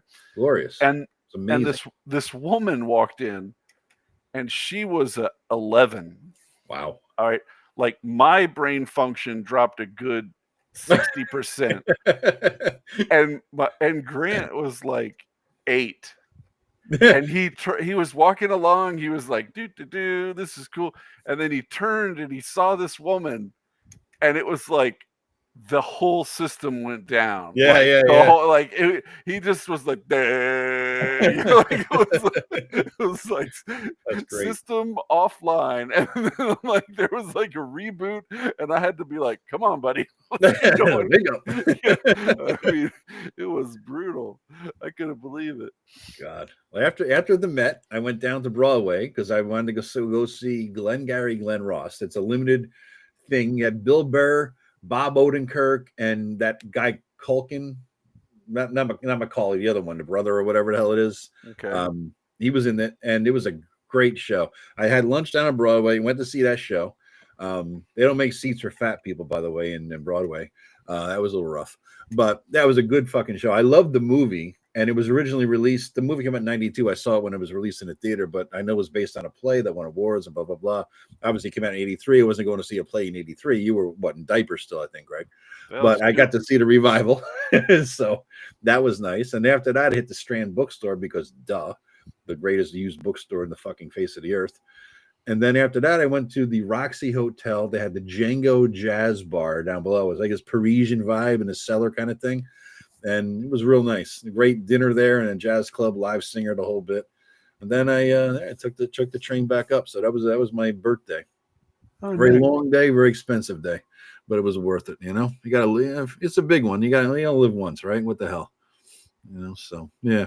Well, I did want to ask Rob if you're done with your. I know you got to drop a lot of links in a lot of places. You don't have any stretch goals on this. None. Is there anything that you might think about adding as a stretch goal? Let's say you get to 15, 20,000, whatever it is, and you're like, I feel like at this point I could justify doing this. All right. So I have a number one rule. I don't offer stuff that I haven't finished writing. But it sounds like there's a but in here. There's no but.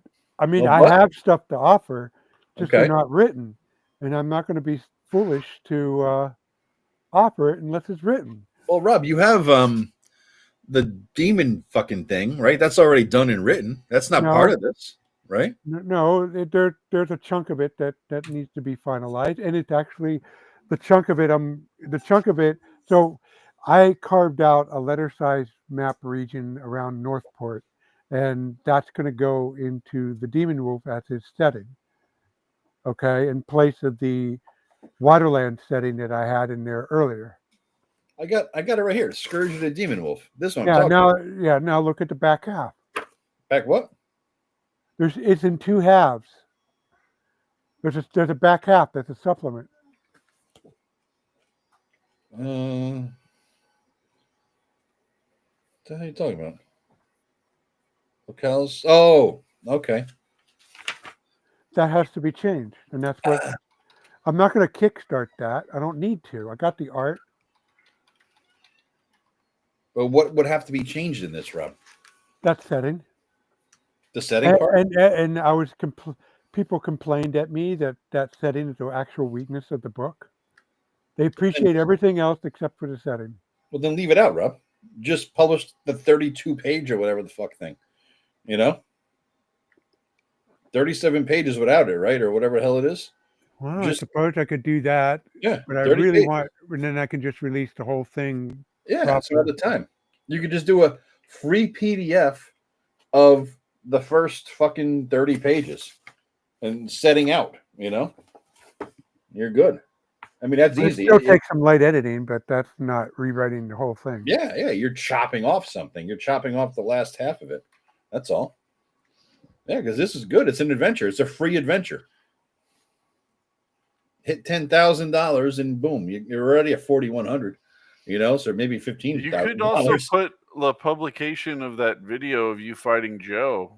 That is true. And you could selectively edit it so it only shows good things about you. Yeah, not my win. Yeah. That's what, think about it, Rob. This is a way to, increase the Robutation. What? I love that. The Robutation. The Robutation. Yes. The Robutation. Well, I don't have access to the video. Where is that video anyway? I got it. Tim sent it to me. It's on my computer here. Yeah. So you just have to tell Joe, I just want a copy. I promise I'll never publish it. It won't go anywhere. Whatever you have to say, you get it from Joe. Yeah. Or you get it go back to Tim for it. Tim's got it. Get it from the source. Yeah. Or you could just go to ShireCon. I think we were talking a rematch at ShireCon this year, weren't we, Rob? For money. We'll raise some money, pass a hat, throw money in the hat or whatever the fuck, and raise money because it's ShireCon is set at the VFW. Now, is Rob in this video? Is he wearing full tartan kit? No, God. wearing jeans. That could be one of the stretch goals. See, if it gets up to 50,000, we get a Rob Conley versus Joe the lawyer in full kit. So Joe has to wear whatever gay stuff he wears to the Met, and then Rob has to wear his I was wearing a jacket. I was looking sharp. And everything. Yeah, I look sharp. I was wearing a jacket and shirt, and I was looking good, dude. I was a sexy motherfucker that day. Sure, I believe you. I was sexy. God damn it. Hey, you're the Highlander. Yeah, I am. 4,200 guys. Holy fuck. I was going to leave at 3,500, but Jesus is popping. See, this idea keeps getting better. Okay, so Joe has to dress up like the Highlander from the movies, and Rob dresses up like an actual Highlander. Like, so Joe's in like a leather jacket, like when they're fighting in the. If we're doing this, I'm dressing as the Kurgan, motherfucker. Okay, I'm fine with that. I'm just saying, like, two Highlanders meet. Like there could be only one. This would be a great way of promoting. That's true. Rob lost a lot of weight, and I haven't. But so now he's going to be more nimble. He's more intelligent, and he's a double whammy. I know, more nimble, but the muscle goes a long way too. I would suggest that I can bench press and squat way more. That sounds like a Rob Roy type of interaction. I'm down for that too. Rob Roy? Who's that? In the movie Rob Roy, Jesus. it gets to the end and the hell's Rob Roy? Oh my God, Joe, yeah. You're pathetic. Is this right up there with the Sherlock Holmes or that Sherlock of the Woods, wherever the fuck we were talking about before? Rob Roy is like Braveheart level of awesome. I can't believe you haven't watched this. I've never even heard of it. It's Liam Neeson as the main character. I can't stand Liam Neeson. Oh man, I don't think he was good in golly. the fucking Star Wars movie. I'm not a fan of his. Wow. Yeah, That yeah. might be If the I saw his worst name take on I've something- heard in my whole life. Yeah, if You and saw I his are name, in I wouldn't watch 100% agreement there. Oh my gosh. His best role was Qui-Gon Jinn. Are you it. crazy? Yeah, it was cool. Are you nuts? That's it. Yeah, that's the Do only you thing. not have a special set of skills? I It mean, seems like everything he's in, he has to save a kidnapped daughter. It seems like he's done that movie 8 times or something. You know what I mean? no, he's got tons of. He's got that movie where he's the ice guy who pushes the snow. He's like a snow, whatever it's called. I don't know. So he uses a snow plow to push snow out, and then they fuck with him, and so he starts killing all these mob guys one by one and burying them in the It's snow. the same movie. It's Liam Neeson going there and killing people for revenge for something, or saving somebody and killing people. He has the same movie over and over and over again. This guy. Yeah, but this was before that became a thing. He got Bad Cop when he was in the Lego movie. Come on, that's one of his best roles. Lego movie, dude. I don't got Lego kids. movie is fantastic. If you haven't seen it, you're an idiot. I don't have kids. What the hell am I going to watch? Here's a shocker that nobody understands or believes. I have never ever seen a Disney movie in my life. Well, you really need to see Lego movie, and you need to see Puss in Boots. Puss in Boots with Antonio Banderas as the little cat. It is awesome. It is so good. Yes, there's the movie where he fights the wolves. What's that called? The Gray. That's what it's called.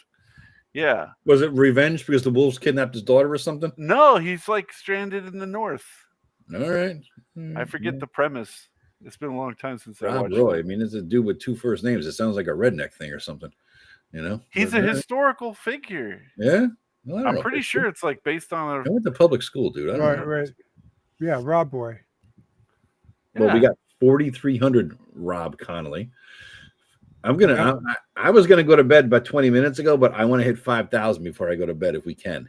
But I do have to get up early, so I can't stay too late. That's gonna be. Why do you have to get up early, Joe? You gotta go to work, you motherfucker. Oh yeah. Yeah. I gotta get up. I gotta get up at 8 for work. All my backers 4,400 of how to make a fantasy sandbox and a Majestic Fantasy RPG. That hey, I'm doing this Kickstarter.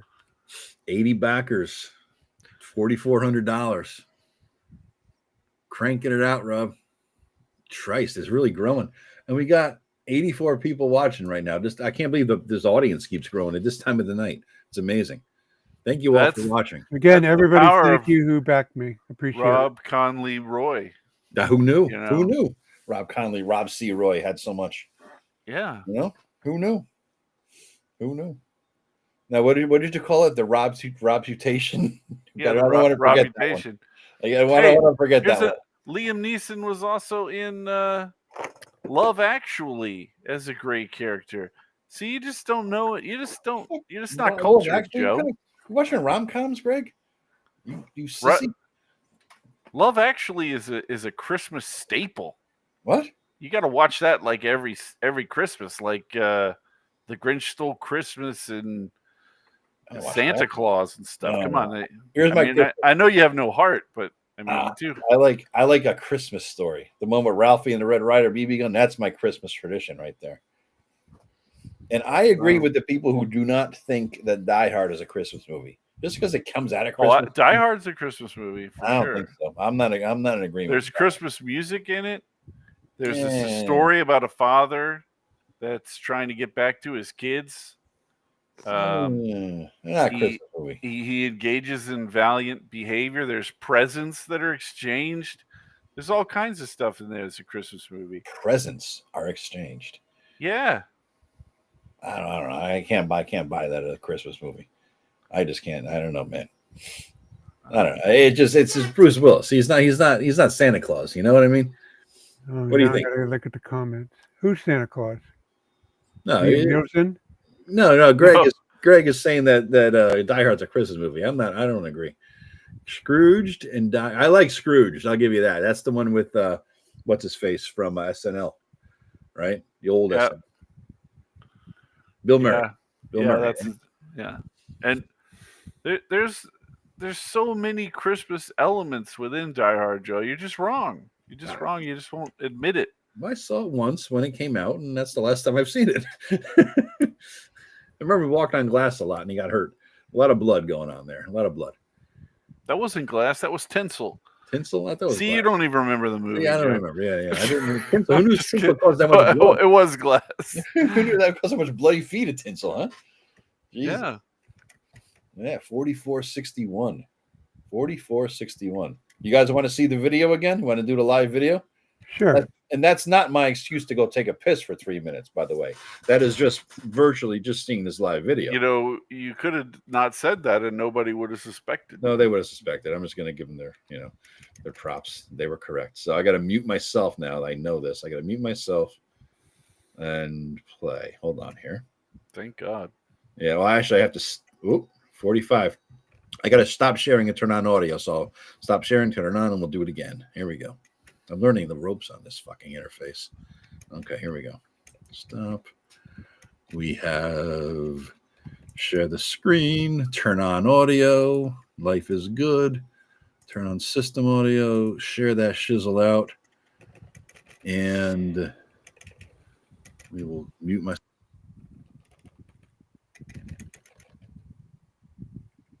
Ready? Hello. Welcome to my Kickstarter, Into the Majestic Fantasy Realm, The Northern Marches. My name is Rob Conley, and I publish at Bat in the Attic Game. But before we get into the details, come with me. Over the years, I've come to appreciate the countless stories in the green hills around me. Tales of triumph and tragedy, hope and fear. I have seen the Grand Canyon's majesty, and I heard the thunder of Niagara Falls. Here, in a quiet forest, where a stream tumbles over shale ledges, I find something just as inspiring. Fantasy settings often aim for grandeur. The Dark Lord's footsteps shaking the earth. The Dragon Reborn's return. The Night King rising as kingdoms fall into ice and shadow. And images of towering mountains and forests older than memory. It's not just the epic that makes the world feel alive. It is the quiet moment, the daily struggle, the lives of ordinary folks caught up in extraordinary moments. Their battles don't shake continents, but the world remembered those who stood and fought. That is the heart of the Majestic Fantasy Realms.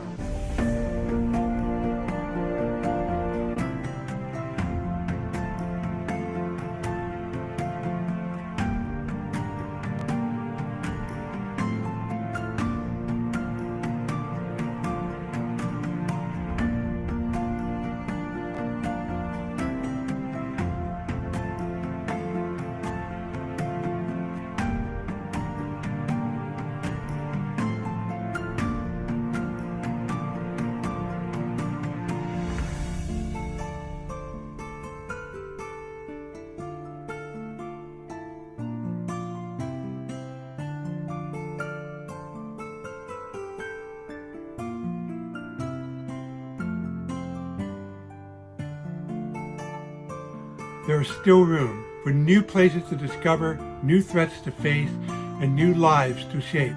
You are free to share whatever you create, whether it's just for fun or as part of your own project. Alongside the book, I'll be releasing a set-in reference document under the Creative Commons. This isn't just my world, it can be yours too. Thank you for listening, and I hope that you'll choose to visit and support Into the Majestic Fantasy Realm. Let me know when the echo is going. Oh, there we go. There we go. I just had that. Quickly, that was I had a help of a local gentleman named Charles Tate, and he did all the videograph work. I wrote the initial script. He tweaked it, and then he put together the initial middle sequence. Then I tweaked it some more, and it was really fun working with him. And as far as the music goes, I think he played it, or he has a library of stuff. He's also a musician. So 46.41. You're less than about 350 something bucks away. 359, guys. yeah, 359, and I could go to bed, motherfuckers. All right. Want to get to 5,000. So $359, and we're all off. I could hit the sack. I want to get the 5 before we go. Come on, Greg. What did you think of the video? Greg had good things to say about it before. Yeah, I think it's good that you're in it to show that you're not AI. That's a major advantage. Just in case. It's good to have a mix of live video and pictures of product. Most people have one or the other, right? So having the mix of it comes across better. I still think you're not as excited as you could be. I mean, I'd like to see you shoot up some caffeine and then really get amped about these Majestic Wilderlands, but or Fantasy Realms, excuse me. Well, in my defense, it was freezing ass cold down there, and as you could saw, I was not wearing a coat, and I had to shout over the goddamn stream. Oh, I didn't notice the sound of the stream versus relative to your voice. So whoever did the audio mixing, that guy did a good job. Yeah, he did. Yeah. So I think it will help next time we use this clip-on mic, and then I won't have to be. I can sound more natural and more excited. But yeah. Well, I mean, your personality is pretty laid back. That's really pushing my voice so I can be heard over the stream. Okay. Yeah, I mean, like it fit the stuff fit your personality for sure. Trying to be boring or something with hell? No, I'm saying like it's authentic Rob video. Yeah, like it wasn't like I don't know if you've seen the stuff from I forget his name, Gods of the Forbidden North guy. I think his name is actually Rob as well. But his Facebook ads pop up for me a lot when he was running the campaigns, and he's very animated, facial, and he's excited face and everything.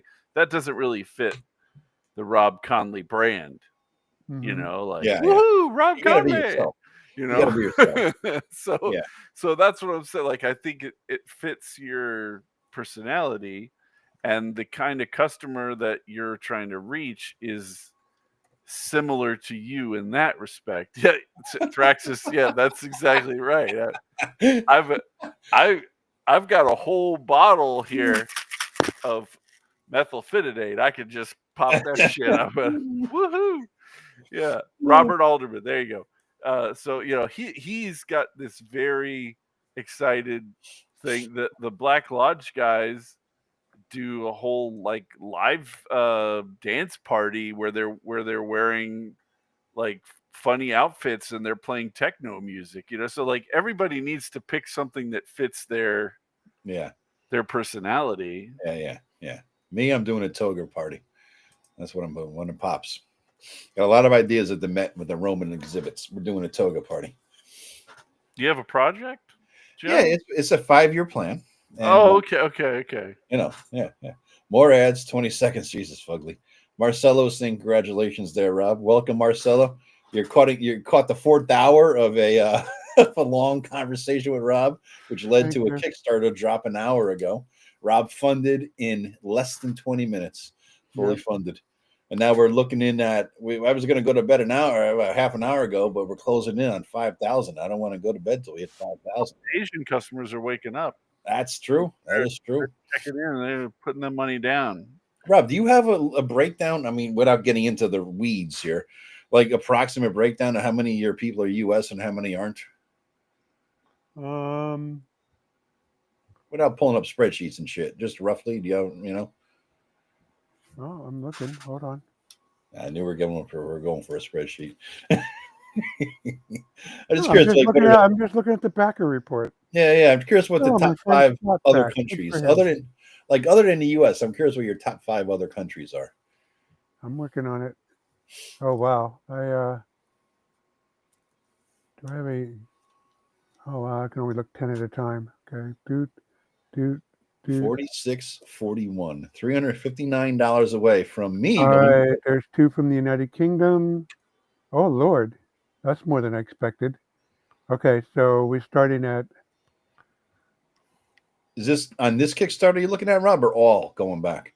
1, 2, 3, 4, 5, 6, 7, 46.81. 8, 9. Huh.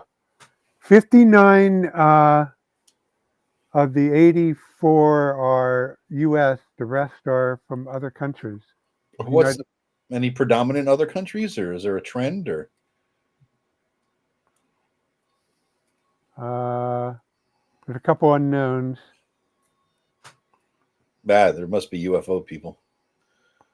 3 Australians, 6 Canadians, 1 from Finland. Finland, Raji. Raji did it. I don't know. It's oh, I can't say the name. Yeah. Anyway, Puerto Rico, and 2 from the United Kingdom. All right. What about your other one? Thank you from the United Kingdom. Look at the How to Fantasy Sandbox one. I'm curious what the breakdown, because you had a lot of people in that, right? So I wonder what the breakdown was for out of the U.S. You know, I don't know if I can look at the backer reports. Let's see. Oh, you know what? I forgot. There's another thing. There's the dashboard. I mean, yeah, the dashboard. Greetings from OSR Latham. I'm not quite sure what that means. Anybody know what that means? The tiny Republic of Togo. A little over $300, $319 away from 5,000. We could do it, guys. We could definitely do this thing. Latham is I thought they had America, demographics. Oh, Latin America. Okay. What was that, Rob? I thought they have demographics somewhere. Huh, that's weird. My Twitter demographics are pretty stable. I check it every couple of months. Yeah. It's almost like, it's like 95% male, about 75% from the United States. How do you check that, Greg? Where is that at? I can't tell, Joe. Sorry. That's okay. You have to have premium. Do you have premium? You have check mark? I pay for that shit. Yeah. Yeah, you go to premium from the sidebar, and then there's analytics is one of the options. And then up at the top, it has tabs. Audience is one of the tabs. Premium? I've never even dived into this. Audience, 89% male, 10% female, because I'm a stud. Let's see. United States, 68%. How the fuck do I have 10% Pakistan? 10% Ireland, 5% Canada, 5% Argentina. That's wild.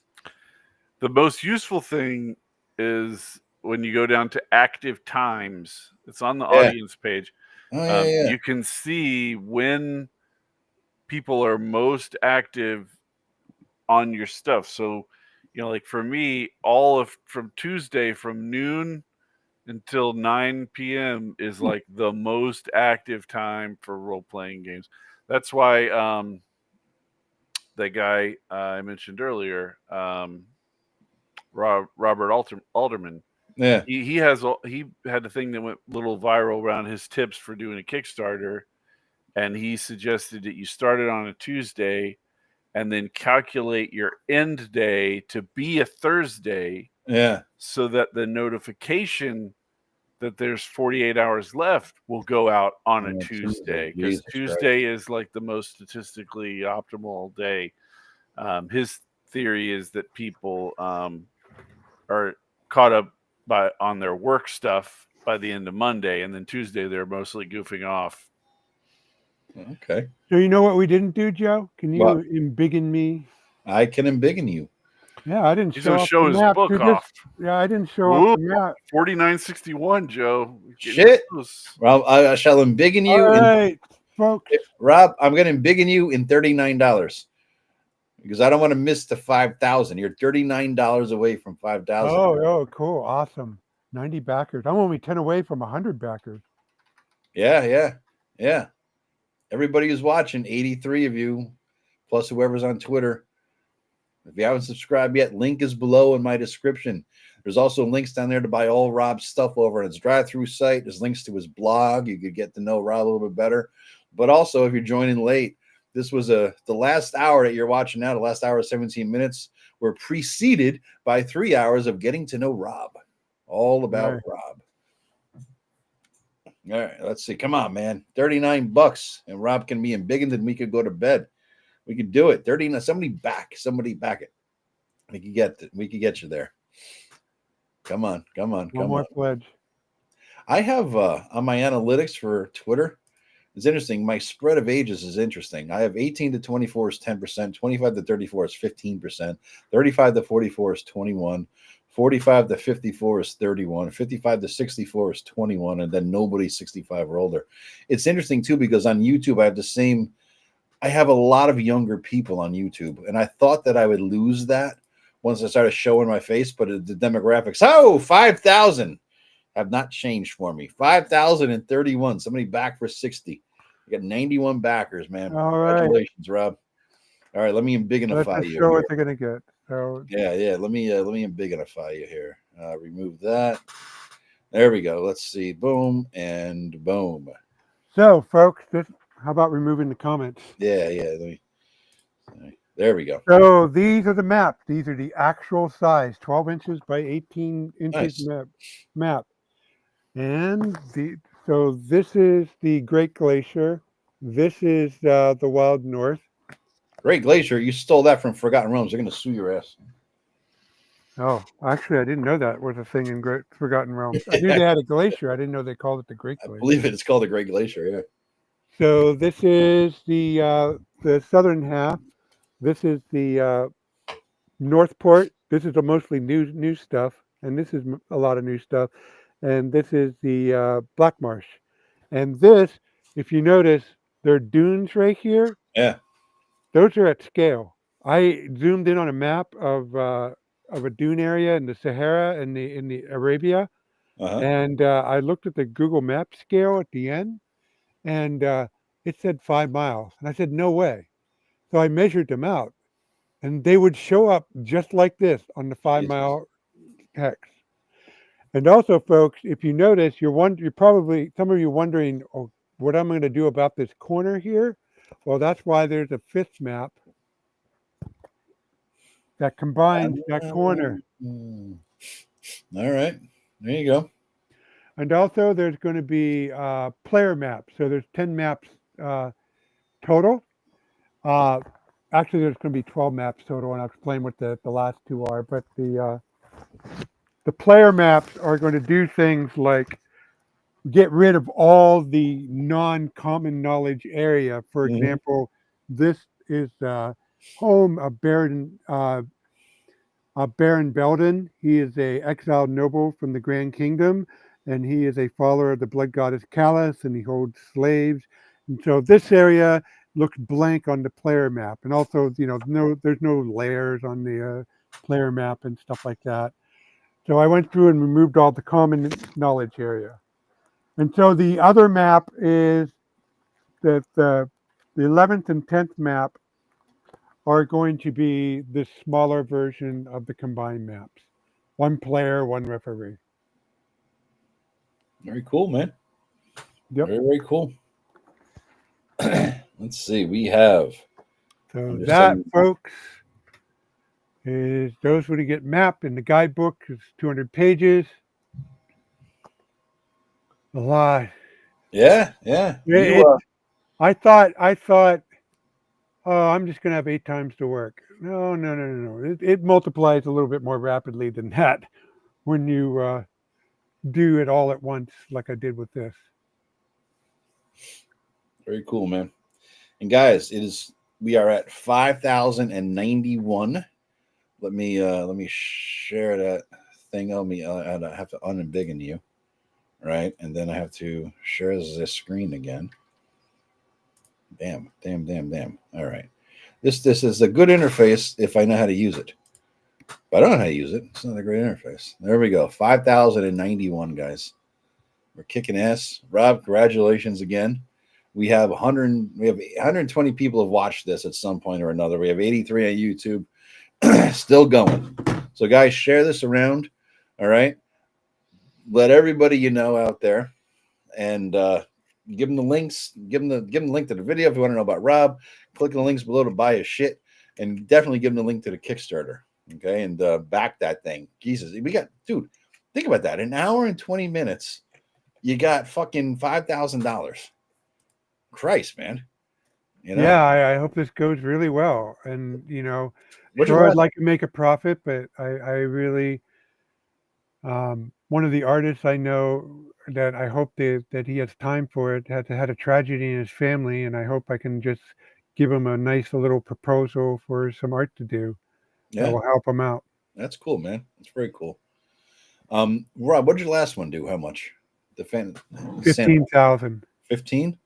Yeah. What did you? I mean, are you beating it in terms of time and how much money you got in a certain period of time? Yeah, I can. Let's see, Kickstarter tracker. Curious if you're on track to beat it. I know that this costs more per unit than that one, I believe. So that's a little bit different, but.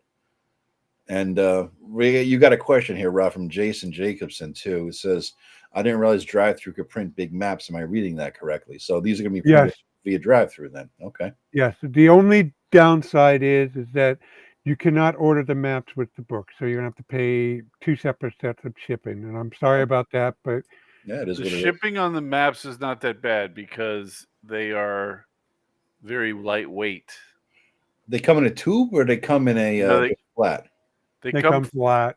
They come flat folded, but it's not it's not damaged. Folded. Yeah. Okay. $5,151. Very cool. So guys, wow, why isn't this showing up? I mean, Kickstarter tracker used to be like the top link. Oh, you're looking for the see how you're comparing?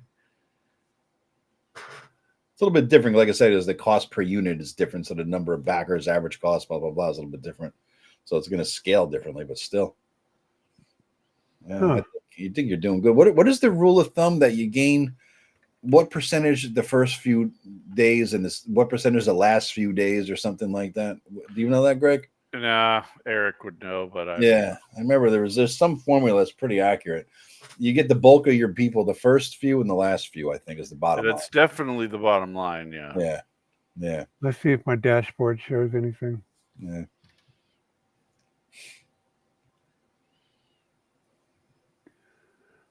Okay. Oh yeah, it does. So the end of the first day, I'm beat the first day of my how to make a fantasy sandbox. You beat your first day in 1 hour and 20 minutes? Yeah. So where am I at? Okay. However, the end of the second day, I got over 5,000. Wow. And you did that in 1 hour and 20 minutes. Fuck yeah, dude. That's fucking great. That's fucking great. All right, guys, listen, I think I'm going to wrap it here because two of us have to go to work tomorrow. Yeah, me too. I was losing steam a little before 11, but I didn't want to miss the $5,000 mark. So yeah, but two of us got to go to work tomorrow. Greg's got to lay around and do nothing all day. So. Yeah, sorry, Figgley. All right. But hey, it's going to be open content, so that's true. You can take it to a printer and get them done right. You could write your great American fantasy novel out of Rob's setting and make a fortune when he sells the screenplay to Hollywood and shit. So I mean, that's the risk Rob takes, but he's a generous mofo. So there you go. All right, guys. Well, thanks very much for watching. Thanks, Rob, for doing this live with me and for doing the whole interview. Thanks to Greg and Eric and everyone else who joined in. Tim, you're in the audience there, and Josh was in the audience taunting from the sidelines too. Thank you all for watching this long. And thank you all for your support. Yeah, thank you all very, very much. Like and subscribe, share it around, buy Rob shit, buy Greg's stuff. Greg is a chubby funster over on drive-thru. Buy all his shit too. Good stuff there too. Autocorrect is not Rob AI, says Fugly. So on that note, we will leave you all. All right. Take care, everybody. Take care.